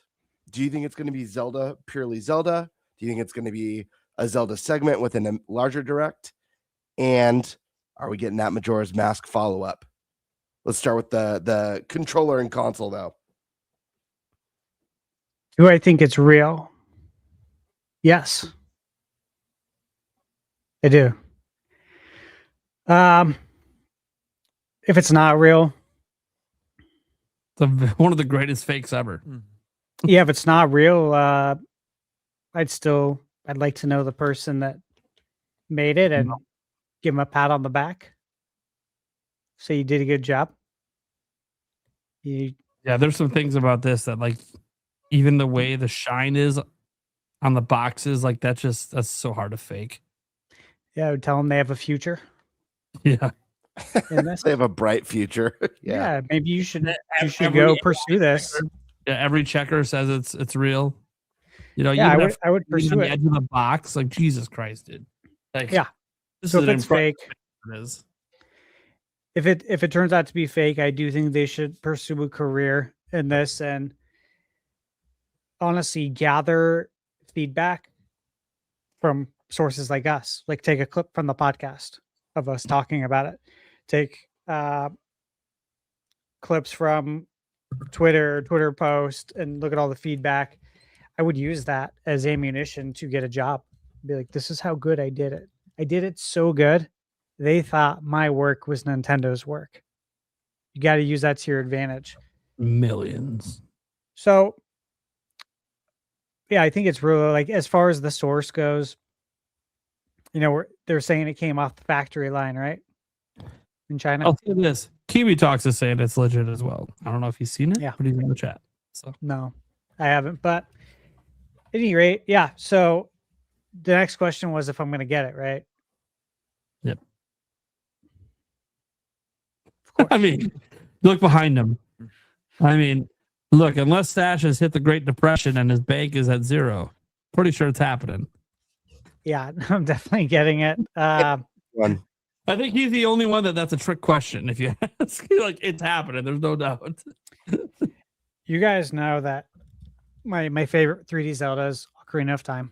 Yeah, and it's tied with my favorite Zelda of all time, with A Link to the Past, my favorite 2D Zelda. But I love all the Zeldas, so this is my favorite IP. Always has been. First game I ever bought was Zelda on the NES for my 5th birthday back in 1989. So yeah, I'll be there. I love the look of it. I think it looks great. This is what we talked about on the podcast a few weeks ago. We wanted a controller that had green and gold. There it is. It looks great. I also like the brown, and I love the 8-bit link on the back of the controller. That is beautiful, and I love that the sword is shooting through the logo.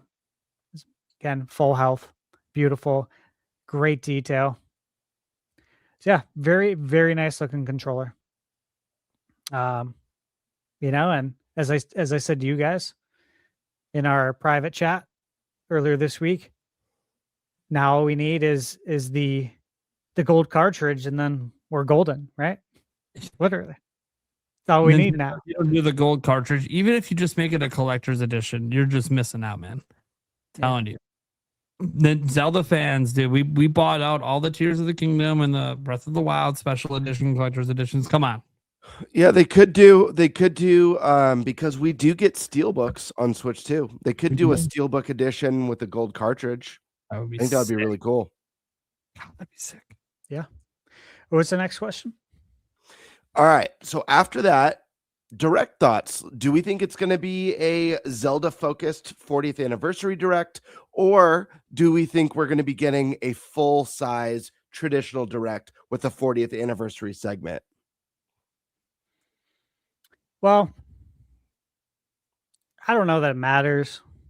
They can do whatever they want, right? I think if you do a dedicated one or you make it part of the general direct,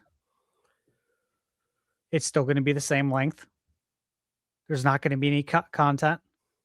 They're going to still hit all the points they want to hit. And nothing's going to be shorted, so to speak. So I think that's inconsequential. I really do. I think if anything, I guess it would come down more to timing. Sure. Timing of when the next direct would be. As to if you believe the next direct is going to be in August, September, or October. And that's what it really comes down to. I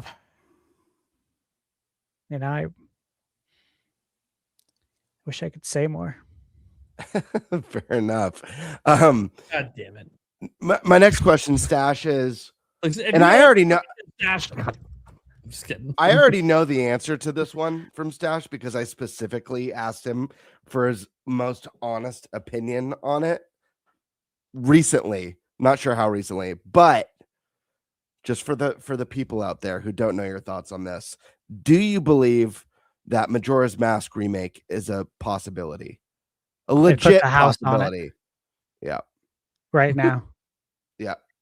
That's what I you would told me love last to, time. because then I can go buy another house. Who's taking that bet? Who's betting their house on Stash right now? It might be a really nice That's place in the mountains. Just saying. Listen, I give him credit because he hasn't wavered. That's the exact response he told me last time. He didn't even check with his wife, by the way. So if he loses his house, in fact, he may have said, "I bet my life on it." To be fair, I don't even know. She's not on title, but yeah. I mean, that's. Good luck pulling that card, and you got to explain why you got to give your house Well, away. let me tell you, trust me, working in mortgage, and we're not married. You guys know that. So working in mortgage, you never, ever put your girlfriend or boyfriend on title. Yeah, that is the dumbest decision you'll ever make in your life, and you'll regret it for the rest of your life. Because I've seen that happen. And I've been on the phone calls with both parties, and you feel like I've seen it go south. You feel like you're a divorce mediator. It's like, dude, I'm just trying to help get your loan through. I got no skin in the game. I don't want to hear about what he did or what she did. I'm just trying to get your loan approved, man. We need to send in those pay stubs. So, yeah, dude. The point is, I wouldn't have to worry about that. And if I were to put the house on it, she trusts me. She knows I know. She knows I know things. Anyways. See, that's just so unfair. Stash is so hard to talk to now because he knows things and he won't say anything. And it's like, God damn it. I'm trying to schedule a surgery. Will someone just tell me what this fucking direct is so I can schedule my surgery? I'm not even kidding, guys. Like, I legitimately, look, guys, I'm not going to put off my medical for a direct. I want to be very clear about that. I'm not stupid. My health above everything else. But if I can direct it to be like a day or two after, that's fine by my book, because 40th anniversary of Zelda is something I don't want to miss in my year 40 of my life. But if I have to, I have to. Prime, I mean, you put your health. Watch. You put your health above everything else. Stash puts NDAs above everything else. that's the difference. I'm not asking to reveal public. Nobody, by the way, no one reveal it publicly if you know. Let it be a surprise to everyone. Look, the one thing that's really nice is that I do have really natural alignment with any company that I do any sort of work with. because I love surprises. Mhm. I hate spoilers. All my reviews, they've been spoiler free from day one. I've made that crystal clear going back before anybody would even reply to an email to me. So my alignment with Nintendo is certainly natural in that I'm all about the surprising and delighting. That's literally how I live my life. So I wouldn't even get any enjoyment out of saying anything. It would actually hurt me to say something about it. You know what I mean? Like I would never want to spoil a gift as great as this. And also, even when I say stuff, people don't pick up on it. Yeah. Which is great. Guys, I cover all the stuff when it comes out, but for me personally, it's just for a personal reason that I want to know. Otherwise, I usually don't care. And you can even talk to the stash or anyone else. Kiwi talks in the chat. I've never reached out to these people and just directly said, "Hey, man, tell me this." I don't do that shit. I don't want to know. This is a unique situation with the Sergio where I would like to know if I can direct it, and if I can't, it doesn't line up. It doesn't line up. It is what it is. But then I won't leak anything. Of course, I've had people tell me things, and I don't say shit if they're not talking about it. Why the fuck would I be talking about it? It's so much more fun to tell. It's not my story to tell. It might guide me in uncovering someone else's leak. Like I might, in the back of my mind, know, okay, that's actually right. But I can't let people know I know. So I'm like, okay, how do I usually cover someone like this? Okay, let me look into their history. Let me try to make the argument, but I can't ever hint that I know anything. And that's been true with some of the news I've covered. When I'm covering a rumor on a game, like, fuck, I already know. So I can't cover it that way, though. I got to make sure no one can tell that I know. And I think I do a pretty good job. I've gotten pretty good at looking at my videos and kind of knowing how I talk about leaks and knowing how to, okay, if I'm allowed to hint, yes. If I'm not, then I know how to just be oblivious. It's not that hard to do what I usually do. And then end the video and just laugh. God, I can't believe that game's fucking coming, and now everyone knows. Wait, they don't know if they can believe it or not, though. But I do. Fuck. Right. When it's revealed, this could be so fucking great. That's the one thing I will say when I do find out something early, I get excited for how the internet's going to react when they find out. That's the part that, because I'm sure they're excited too. The developers are, and I'm like, dude, I can't wait till the public knows, because they're going to lose their shit. Or they're not, like Kiwi talks in the chat, with this WTF game. That's one of the things is I think when this game gets revealed for Switch 2, people are just going to, be shocked and lose their shit a little bit. Yeah, that's fun. To kind of see how, because you're really excited, right? So you assume others are going to be excited too. A little disappointing when they're not, but then you're like, oh, whatever, it's exciting for me. Yeah, it's really fun. I think the best example I can think of where unanimously everybody experienced a great surprise would be the Smash Brother reveals for the fighters, and how everyone together celebrated those reveals of the characters that are coming to Smash. That just felt like it was great for the gaming community as a whole. Every reveal for Smash felt like a special event. It was, dude. It was. Yeah. And even one of the really least cool DLC characters, I don't really care. Dude, Banjo-Kazooie got me. It got me. Man. And I'd be watching that at work. Fucking dreams that I ever think we'd see Banjo-Kazooie back on Nintendo in any form. And here it is in Smash, and you're like, baby, he belongs here. I was at the Game Awards when they did the Joker Persona 5 reveal for Smash, and just feeling the crowd just lose their shit. Yeah. Because I went every year, but it was that was such a big moment because Smash Ultimate was still relatively new at the time, and just to experience the thing we've seen on YouTube videos with a live crowd was just wild. Smash Ultimate was just an event because it was just a big character to big fucking character. Here's Cloud. Yep. Fucking Cloud? Are you fucking kidding me right now? Oh shit. We're bringing in Kingdom Hearts now. What the fuck do you mean you're bringing in Kingdom Hearts? We have Cloud versions of the fucking game. We don't even have the real fucking games. fuck you talking about? We're getting that shit in. Dude, just everything. And then you're starting to think, oh God, dude, everything's on the table. We're getting Master Chief. We're getting Nathan fucking Drake. Fuck's the next? You know, like it just your head just starts spinning on what's gonna come. Everyone wants to. Then Banjo-Kazooie's here, and you're like, oh shit! So all of Microsoft's games are open now. Fuck, we getting Doom guy. You know, like what's coming? And now that happened, that's when people are like, okay, when we get the new Smash, what's the surprise third-party characters they're gonna put in that one? Everyone's wondering. You know, who made the cut? Who's sticking around with this new version of Smash? Whatever Sakurai's doing with it. Who made the cut? Oh, if we bring back Nintendo characters like Mario and Link, did they finally redesign them? Modernize them? Or is it the same Mario and Link with the reskin?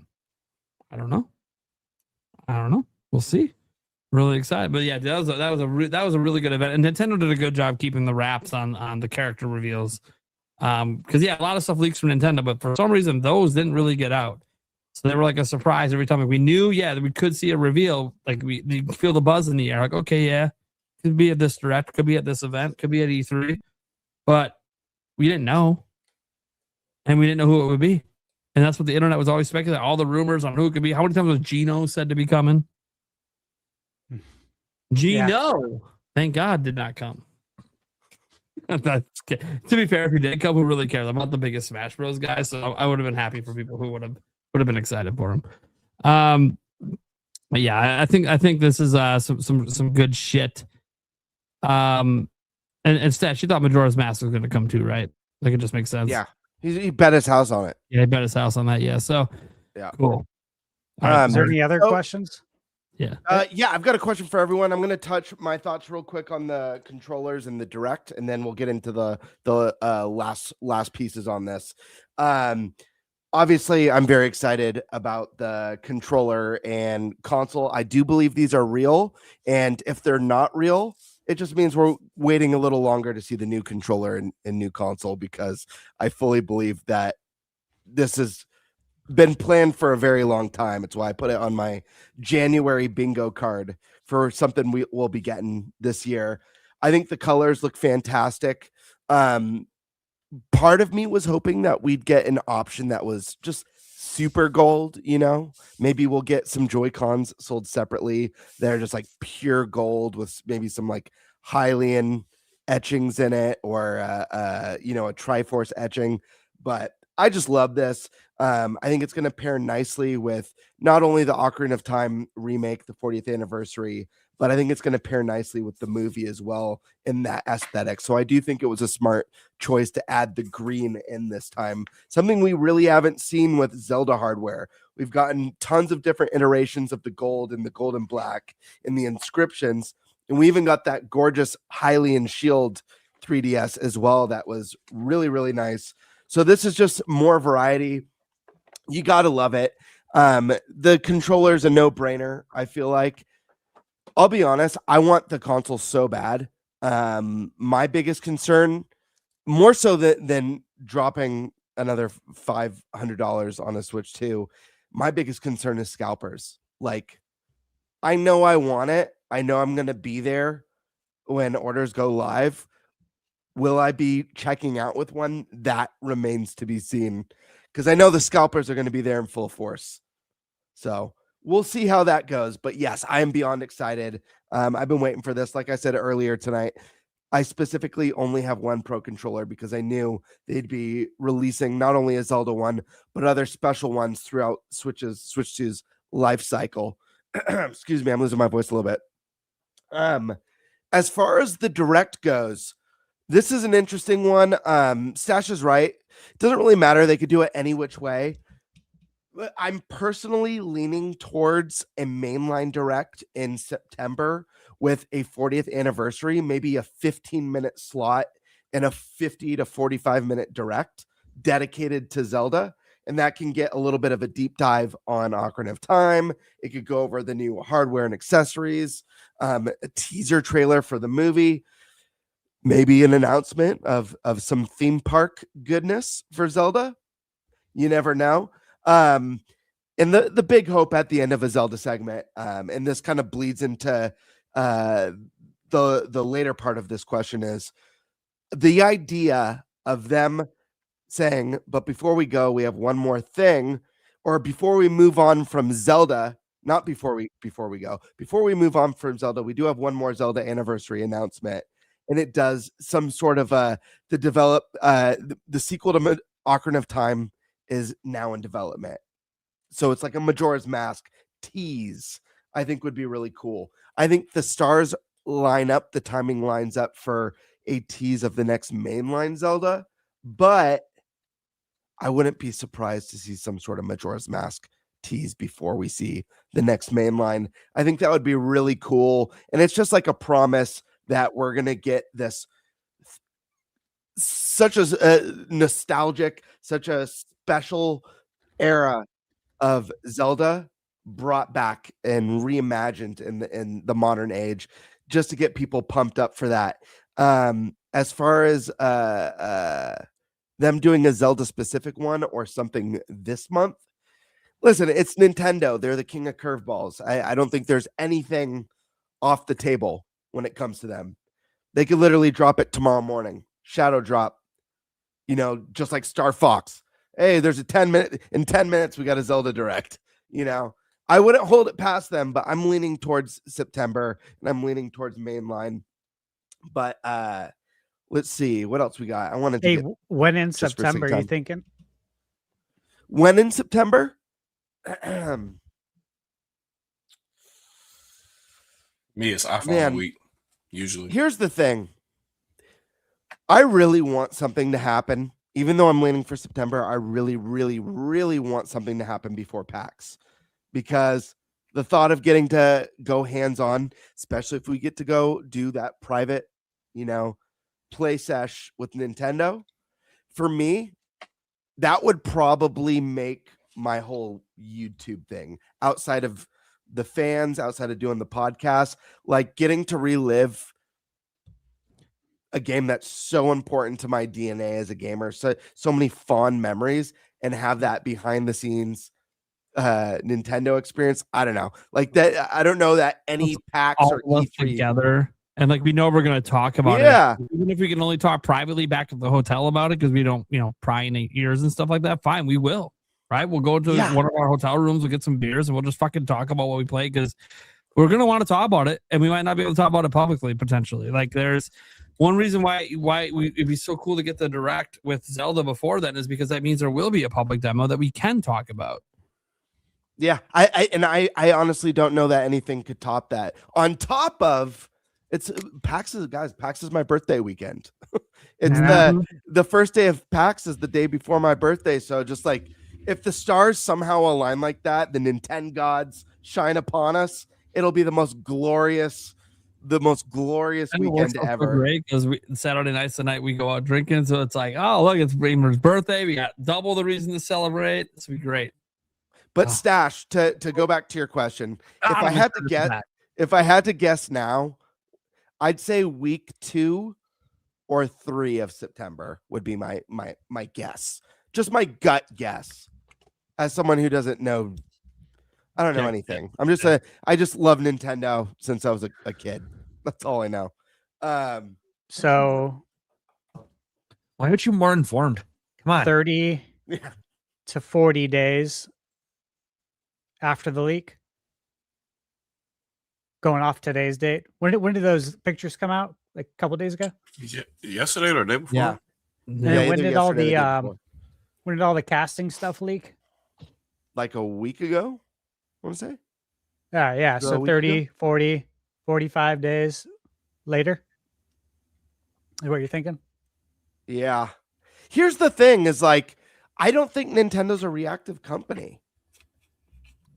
That's the thing. Like, I know people will jump to, and I understand why some companies do things the way they do. And they're like, oh, we just got to get on this now because it's already out there. But Nintendo just doesn't roll like that. I mean, look at the Switch 2 leaks. They sure weren't like, oh shit, everyone knows what the console is, we better announce it now. Nah, they marched to the beat of their own drum. And I think that's smart of them too. I know not everyone agrees with that, but I love it. Yeah. I do have another question related to this for everyone. this one doesn't have to be as in depth. But who do we all think is making Ocarina of Time? Who do you think is the team behind it? Any thoughts? I'll jump ahead. I have no idea who it is. I don't even know who to lean towards, but I'd like to think that it's Grezzo. I think Grezzo's a proven company. I think they're more than capable. I know some people see the art style and don't think that that's something that Grezzo could or would do. I just don't necessarily agree with that. I think unless Grezzo is working on a third game in the style of Link's Awakening remake or Echoes of the Past, if they're not already working on something else isometric Zelda related, I think they're a more than capable studio to put out a gorgeous mainline 3D Zelda. Yeah. Period. You know, it could literally be your first game and you could do a phenomenal job and do, you know, open 3D graphics beautifully. There's like a weird stigma that people like latch on to art styles and graphical styles with companies and think that they're limited to that. It's just not the case. Think about like brand new studios that put together beautiful works of art. You know, you had Expedition 33, a game that got more nominations and awards than any other game in Game of the Year or Game Award history. You know, it was a first game from that team. So never say never. Primal. Monolith Soft. I think it's the obvious choice. They have a whole team that does nothing with Zelda. They're obviously helping with the next big Zelda, but maybe to help train up some of those employees, have them work on Ocarina of Time. You know, Nintendo maybe wanted to keep it internal because, you know, there's some external pressure for this to be a good remake. After all, you're touching upon a game that has a legendary status in this industry. You can maybe want to keep that in-house a bit, maybe keep closer tabs on it. You know, Aonuma directly worked on this before he was director, before he took over and started running the series. This was literally the game before that happened. This was it. This was his final game when he was, you know, a lead dungeon designer, level designer. And so he knows a lot about this game. He was there on the ground floor making it. And I can see them wanting to keep close tabs internally to want to make sure that this is done right in whatever way they deem doing right to mean. And Monolith Soft, you know, has obviously had that one legend thing teased for a while. What if that was this the whole time? That legend game, that code name, that art that leaked. It was all to throw us off the scent because they had female in that art. It was all to throw us off the scent that, hey, we're actually making Ocarina of Time remake. We're the head studio, but our team's a bit smaller than the Zelda team. Of course, Zelda team's one of the largest teams at Nintendo. Our team's a bit smaller, so we're taking longer to make this. But we've been targeting the Switch 2 hardware the whole time. We've been doing this since 2021. And so what we came up with, and our next project after this, we're actually hopping right into helping finish off the big 3D Zelda. And then because we did this, we're already planning to do the Majora's Mask right after that. I can see that being a thing. I don't think Grezzo's a good pick because Grezzo obviously is the last one to touch Ocarina of Time and Majora's Mask, right? They did it, Ocarina of Time 3D, Majora's Mask 3D. You know, now arguably the top-down Zelda team at this point, right? They did Echoes of Wisdom. They did Triforce Heroes. So they're kind of like the top-down Zelda team at this point and probably will continue to be. But they also do other stuff and make games for other companies as well. So I think that Grezzo's a good choice. I mean, obviously you can throw Tantalus out there. They're the ones that obviously did Twilight Princess HD. I don't know that this looks a little bit beyond what they usually do. They usually aren't doing from the ground up remakes. They're usually just doing remasters. So it doesn't mean they couldn't be the ones behind it. You know, there's a lot of possibilities. No one thought Velen Studios was the one doing Star Fox, right? But they were. So it could be a completely outside company that we're not even thinking of that they hired to do it. And they just trusted them to do it. Maybe it's Platinum Games for all we know doing this. You know, Nintendo does hire outside studios.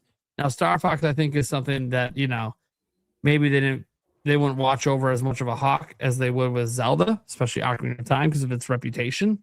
But also sometimes we care more about that than the company does. You know, the company might just go, hey, we just wanted to do what's going to sell best.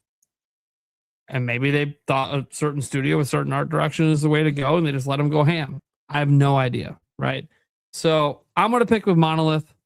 I think that is the safer bet. But obviously nothing's guaranteed because we don't know shit, guys. We've seen like 5 seconds of real gameplay footage. And then we saw a tapestry, which look, it's all probably from the game. But yeah, we're judging it on very little. But yeah. It could be whatchamacallit. Oh my gosh, I just brain farted. Luigi's Mansion team. It could be anyone, dude. Oh shit. Next level games? Yeah, next level. Thank you. Took me a second. In the studio. The Nam Canucks. Yeah. Stash Man, do you have any guesses on this one? I just think it's internal. Watch, it's just literally the Zelda team. Directed by Aonuma. Wait, Aonuma's directing it? Wait a second. Wait. Hold on. Aonuma's like, yeah, dude, I'm retiring after the next Zelda game. You tell me I can touch Ocarina of Time before I retire? Fuck yeah, I'm directing it. Okay. I mean, who's going to tell him no? He's literally runs the whole Zelda IP. Who's going to tell him no? If he's retiring after the next Zelda game, I hope that he goes out swinging with something so wild and experimental. Like, obviously, Breath of the Wild and Tears of the Kingdom is a big departure from traditional Zelda. But I hope, I'd love to see him just go, because you look at those art books from Breath of the Wild, it's like there's, obviously Link on the motorcycle with the flying V. It shows like the alien invasion and stuff. Like, I hope he goes like ham with some of these cool, wild ideas that never quite land. Why not? It's your last one. Is, hey, if this is your last hurrah with the next big Zelda game, just don't say no. Every idea that comes, just let's do it. Yep. Make it happen. Be like Crimson Desert. Just any idea that comes to mind. Yup, let's do it. By the way, Crimson Desert made it work. I don't know if the Zelda team will make it work if he literally just said yes to everything, but Fox, do you have any speculation for who might be working on this next or not next Zelda game, Zelda remake? I was kind of thinking along the lines of what Prime was saying. I was thinking possibly the secondary team that Monolith has that works on Zelda and Mario Kart, also Splatoon. They would be running point on this, and they may get some help from Shiver. Who knows? Yeah, it's true. They do have Shiver now, and there's nothing to say. Look, this game, no matter who did it, the top brass on the Zelda team has been checking in. Aonuma wasn't going to just let this game go unchecked. Arguably, he's been teasing it for years through interviews, so he knows.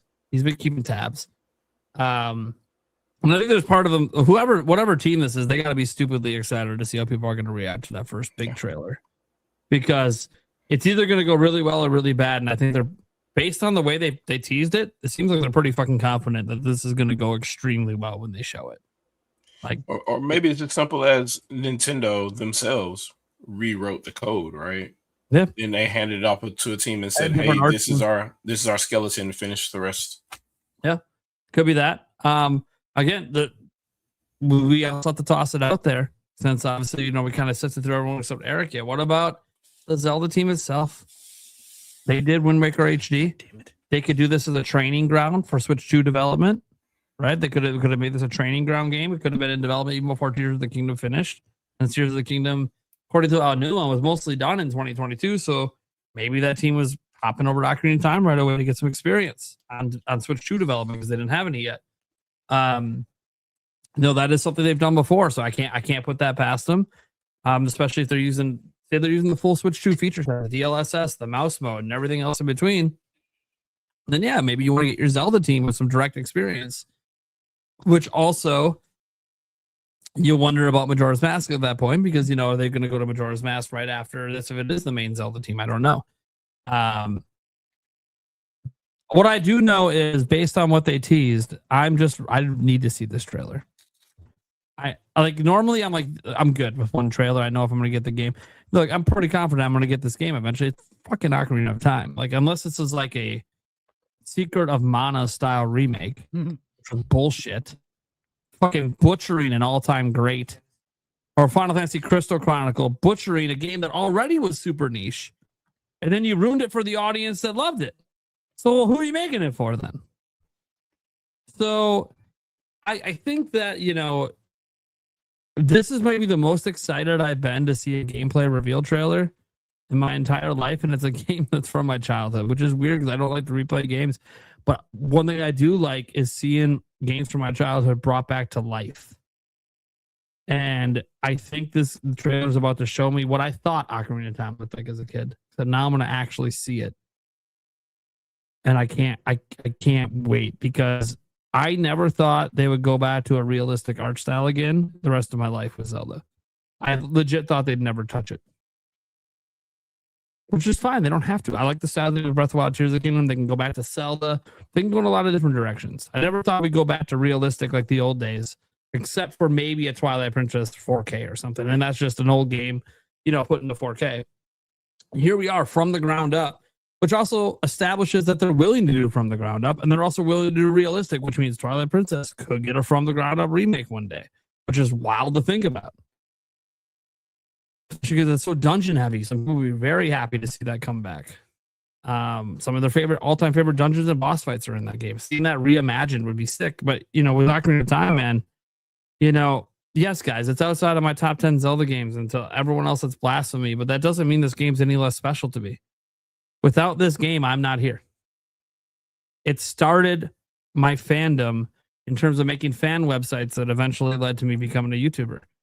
Without Ocarina of Time, there is no Nintendo Prime. You don't know who I am. This podcast doesn't exist. Like, that's reality. This game is special to me. It means a lot to me. It was a huge game of my childhood. One of the games I took my sweet ass fucking time with because I didn't want it to end. Normally, I want to see what's next. I did want to see what's next, but I was so scared what's next was it. I still haven't beaten Tears of the Kingdom, for the record. And then I pulled the sword. And I found out there's a whole nother half to the game. Yeah. And I'm like, oh, fuck. They a Link to the Past my ass. Except now I'm a fucking man. And the world is fucked. This is awesome. Why is this thing humping me? Stop humping me. What is this fucking thing? Like, why can't I attack it? What is happening? Why am I freezing? Like, I'm just so fucking confused as a kid. Like, dude, I've never seen an enemy like this. What is happening? Why can't I move? Like, what a really cool idea. And you're just throwing this at me after being a 7-year-old or 10-year-old for fucking 20 hours? What the fuck? Here I am, talking to Deku and, like, killing spiders and Scatulas, and next thing you know, I'm getting humped by a dead body. What the fuck happened? Oh, then I go to the bottom of the well. Oh, shit. Well, fuck that. I can't wait to see what they do down there with Dead Hand. So, see what some of the torture devices were probably taken out. I'm just assuming if they somehow slipped those in and kept this age rating, I'm very shocked. Maybe they found a creative way to, kind of censor it, but kind of give the nod. I mean, that's probably what they did. I'm hoping Dead Hand hasn't been made less scary. I hope he's actually more scary. And they did say there's virtual blood, so there better be some red blood. Come on. Red, not green. I know green, you get to argue that's a classic. No, that was a correction because they had to censor it. It's supposed to be red. So, leave it as red. Just, you already have it in there. There's virtual blood. Like, yeah, it's virtual video game blood. Everyone knows it's not real. It's only really, guys, if you play Ocarina of Time, it's only really a couple places you deal with that. You deal with it in the bottom of the well. You deal with it when you're fighting Ganondorf. That's pretty much the only time you really even see blood in the game anyways. So it's not like it's prevalent all over the place. So sure, keep it red. If you make it green, I guess I get it. It's a throwback, but it's a throwback to a correction that was bullshit. Fucking age rating boards. Anyways, too realistic. You know why? It was too realistic. They wanted to up the age rating. It was too realistic. Remember, it was realistic graphics. That was what it was in the 90s. That's the shit we saw that we thought, man, games could never look better than this. The crazy shit you think as a kid when you're just amazed looking at this, like, oh, it's so realistic. Oh, dude, I'm playing Quarterback Club 98. Look how fucking real Brett Favre looks. This is insane. And it's like, dude, they're like blocks. Fucking, you can't even see the details in their face. I go, fuck, it's got number 4 on the back of his jersey, and I can read it. It's so real. Doesn't matter that I can scramble left and just stiff arm everyone and have Brett Favre run for 99 yards. Got him. Quarterback club had so many broken glitches that, of course, back then, guys never got fixed. Anyways, yeah, so I'm really excited. And Ocarina of Time, I need to see. This is the most excited I've ever been to see a trailer. Most excited I might ever be to see a trailer outside of the next big Zelda game when I don't know what to expect at all. Like, I expect Ocarina of Time. I don't, like, I have a vision in my head of what they're going to show and how, like, Hyrule's going to look. But is that vision right, or am I just insane? Like, what do they do to the overworld? It's got to be made bigger, right? Hyrule Field's kind of tiny by modern standards. So what they do to it? I don't fucking know. Hyrule Castle looks kind of small too. What they do to that? I don't fucking know. Kakariko Village is like, you're done with it in like 2 seconds. Did you expand that? Was there new buildings? New side quests? You know, did you expand the graveyard? Is there more shit there? Did you expand the side quests that's there? There's so much unknown. Did you add a new area? Because originally there was supposed to be another area on the map. That's why that one part of the map is like basically empty. A giant blank spot where nothing happens. You know, what if you added that back in? You know, what if you add some new quests? What if there's an overworld boss out in Hyrule Field? A new one. For some reason. Whatever the excuse is. I mean, it only comes out at night. I don't know. Whatever the excuse is. Did you expand the Poe Quest? Think about how much cooler shit you can do with that Poe Quest today compared to back then. Like, you can do way more cooler shit with it today. So I don't know, man. Like, but that's the thing. What's it all look like? Because that's the big change we're all going to notice right away is, oh my God. And the thing is, I think this is the perfect game to drop before the Zelda movie. That's going to, because it's a realistic looking Zelda going into a live action Zelda movie. Like, compare that any better, right? Am I like crazy here? No, You're getting people to think about Link in real life while you're about to show Link in real life. I think it's brilliant. I think it's going to actually push a lot of Ocarina of Time next year. Help it be a little evergreen. The people are going to be like, oh, dude, I want to play as realistic Link. Shit, there's realistic Link. It's already on the store shelf. Oh, and by the way, while you're at it, hey, we have these 296s in Breath of the Wild and Tears of the Kingdom sitting there if you want to pick those up too. Breath of the Wild will probably sell. I don't know. Don't pick up Tears of the Kingdom. That's having a really hard time. Tears of the Kingdom is struggling to get those sales past that 20 mil, that 21 mil it's got. But, you know, it's there, and it's a great game. And Shadow Fox will beat it one day, I promise. He won't leave that final fight to only be seen on YouTube. It took me 4 years to beat Breath of the Wild. I didn't want to beat it. Don't want the end. Don't want the shit to end, man. Yeah, even I finally if I streamed didn't it. know how it ends. It's like, I don't fucking care. I didn't end it. This don't end till I end. Yep. It's the way I get with games, especially since I usually only play through one time. It's like, God, am I gonna just fuck around for a while because I don't want to be done? That's what I did with Pikmin 4. I fucked around a lot in Pikmin 4 because I didn't want it to be done. I'm like, God damn it, I know this is about to be the end. Fuck. Let me go back. Let me go do some other shit. Like, I don't want this game to end, God damn it. And I don't know if there'll be DLC. There wasn't DLC, so I just love Pikmin. It's good. All right, that's all I got. Anyone else? Or are we gonna go on to sales? I guess Eric hasn't gone yet, right? Is that much?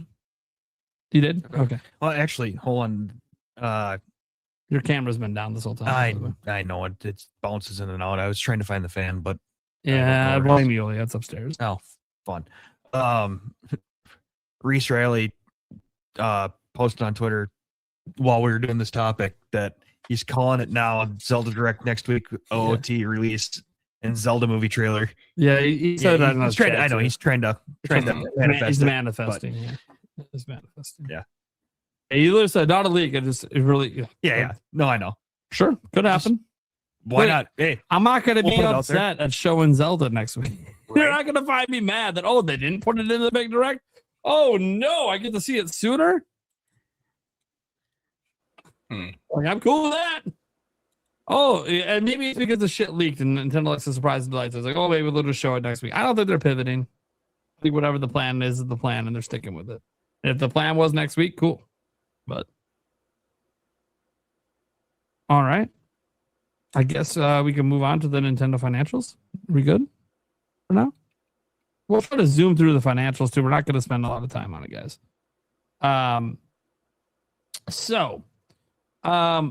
The financials, mostly what I want to do first, I got to change the banner. Where's the financial banner? I'm used to Eric doing this. I get confused. All right. So Nintendo had their financials. Don't want to spend a whole lot of time on it. Just kind of briefly going over some of the big key points. I mentioned earlier in the show, and I'll bring it up again. It's their best first quarter of all time for an individual platform. The two other better times were last year, which had the record launch in June for Switch 2. Did record numbers worldwide. So it was like 5.82 million or whatever it was last year. Only 1 month, but it was a record launch. And technically that was a bigger Q1 than this year. And then 2021 for COVID with Switch also had a 5 million plus Q1 for one platform. Switch 2 is at number 3 for this last Q1 at 3.82 million, which is double the sales Switch 1 did during the exact same sales period of in April to June during 2018. So really impressive, just in terms of the actual number. If you actually look at it, like that's 34% decline from June of last year. Okay, the biggest console launch of all time, and 34% decline, and still double what Switch 1 did at the same period. The best-selling Nintendo system of all time. Yeah, I think that's good. It's a really good Q1. Objectively, a really good Q1. Notably, sales might have been boosted a bit, especially in Japan, due to the console price increase for that quarter. So that probably played a role, at least for the Japan numbers. I don't know about the rest of the world, because I don't know if sales increased because of that, or if that's going to come during this quarter, where it's like last month here. Might see a boost in the US before the price increase, especially now that Nintendo's advertising the price increase in stores now. They're letting people know, reminding consumers in person that it's changing on September 1st. So there's that. A couple of the highlights too. Tamagotchi Life, Living the Dreams, already the best-selling Tamagotchi Life ever. So basically 8 million units, 7.94 million units. And then Pocopia added another 1.27, again, continuing to be a bit evergreen for them. Besides that, there's obviously like overall sales updates. What people generally were concerned with coming out of this was Star Fox and Yoshi didn't make an appearance. He said they're moving well, just for Akawa's words. Moving well, to me, this is just my opinion, means they're not quite at 1 million, but they're kind of on track to get there. And maybe next financial update, we might see them crack the 1 million seller list, but they probably also aren't going to sell much more than that 1 million. Is that considered a success for Nintendo with either of those? I have no idea. I didn't look up the history of Yoshi sales. I'm not sure what those usually sell to know if this is considered good or not. And with Star Fox, like it struggles to sell no matter what they do. So I would assume cracking 1 mil would be considered a success for them, but I'm not exactly sure what they would consider a success for Star Fox. Also, Nintendo, this is just like kind of a fun fact. Nintendo made $1 billion in profit last quarter, which is kind of crazy. But 300 million of that, guys, to remind you, was the refund from the US for the taxes. So it was inflated a little bit. Getting that 300, and then that's what the refund was, by the way. They got about 300 million US. A majority of that was probably the Switch 2 taxes last year. That's what they sold the most of during that time period. So they got that back, and then that also means they made 700 million in profits. Another to note why that would also be high last quarter was it has the Mario movie. The Mario movie is part of that quarter, and actually they did show a significant increase on one of their stat lines from the Mario movie. So the movie definitely had a big role in that. Really, really nice. Like, really, this is a great Q1. Like, I know they don't care about investors, but investors had to be happy with this Q1. In fact, did the stock go up or down? That usually lets you know if the investors thought it was good or not. The stock, oh, dude, they're up to 13. It definitely went up. It was $10 like 2 weeks ago. So the stock definitely went up. So the investors were definitely happy with it. Oh yeah. You can see the spike. You can see it right there in the side. It definitely spiked right up off the investor meeting. So yeah, they were very happy with the investors meeting, as they should be. The Mario movie did great. The momentum of Switch 2 looks fantastic. Okay, maybe Star Fox and Yoshi didn't appear, but then you saw Tamagotchi Life at nearly 8 million. How could you be mad at that? Right? Pocopia is still selling well. So yeah, they're very happy. And obviously they're just not waiting for the next director. We'll see if they're happy with that as well. So now, do I care if the investors are happy? Not necessarily, but does Nintendo care a little? Probably. I mean, we did lose half their stock value in a year. So yeah, they probably care a little bit, but Nintendo's chilling, man. They're They're supposedly going through a hard period, and they just had $1 billion in profit. I think they're doing just fine. It's kind of like how like Sony will bitch about their money and then post record profit margins. It's like, okay, Sony, like maybe you don't need to jack the price $300 on your console when you have record profits. I don't. Something's not lining up here. Like, yeah, I get you're losing money per system, but you're making so much extra money everywhere else. Maybe it's okay to just eat it the rest of this gen, you know? Like wait to jack it up with PS6. I don't know. Maybe that's just me. And I get it. Nintendo's moving the price up too, despite coming off a bill. I get it. Yeah. I'm not sitting there defending Nintendo either. If they keep making $1 billion every quarter in profits, yeah, they're not raising the price of the system. Jesus fucking Christ, that's $4 billion in profits a year. But that's not reality. They usually don't. Like the reason that it's so notable is that they never make a bill in a single quarter outside of holidays. So like it's very abnormal for them to have that level of profits. But again, 300 million refund plus Mario movie. Those are the big reasons. And then Switch 2 maintain its momentum, but they kind of lose money per unit sold. But then on top of that, they had Tamagotchi Life sell 8 million. So that really helped out. So yeah, that's pretty much the gist of it. There's a lot of other nitty-gritty we can get into, but you guys have any general thoughts on this? You happy with how Switch 2 is doing? Happy with how the games are doing? Think it's all good, all healthy? Investors are happy? You guys happy? Don't all go I wish those Star Fox numbers were higher, but yeah. Overall, I'm happy. Would have been nice to see it be at least 1 million seller right now, you know, instead of potential and hopeful in the future. But you know, there's time. Also, with the is Mario movie on demand yet? Mm-hmm. Is that on streaming? Yeah, I believe so. Because I was wondering if that might help move a few it's out as well. Like I know you can rent it, but I didn't know if it was on streaming services yet. Yeah, I have it. I own it physically. Okay, I figured. So yeah, a couple months ago. Whether that'll help or not, I have no idea. Obviously, with Star Fox, I think Star Fox has just been such a hard sell its whole career, its whole life. You know, its time was the arcade era, and we're a long way removed from that. Okay, Shadow Fox, you got any thoughts on the sales? No, it's kind of what I expected. It's best selling console of all time. Yeah. So I presume it won't be that forever, but until otherwise, I mean, yeah, it's trending ahead of everything else. The momentum that supposedly was supposed to slow didn't. Yep. Slow. It actually picked up. You could see it if you pay attention to the chart. It actually went up like pretty big tick over the prior quarter. It's like, oh boy. I don't know if it's above Switch exactly at this point, but it's above Wii. It's above everything. Okay, so it's still above everything. Okay. Yep. It's above everything. The closest thing to it was GBA in terms of fastest for Nintendo, and it's still a pretty big chunk ahead of that now too. I think GBA might still technically be ahead in the US, maybe. But I have to wait for Matt Piscatella to ever update on that because I know it was ahead. GBA got ahead of it during the holiday, but whether it's still ahead, I have no idea. Because they did move 1 million in the US last quarter. That was in part of the breakdown. Like that's good. Yeah. That's 300K during your slowest quarter every month. That's good. That's good stuff. I'll be happy with that every year. If they can get that every year, they'd be pleased with that for a Q1. Especially when they didn't really have any like big exclusive for Switch 2 come out. Tamagotchi Life was the big game, you know? And Kirby Air Riders. Hey, Kirby Air Riders is one of the better selling Kirby games now, guys. It's passed up some of the mainline ones, man. It's almost a 2 mil plus right there. You know, we make fun of that game, but I think they're happy with it. They're very happy with it. Obviously, they probably wish they moved more consoles during the holiday, but I mean, Nintendo, lesson learned. Kirby's not your holiday game, all right? You probably should have swapped Kirby and Bonanza, if I'm being honest with you guys. I know you don't want to go back-to-back racers to start the gen. I get that, but like Bonanza should have been the holiday game. I mean, that's how I would have lined it up anyways. I would have made that clear the holiday game, but I get it. You wanted a hot start, so you start with your two biggest. Who am I to complain? Nintendo's got the fastest selling system they've ever. So clearly, every decision they made's been the right decision in their mind. It's all working out for them.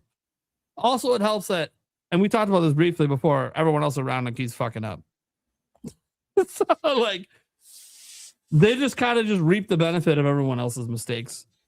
Like I swear, and maybe this is just me, but like every time like bad news drops for a competition and they're getting like shit on X, Nintendo just has like the most random ass tweet go out. They're just like some random mini game from WiiWare that has that like from like the 3DS and just randomly out of fucking nowhere. Here you go. Why the fuck are we doing this? Oh, because Wario's snickering at the end. And so everyone's like, look at this. Nintendo's laughing at them as they advertise a 3DS game. I'm like, what the fuck they're doing? Their social media team is crazy. Dude, all I know is that the social media team doesn't always listen to people and they get in trouble. Yep. The Chibi Robo on fire. According to Kit and Krista, Nintendo was not happy about that getting posted at all because Nintendo doesn't tease shit. And the social media person went rogue and teased the direct the next day with the Chibi Robo thing, and Nintendo was pissed. I'm like, well, I don't think I got fired, but that seems like a pretty fireable offense if that post was not approved.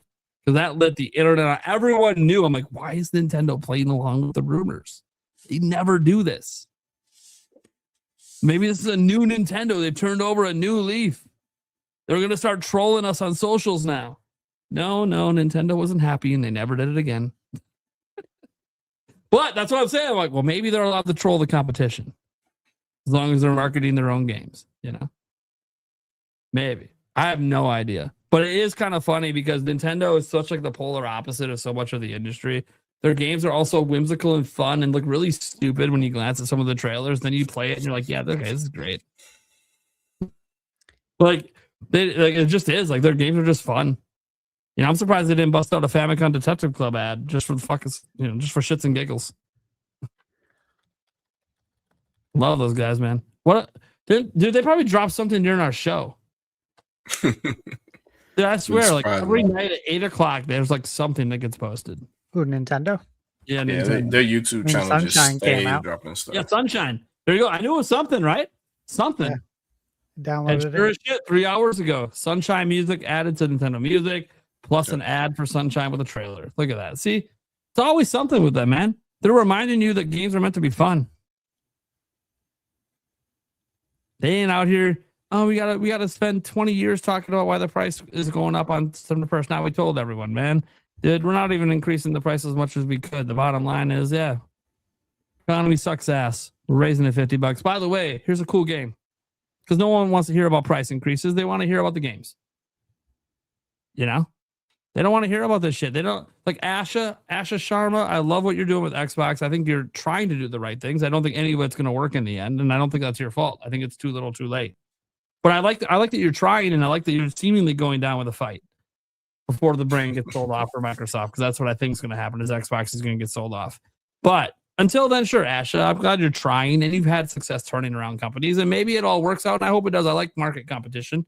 I don't want Xbox to go away, but you're talking too much about shit that most gamers don't care about. Like, I get you're trying to get brownie points. Phil Spencer did the same shit.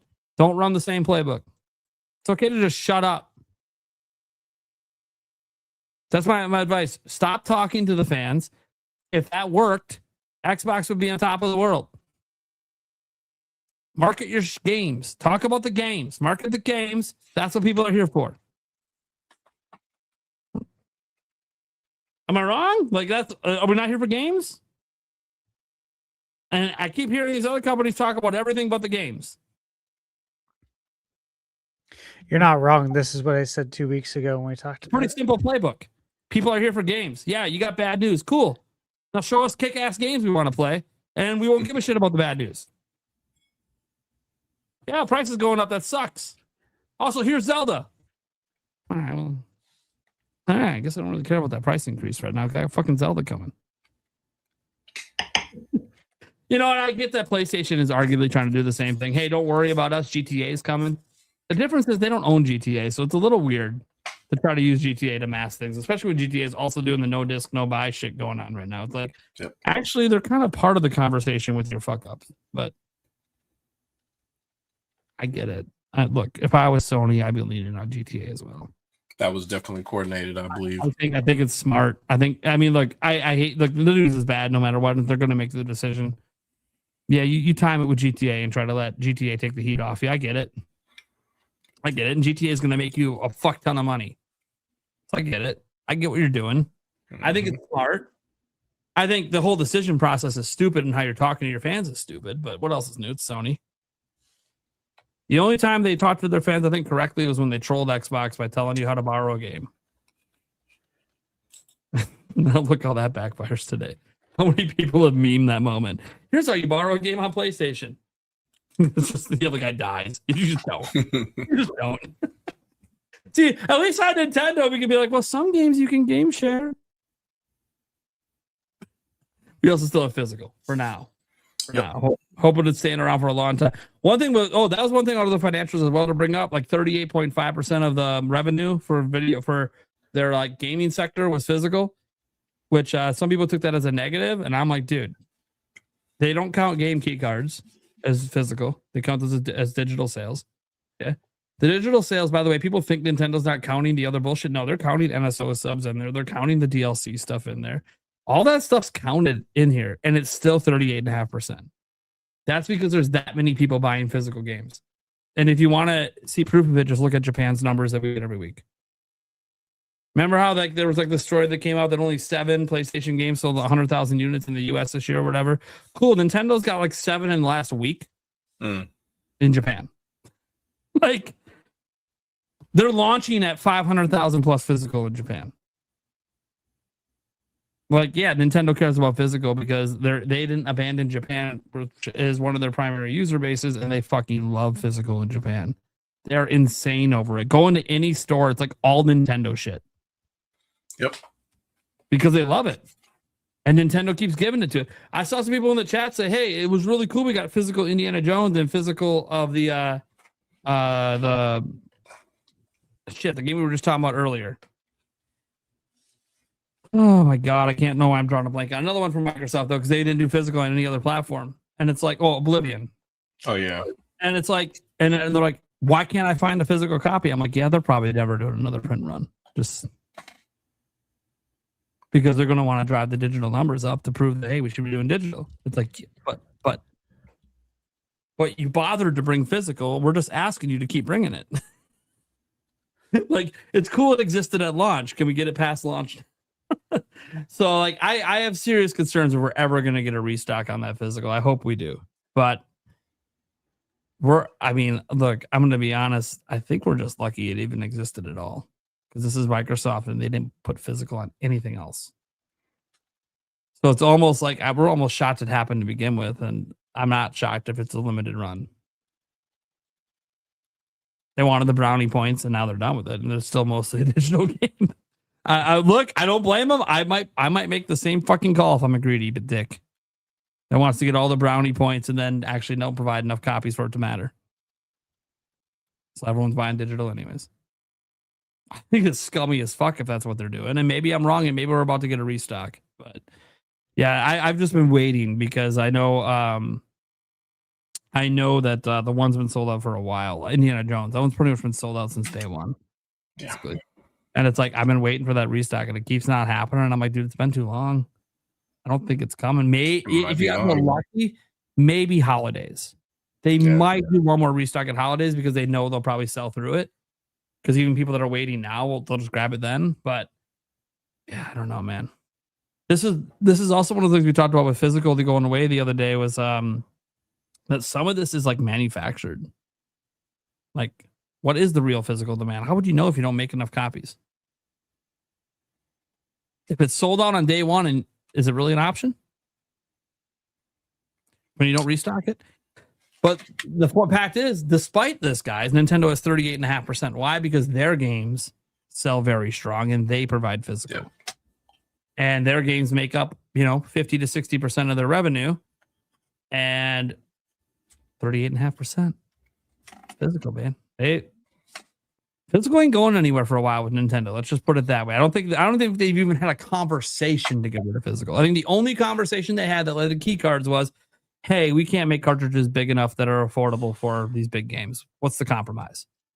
Let's talk to our partners. What would they like? Well, someone would be, digital only. Yeah, but what if we want you on the store shelf? What were to tell you you'd get more sales if you're on the store shelf? What can we do for you besides a coding box? Well, if you can keep it at $10 and just have it be like a, I don't know, kind of like a coding box or something they could resell, we got you. We'll come up with a game key card. You guys already do it on Xbox, right? Game key disc. We got it. We got you. These already exist. People will be fine with it. I think most customers are probably fine with it, but you know, the internet did what it did because Nintendo's the big bad because they labeled it. They labeled it and they were upfront and honest about it. So they're the ones that get in trouble for it. Still sucks, but I don't know what other solution there is for these massive games. And yeah, of course, that the massive games, if it was made for big games, little games will use it too. It's just the way it is. So, all right, that's all my thoughts on that. Anyone else have anything, or should we get to the Q&A and get the fuck out? I think everyone's ready to get to the Q&A. Get the fuck Q&A. out. That silence was pretty deafening. They're like, Prime, shut the fuck up and end this podcast. Fine. Fuck. Trying to savor this. All right, here we go. AJ Rack says, when is the release date for Coliseum Stash? Asking for a friend. They've already asked. Yeah, you got Gamebird to blame for this, by the way. What? They already outed you too. Came to me after a certain live stream and was like, we have to ask Stash about Coliseum. Gamebird said he knows. And I'm like, first off, I didn't watch all of Gamebird's stream. Like, first off, if he said that, motherfucker, I got to clip his wings because he shouldn't be saying anything that Stash knows. Two, I don't know anything. I literally made it up. I don't know if it's legit, but if he knows, I'm like, fucker, you're putting Stash on the goddamn spot. God damn it, Stash ain't gonna leak shit. But he definitely, like, I'll say this. I've never heard Stash tell me jack shit about Coliseum. I'm sitting there editing and my phone starts, I have it on silent permanently. Because I don't want to hear that shit. Yeah. But all these, the phone keeps lighting up and it will just say notification, but it won't show me because I have it set to do that because I don't want to see it unless I'm unlocking my phone and actually purposefully going to look. It just kept lighting up. I'm like, I literally was like, what the fuck? I'm presuming that one of the many Discord groups I'm in is just spamming at everyone because, that's like the only setting I have it on for a notification by design.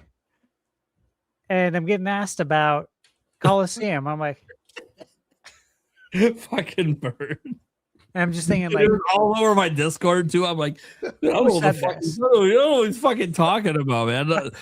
like people. Someone asked me, like, hey Nate, do you know? I'm like, dude, even if I did and Stash does know and told me, I won't fucking tell you anyways. So, I got asked a bunch of times. And the fact that I'm telling you this explanation means I don't fucking know, and I don't think Stash knows. What are we talking about? Why am I? Well, Gamebird said, like, oh, the fuck Gamebird's doing. Stop watching his ass if he's talking like this. Jesus Christ. Well, the thing is, though, like, promising leaks. I know that I don't tell anyone. Yeah, guys, he doesn't even tell us. The only time I'll say this, when we're at PAX and we're setting up for some stuff, sometimes they'll let us know a bit ahead. That's because we got a plan and we're going to be there. But like besides that, he doesn't tell us anything about anything he knows. No, he doesn't. Yeah. So I'm like, all right, obviously whoever said this was just bullshitting. I mean, I knew that immediately, but I was laughing too. I'm like, I got asked like 10 times on my live stream. I'm like, listen, I don't know anything about it, but if I had to guess, Stash does. And so all you have to do is ask him and he'll tell you. Just ask him. No, Gamebird is to blame for. Although, to be fair, you fuckers in this chat that kept acting like he fucking knows. Yeah, Gamebird has been gone forever. Just gonna come back with the exclusive Coliseum, news out of fucking nowhere. His new job clearly told him. Listen, I don't know what sort of stuff gets disclosed when you have a connection with Nintendo. But I would imagine that, like, when it comes to like a random NSO game drop, that's not really the thing that like Nintendo's like, hey, keep this on the hush hush, but Chibi Robots coming to NSO next week. You know what I mean? I know how Nintendo acts when they contact you to like do stuff, and none of it's about that. They're not. Yeah, like that's too obscure, you know. And Sometimes it's not something they're trying to get not tell you what you're demoing. That is a very Nintendo thing. They've invited me to a private demo once. I'm like, well, what is it for? Well, you can't tell you. You just have to come. I'm like, well, dude, it's going to cost me like $1,500 to fly out there and get the hotel. I need to know what I'm doing. Yeah, we can't tell you. I'm like, well, then I can't. Like, God, this is like a WarioWare game. I can't. This isn't.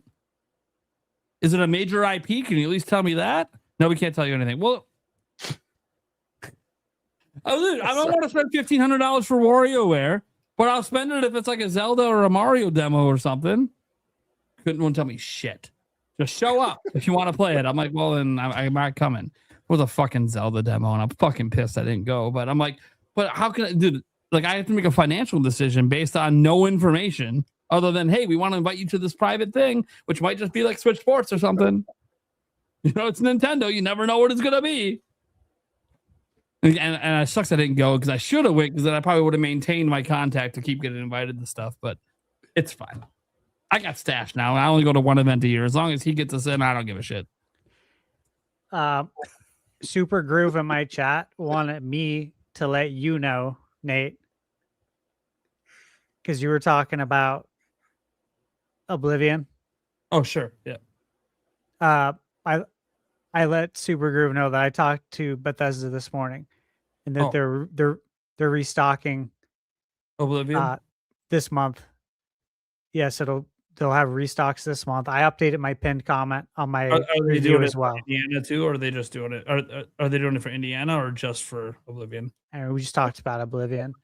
Yeah, Indiana's the one that I really.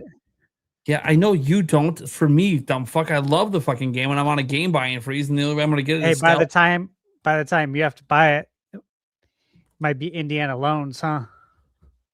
It's going to be so expensive. It's gone. I don't know when it's coming back. Fuck. What is it going for on eBay right now? I bet you it's ridiculous. You know, somebody mentioned it was one something. Yeah, I just saw. I think it was what's her name? Oh my god. Orbology posted on Twitter, and she was saying like, hey guys, like, don't pay these prices for Oblivion and Indiana Jones. Like, they're going to get reprinted. Okay. Like, don't go pay scalper prices. And I saw a screenshot of hers, and I think it said 150. You know, I always you got to look at the completed. A lot of people just look at the sale price of like what people are trying to get. So what's the completed and sold auction prices is what we got to look at here.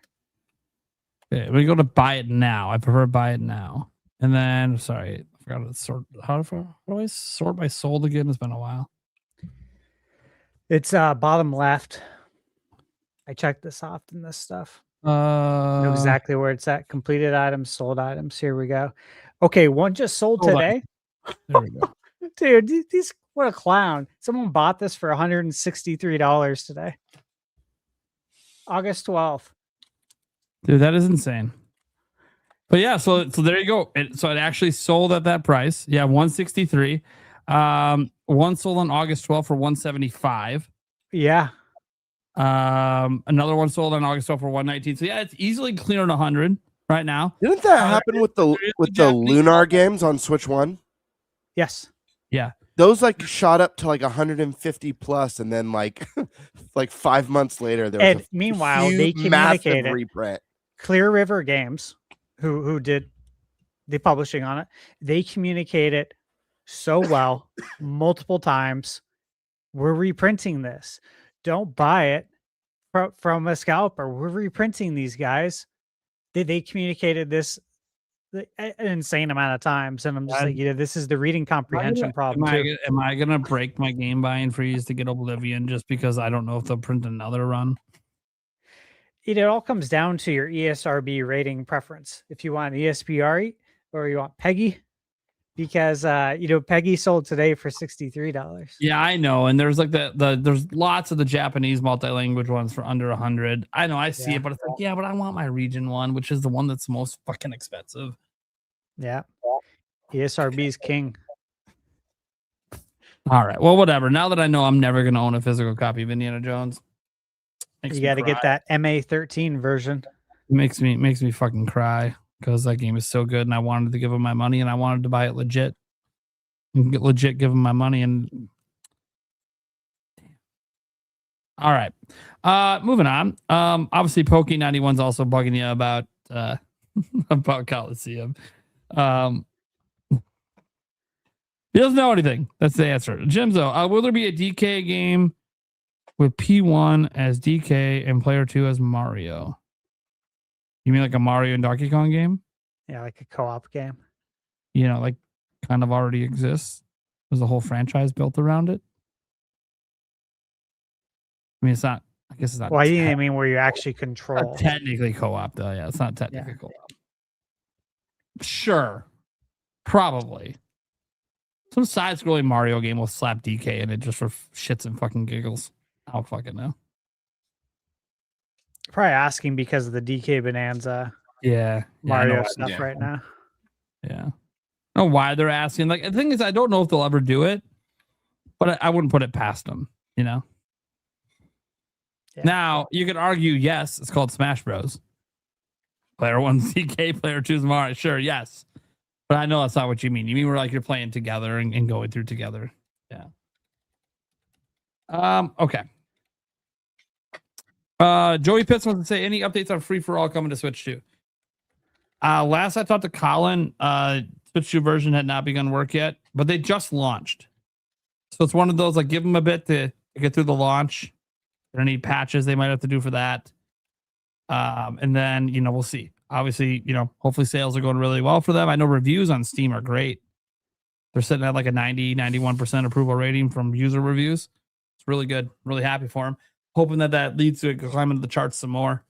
Because guess what? You know, the higher it climbs, the quicker we're going to get it on Nintendo. That's just the way it is. The more funding they get from selling the game, the quicker they can get new versions out. And they know there's an audience on Nintendo that would love the fuck out of this game. Stash reviewed it. Holds up. It's legit. Nintendo fans are going to love it. So getting this on Switch and Switch 2 would be great. Yeah. That's why I really want to play it. It feels like it belongs there, but it's just not there yet, which we get. It's indie. It's indie. You know, they got to make enough money to justify the extra platforms. So I don't think they hit the Nintendo stretch goal on their Kickstarter. I'd have to go check. But it's okay. Either way, I know they want to. They've talked extensively to us about wanting to do it, but I know development hasn't begun on that version yet. Now, whether they've begun any Switch version, that I don't know. I could ask them. I'm not saying they'd tell me, and if they did, well, I'll put it this way. Colin would tell me, but I might not be able to say anything. I guess that's the better way to put it. When you know the guy who owns the company, yeah, okay, I can learn anything I want, but can I actually say anything? And no, that doesn't mean I can say anything, right? So, like, he told us about some characters they might add at one point, but we couldn't say anything. Yeah, it's fine. Yeah, great game. You guys should go check it out. Royalty free for all. It's a Smash Bros. Style game using royalty free characters. If you want to catch some information on it, go look up Thunderstash Gaming's review. All right, Demonic Brawler says, bring back NFL Blitz, NBA Jam, NHL hits, keeping the tradition alive. They keep it going. Yeah. Till it happens. Demonic Brawler gifted me a membership and gifted Gamebird a membership and gifted Thunderstash 2 memberships. Thank you. Thank you so much for all that support. We do appreciate it. Demonic Brawler says, I'm excited for the Zelda 40th anniversary. Yeah, we all are, man. We all are ready for Nintendo's next announcement. Might be an Indie World next, actually. But we'll see. There's a gut feeling I have. It feels like we usually get an Indie World in August. That's why I'm saying that. Demonic Brawler, everybody remember to like the stream. Or if you're listening to the audio version, drop a like and review. You can always use more reviews of the audio version. It helps with discovery. Even if you hate it. Cool. Let us know. Super Groover says Pokemon Ruby and Sapphire coming to the eShop. Yeah, that rumor, that hasn't been announced. That's a rumor. Fairly reliable one. Probably going to be happening. Yeah. I mean, is it a surprise after Red and Blue? Right? Like they're going to keep this up. They're going to bring back the classics. They're going to charge a semi-premium price. And it's probably going to sell. Do you guys think they'll sell them for 20? Or do you think they're going to go up to 30? 20. Think they'll stick with 20? Yeah. I mean, I hope they stick with 20. It's already a lot. 30 would be dirty. They know it too. Yeah, well, I don't know if they care. They'll probably still try it. It's TPC. I don't know if they actually care. I mean, they're the ones that charge you to store your own Pokemon. So, but I don't know if they care. That's what I'm saying. Like they might. Hey, look at what we sold at 20. Think how much more money we make at 30. Like, I swear, they probably have board meetings just like that. Do I swear to Christ, dude? I don't know. I've never been on a corporate board. But I just imagine some of the greedy shit they might talk about. Maybe I'm wrong. Maybe they don't actually have these conversations, but if they do, I wouldn't be surprised. Stash is just smiling, so he's like, "Oh yeah, we talk about how to rip people off all the time." Corporate 101, baby. No. I did not do that. Dude, Stash would have quit the company right then if he was involved in any conversation about fucking ripping people off like that at a corporate level. Then it's like, I can't work for a company that I know doesn't give a fuck about the customer. They just want all their money. Like, I get that's fundamental to a lot of companies, but like to the point you're gonna screw them over. No, let's not do that. No, you got everyone the absolute best deal possible always, even if it hurt the company. Because in reality, it doesn't hurt the company, and they need the help more than the company, right? Company's gonna be fine. They can take the hit. They'll be fine. Let's get you the best deal. Plenty of money. I've been looking at the financials for a while. We're great. Just fucking. I knew the numbers. You want at the best you can get it. Oh yeah, you don't have the credit, fine, but look at your income. It's great. Let me see what I can fucking do. You can obviously afford the loan. Let me just fucking sort it out. That's the enjoyment. So I can literally show my boss, look, this motherfucker makes $100K a year. I don't care if his fucking credit rating's 500. He can afford a $500 a month payment. Yeah, that was the enjoyment, fighting for your borrower. Yeah, the best possible deal. Demonic Brawler. I already got a Switch 2, so I won't be getting the 40th anniversary console, but the Zelda 40th Pro controller for Switch 2 and that black and yellow Wolverine controller or PS5. Man, my wallet's hurting. What, you don't want the ass controllers? Aren't those the better ones? The ones with the big Deadpool ass going on? No, I'm just kidding, guys. Yeah, no, I think the Wolverine console looks pretty sick, to be completely honest. It does look pretty cool.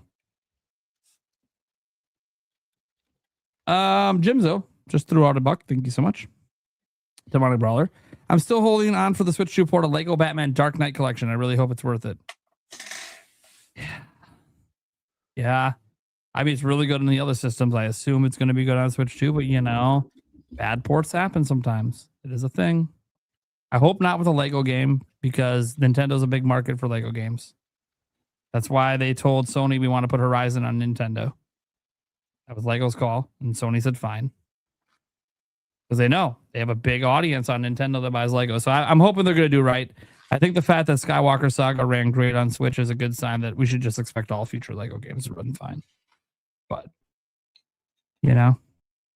all it takes is one bad egg making decisions, and all of a sudden it's a rushed game and the port sucks ass.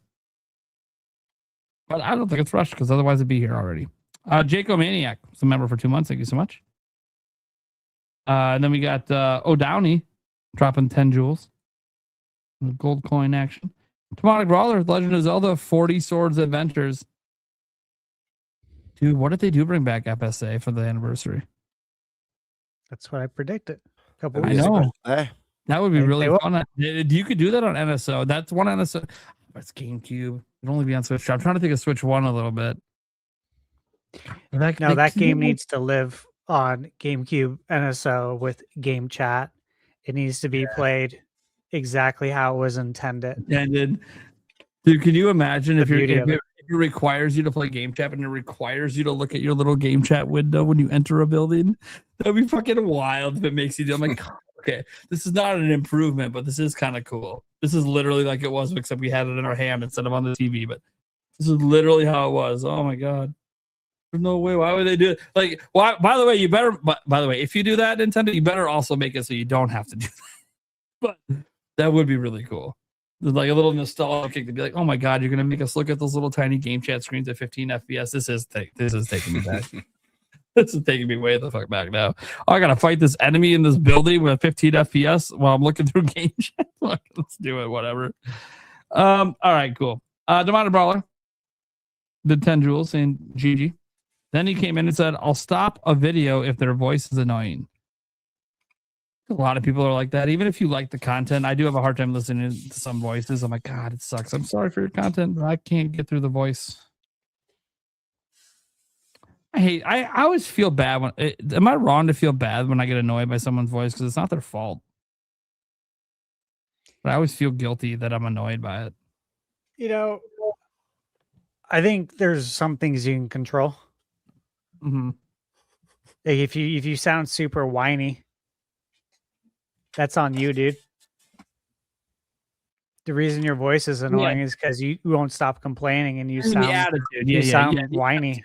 Those people's attitudes that annoy. I'm talking more so it's just the intonation of the voice. I don't know what it is, whether it's too high pitched or maybe it's sometimes too deep and actually makes me want to fall asleep, so I can't get through the video, so I can't watch. But it's not the person's fault. That's just their voice, you know. Like Tay Zonde singing "Chocolate Rain." You know, the guy talks like I can listen to you to go to bed, but otherwise I don't know a single word you said besides "chocolate rain." Some say dry and others feel the pain. Okay, that's about the only lyric I know. The rest of it I fell asleep. All right, gentlemen, I'm about to drop. That's all right. I appreciate you guys. Shadow, shout out your stuff, man. What you got coming up? Anything coming on? Not much. The channel is back alive now, so I'll have a video coming out in the next day or so, and I'll probably be live streaming pretty soon too. So I'll try not to clash with this day, so I'm able to still be on here when you do the rotation. So we'll go from there. All right, sounds good, dude. Well, thanks for tuning in and being here, man. We'll obviously get you back in the rotation next time around. We'll see what's up. All right, later, y'all. Yeah, see you, man. Oh, all right, there, brother. Now that we're down to the core of 4, fuck that guy. Don't. I'm just kidding. I'm like surprised he's sticking around for the Q&A. I thought he was going to debug. I thought he was going to fall asleep an hour ago. I also put in chat, but he's also really used to being on super long shows. He goes on some crazy long podcasts at times. I don't know how some of those guys do it. They do it like 3 nights a week, like 6 hours. I'm like, Jesus, man, that must be fun. You know what? I could do this 3 nights a week if it was as fun as this show is, I suppose. I mean, I have to cut other shit. I don't know if I'd be willing to cut other shit, but it's really fun. All right, speaking of Oblivion, what's going on with Elder Scrolls Oblivion? And Jones Switch 2 Physical will be a solo everywhere. So as Stash said, Oblivion's coming. He knows the restock is coming. Apparently, he can share that. That's cool. It's coming. Don't waste your money on the scalper versions. There's a restock. Yeah, updated my pinned comment on my YouTube channel. He doesn't know. It's published. I mean, maybe you could ask and find out, but right now we have no information on Indiana Jones restock. Maybe if I get an opportunity and there's anyone from those teams at PAX, I don't mind throwing a bone and just asking them, hey, are you guys going to restock it or not? Just curious. I mean, what's the worst? No? Then it's like it is today. You know, it is what it is. But we'll see. The fact that Oblivion is going to restock makes you wonder, okay, I wonder if they're considering it with Indy. But we'll see. There's obviously a lot of decisions that go into that. Downey, the gold coin. And then we got Wink Demand saying, did anyone read Game Informer magazine back in the day? Yeah. Not only did I read it, I stayed subscribed to it up until the final physical version. Because nostalgia. Yeah, I mean, GameStop was getting a little money every month. Whatever, I used the membership. I was primarily there for the magazine. Couldn't help it. I went all the way till the end. I miss it a bit. I just miss that whole era, I think. Yeah. I mean, it was my childhood. Of course I miss it, right? You know, it was simpler times. I subscribed to Thunderstash Gaming magazine. Demonic Brawler would. There we go. We'd have 1 sub. Telling you, man. Thanks, man. Din Djarin with the 250 jewels. By the way, that name Din Djarin feels like something from like Game of Thrones. Is that from a game or something? Din Djarin. He's even got a no, it's a Star Wars reference. It must be. He's got a Star Wars icon. Maybe it's a bounty hunter. Could be a bounty hunter. See, I haven't seen all the new Star Wars stuff and read all the books, so I have no idea. Maybe that's a famous bounty hunter. Fisherman Mike, member for 39 months. Thank you so much. Then Fisherman Mike comes in and says, I predict it'll be a Majora's Mask remake with everything they originally wanted to put in the first game, and it'll come out in 2030. pretty cool. I like your thinking because I also think that means the original Zelda's out before then. So imagine an Ocarina of Time remake from the ground up, a Majora's Mask remake from the ground up, a brand new 3D open world Zelda. Again, did I just get done saying Nintendo keeps doing all the things I want them to do with Zelda? Because it keeps happening. Live action Zelda movie, been wanting that since I was a kid. From the ground up, realistic graphic Ocarina of Time. Never thought they'd do it, but always wanted it. Here it is. You know, theme console and controller, always want it, getting it. They do Majora's Mask. That is what legit in my top 5 Zelda games. I might sell a kidney to make sure I can afford it if I'm having financial troubles. I'm just saying right now. I only need one to live, right? I can give up one. I might be willing to do it for Majora's Mask if I have to. I won't have to. By 2030, if I'm still having financial troubles like I do now, I need to quit YouTube. Like at that point, guys, I'm in my mid 40s. It's time to fucking give up on the dream. Maybe not give up entirely, but it's a side gig now, and it's no longer the focus. That shouldn't be the case, though. And then we have a Super Groover saying, "Why would I pay full price for 2 hours of gameplay?" You talking about only Star Fox? I think you could say that about. Yeah, we're talking about Star Fox. It's 27 hours to 100% it, though, guys. That's on How to Beat. Super Groove says they had said that they don't play like that. But that okay. Well, don't buy this game then. That's how this game's meant to be played. Like this is an arcade game. It's meant to be played this way. Yeah, it's okay if you're not. I mean, I think this is the challenge of selling an arcade shooter. It is in the modern gaming sphere. You know, it's just. I think that's why that 2-pillar system lends itself to the IP. So much I pay attention. It's that. It's beat 'em ups, run and gun games like Contra. You know, a lot of the games that we grew up with, the genres. You know, the prices they want to charge for the amount of game you get just to see the credits. If you're only playing for the credits, yeah, it's probably not a good buy for you. But if you're playing to like master the game, it's different, and that's how these games were designed. Yeah, it's a very different kind of game, but it doesn't really exist much today outside the indie scene. And there's a reason that it doesn't get made. Look, it didn't sell 1 million in its first quarter. There's a reason these games don't. The era of their appeal is long gone. So all that's left is like our old heads that still enjoy a little bit of arcadeness, kind of like the fact that you can sit down for an hour and a half, be done with a run. Not a big deal. Feel great about it. Don't feel like you wasted your time. You had fun start to finish.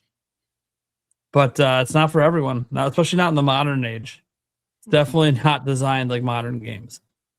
And that kind of sucks. But like obviously all of us wanted to do well. And you know what? It is possible that it's a little evergreen and it just kind of does a little bit of sales every quarter. And it just stays fine. You'll know that if Nintendo doesn't drop the price for a few years, it means it's probably consistently selling a little bit every quarter.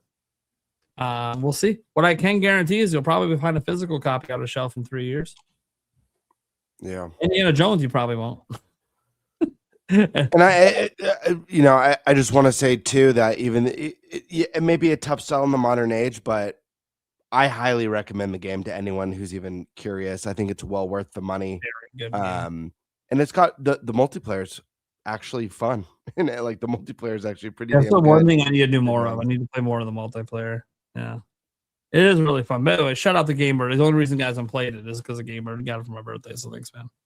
A lot of fun. It's a Star Fox, man. I mean, I knew what I was getting into. I fucking played the shit out of this as a kid. Knew exactly what I get into. I wanted to look prettier. All I wanted, and it looked prettier. And then they added all these challenges that didn't exist. That was fun. And the multiplayer again, I only played 2 rounds, but they were fun. It was fun. I was like, dude, where was this when I was younger? Like we had a multiplayer mode, but it wasn't this fun. This is like I was just like, God, I kind of want to go back to when we're all in person now. Fuck. So that mode makes me want to do it. I'm like, fuck. I know it's only really possible because of the internet and the extra power these days, but fuck. This is really fun. Anyways. All right, guys. Well, that's going to do it. Let's go around the room, let people know what we got going on and where they can find us outside of, guys, in person at PAX West if you're there. Let's go to Eric. Yeah, you can find me here, Clips channel, and our audio podcast. There it is. Let's go to Gamebird. What's up? You guys know where to find me here on YouTube at GameBird Classic or on Twitter at _Birdmaster. Obviously, we got the Wednesday night podcast. We got Tuesday night's GameBird Live. I have a video that I'm kind of working on right now. Should be dropping soon. Hopefully by I don't want to say what it is yet because it's a collab one, and I don't have a confirmation, but hopefully within the next 14 days, I'll say that. I can't confirm. I'm not it. 4 packs. You guys are looking forward to a little Prime action. No, you can't confirm that yet. Oh, I can. You can't. I can. No, you can't. It's my fucking video, dude. But for me to be in it, I have to do something, so I can't confirm. I know, but invites just started rolling out this evening during the podcast. He's saying that because I haven't got an invite, and I didn't get invited to his last couple of collabs either. So I'm just like, I'm not invited. I gave him shit last time, so I knew he was going to try to invite me. And then when I say no, he'll never invite me again. If I say no, then I'm right. I'm right. I'm not going to. It's just to be right. That's how stubborn I am. That's how stubborn I used to be. But this time I'm like, no. If he really wants me to do something and it's fun, I'll fucking do it. If it sucks, then. And I swear, if it's about games I played this year, I'm just going to tell you, fuck you, fucker. Star Fox and Resident Evil. That's what you got for games this year because I got them for free. God damn it. Because that sounds like a video I'd make. Hey guys, what games did you play this year? Yeah, what's your favorite game you played? Today I asked a bunch of YouTubers to tell me what games they played. Yeah, what's their favorite game from this year? It's gonna be a video. Okay, favorite game, that's different. Not that time, not the right time of year yet, though. For that, that'd be like dude. I'd only need to invite one person for that video. It'd be Thunderstash, and it would be a 2-hour video if I'm lucky. Yeah, it'd be like Stash. Don't explain any of the games. Just how long will it take you to list them? You just start reading. It's like 2 hours later. Okay, you guys get all that? That's all the best games to come out so far this year. By the way, how many more reviews you got coming up? Dude, I don't even fucking know. 70 for the rest of the year. Well, all right, 70 more great games coming your way the rest of the year, guys. Hope you all have wallets for all this. Remember how gaming is expensive? Well, yeah. There's too many great games and not enough time. We all know this. We all know the way it's been in this industry for a while. There's too many games. It is what it is. But something for everyone. That's the beauty of it at all price ranges. So let's go to speaking of Stash, man. Stash. All right. Since last week, I posted my review for Splatoon Raiders, royalty free for all, Elder Scrolls Oblivion, and Agent 64 Spies Never Die, which I've been feeling a lot of people don't know about this game. I don't know about Spies Never Die, but I do know about Agent 64. It's the same game. That's the full title. It's the same game. Okay. Yep. So I thought. Just came out today. So GoldenEye 007, Perfect Dark. If you're a fan, just check it out. I'll leave it there if you're a fan of Time Splitters. Oh yeah, it does look like and that's why I watched the trailer because someone told me it was like Time Splitters. I'm like, ooh, okay. Yeah. So I was really excited to review that one because it was one of those games that, again, I figured it'd be a nice surprise because a lot of people probably don't know about it. It's one of the I've never heard of this one. Under the radar. Yeah. That's cool. Yeah. And I have spoke to them about the game coming to consoles. So publicly it's classified. That's literally what they've said. It's classified. But they want to do it. That's pretty much what I mean. Did they say that because they want to do it, but they haven't fully committed? That's just the way it goes, guys. There's licensing agreements. There's budgetary concerns as well, of course. And anyways, we'll see. I hope it comes. I haven't seen your review yet, but the trailer looks so sick. I'm under the impression that it's definitely coming to consoles. Yeah, I hope so. It's just not a matter of if but when, which is why I wanted to review it, because I'm under the impression that it is coming to Switch. We'll watch his video, guys. I'm sure it's really good because Stash only plays games that he likes, and it's probably really good. You guys not here? All the classics he just threw out there from the N64? I mean, come on. It sounds like a game that knows what it's inspired by and doesn't shy away from it, which also means it's probably awesome. Yeah. Okay, so some of the other stuff coming up tomorrow morning, Dusk Fade, 6 a.m. embargo.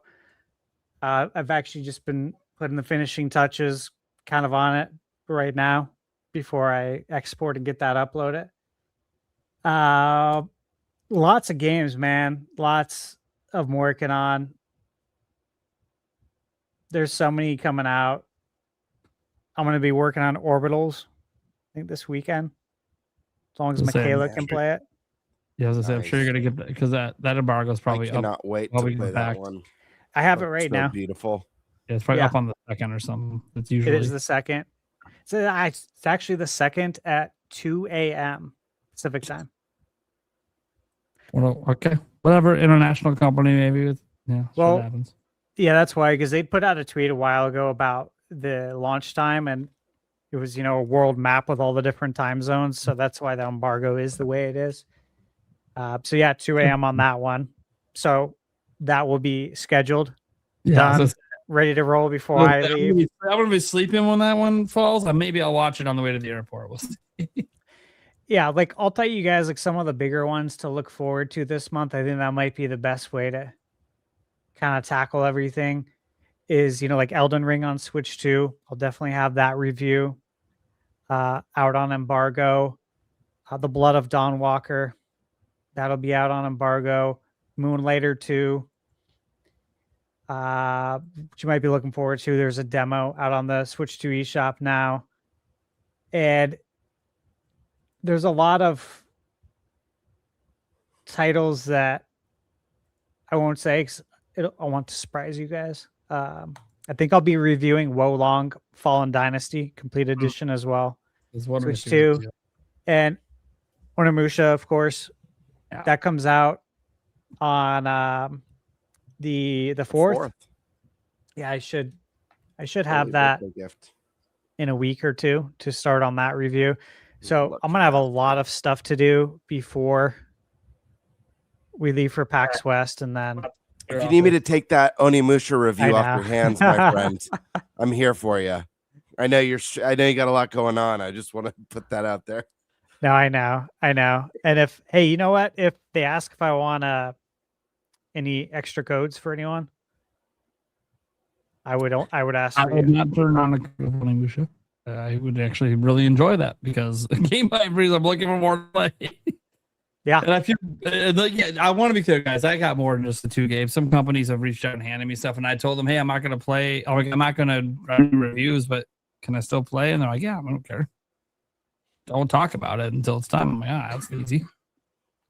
One of my some of those kind. Ubisoft, shout out to having the easiest program ever. I don't even have to try. I just get all your games. They're great. They're so easy to work with. Capcom is too. Bandai. Capcom. See, I got to get in with Capcom and Bandai. One of my favorite games that I played this year was a game I reviewed. It was the last game I reviewed on the channel. Stash, I know you played it too and reviewed it. The Drifter Switch 2 edition. Yeah. Legit is one of my favorite games that I played this year. Point and click adventure, but it took point and click to the next level. It really leveled up the genre, in my opinion. So highly recommend that to people. There's a lot more point and click games coming to Switch 2 that I know about that aren't announced yet too, that I'm excited about, that are going to take advantage of obviously the mouse Joy-Con. So yeah, I'm excited to hear about that. A lot of good stuff coming, but dude, there's so much on the calendar that pretty gross to look at. And then there's other things like the Call of Duty, the Call of Duty beta, the what do you call it? Dust Bloods. Yep, I got those on my slate to do. I got some travel next week that I can't talk about. Mum's the word. Yeah, but he's a busy man, guys. He's a busy man. It should be fun. There's so much going on. All right, guys. Well, I'm Nintendo Prime. What's up, guys? This week I've been attempting to get back to full time. So you guys have seen quite a few videos. Actually, I already got 4 videos out this week, which is insane. I did 3 yesterday, but the Zelda news was popping off, and I just was having fun.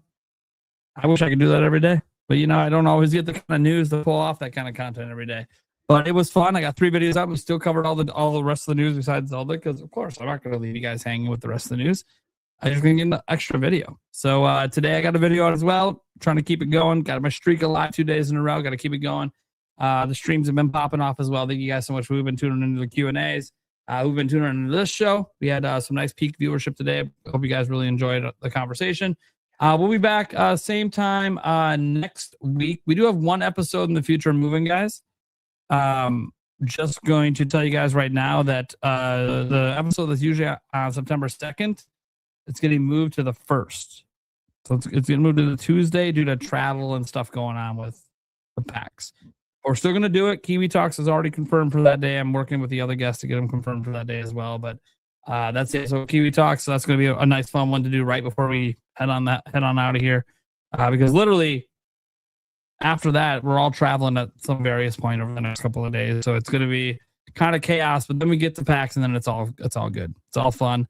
Plus, all of us planned our travel better this time around to not be quite as on the ropes. Like Gamer was pretty on the ropes last year. Going to be way better off this year with the time he's arriving and everything. So it's gonna be good, guys. I hope you're looking forward to all the content we're gonna have coming out of that show as well. It's gonna be a lot. It's gonna be fun. You got 2 guys over here that like to do previews and stuff like that. You know, I'm gonna do previews of stuff specifically for Switch 2. Eric's gonna help out with all that stuff, although his camera's not working. Guys, that's the camera, by the way. Remember my old camera? Why I said I needed a new camera? Are you seeing why I needed the new camera? You see what's going on? This would actually happen while recording videos. It sucked. We have a solution, but it doesn't work all the time when it is working. So it's whatever. All right, guys. Thank you for tuning in. I'm Nintendo Prime, by the way. You can catch our show anywhere the podcasts are heard. I appreciate if you would leave reviews of the show, by the way, on platforms that allow the reviews. I wish YouTube would allow reviews. I'd love to get YouTube review feedback. That's where most of our audience is. But yeah, go ahead and leave reviews on all those platforms. Even if you think the show sucks, let us know. We want to know. If we're not jiving with you, I'm not saying we're going to make any major changes, but hey, you have suggestions that would make things a little better or certain guests you want to see, you're always free to let us know. Can't guarantee anything. I know a lot of people want to be on the show. Let's just say we have a long list of people that like to be on the show, and the list keeps growing. And I got a feeling after PAX, it's going to grow some more. So stay tuned for some of that. And yeah, we'll catch you guys in the next episode next week. Good night. Good night, everyone.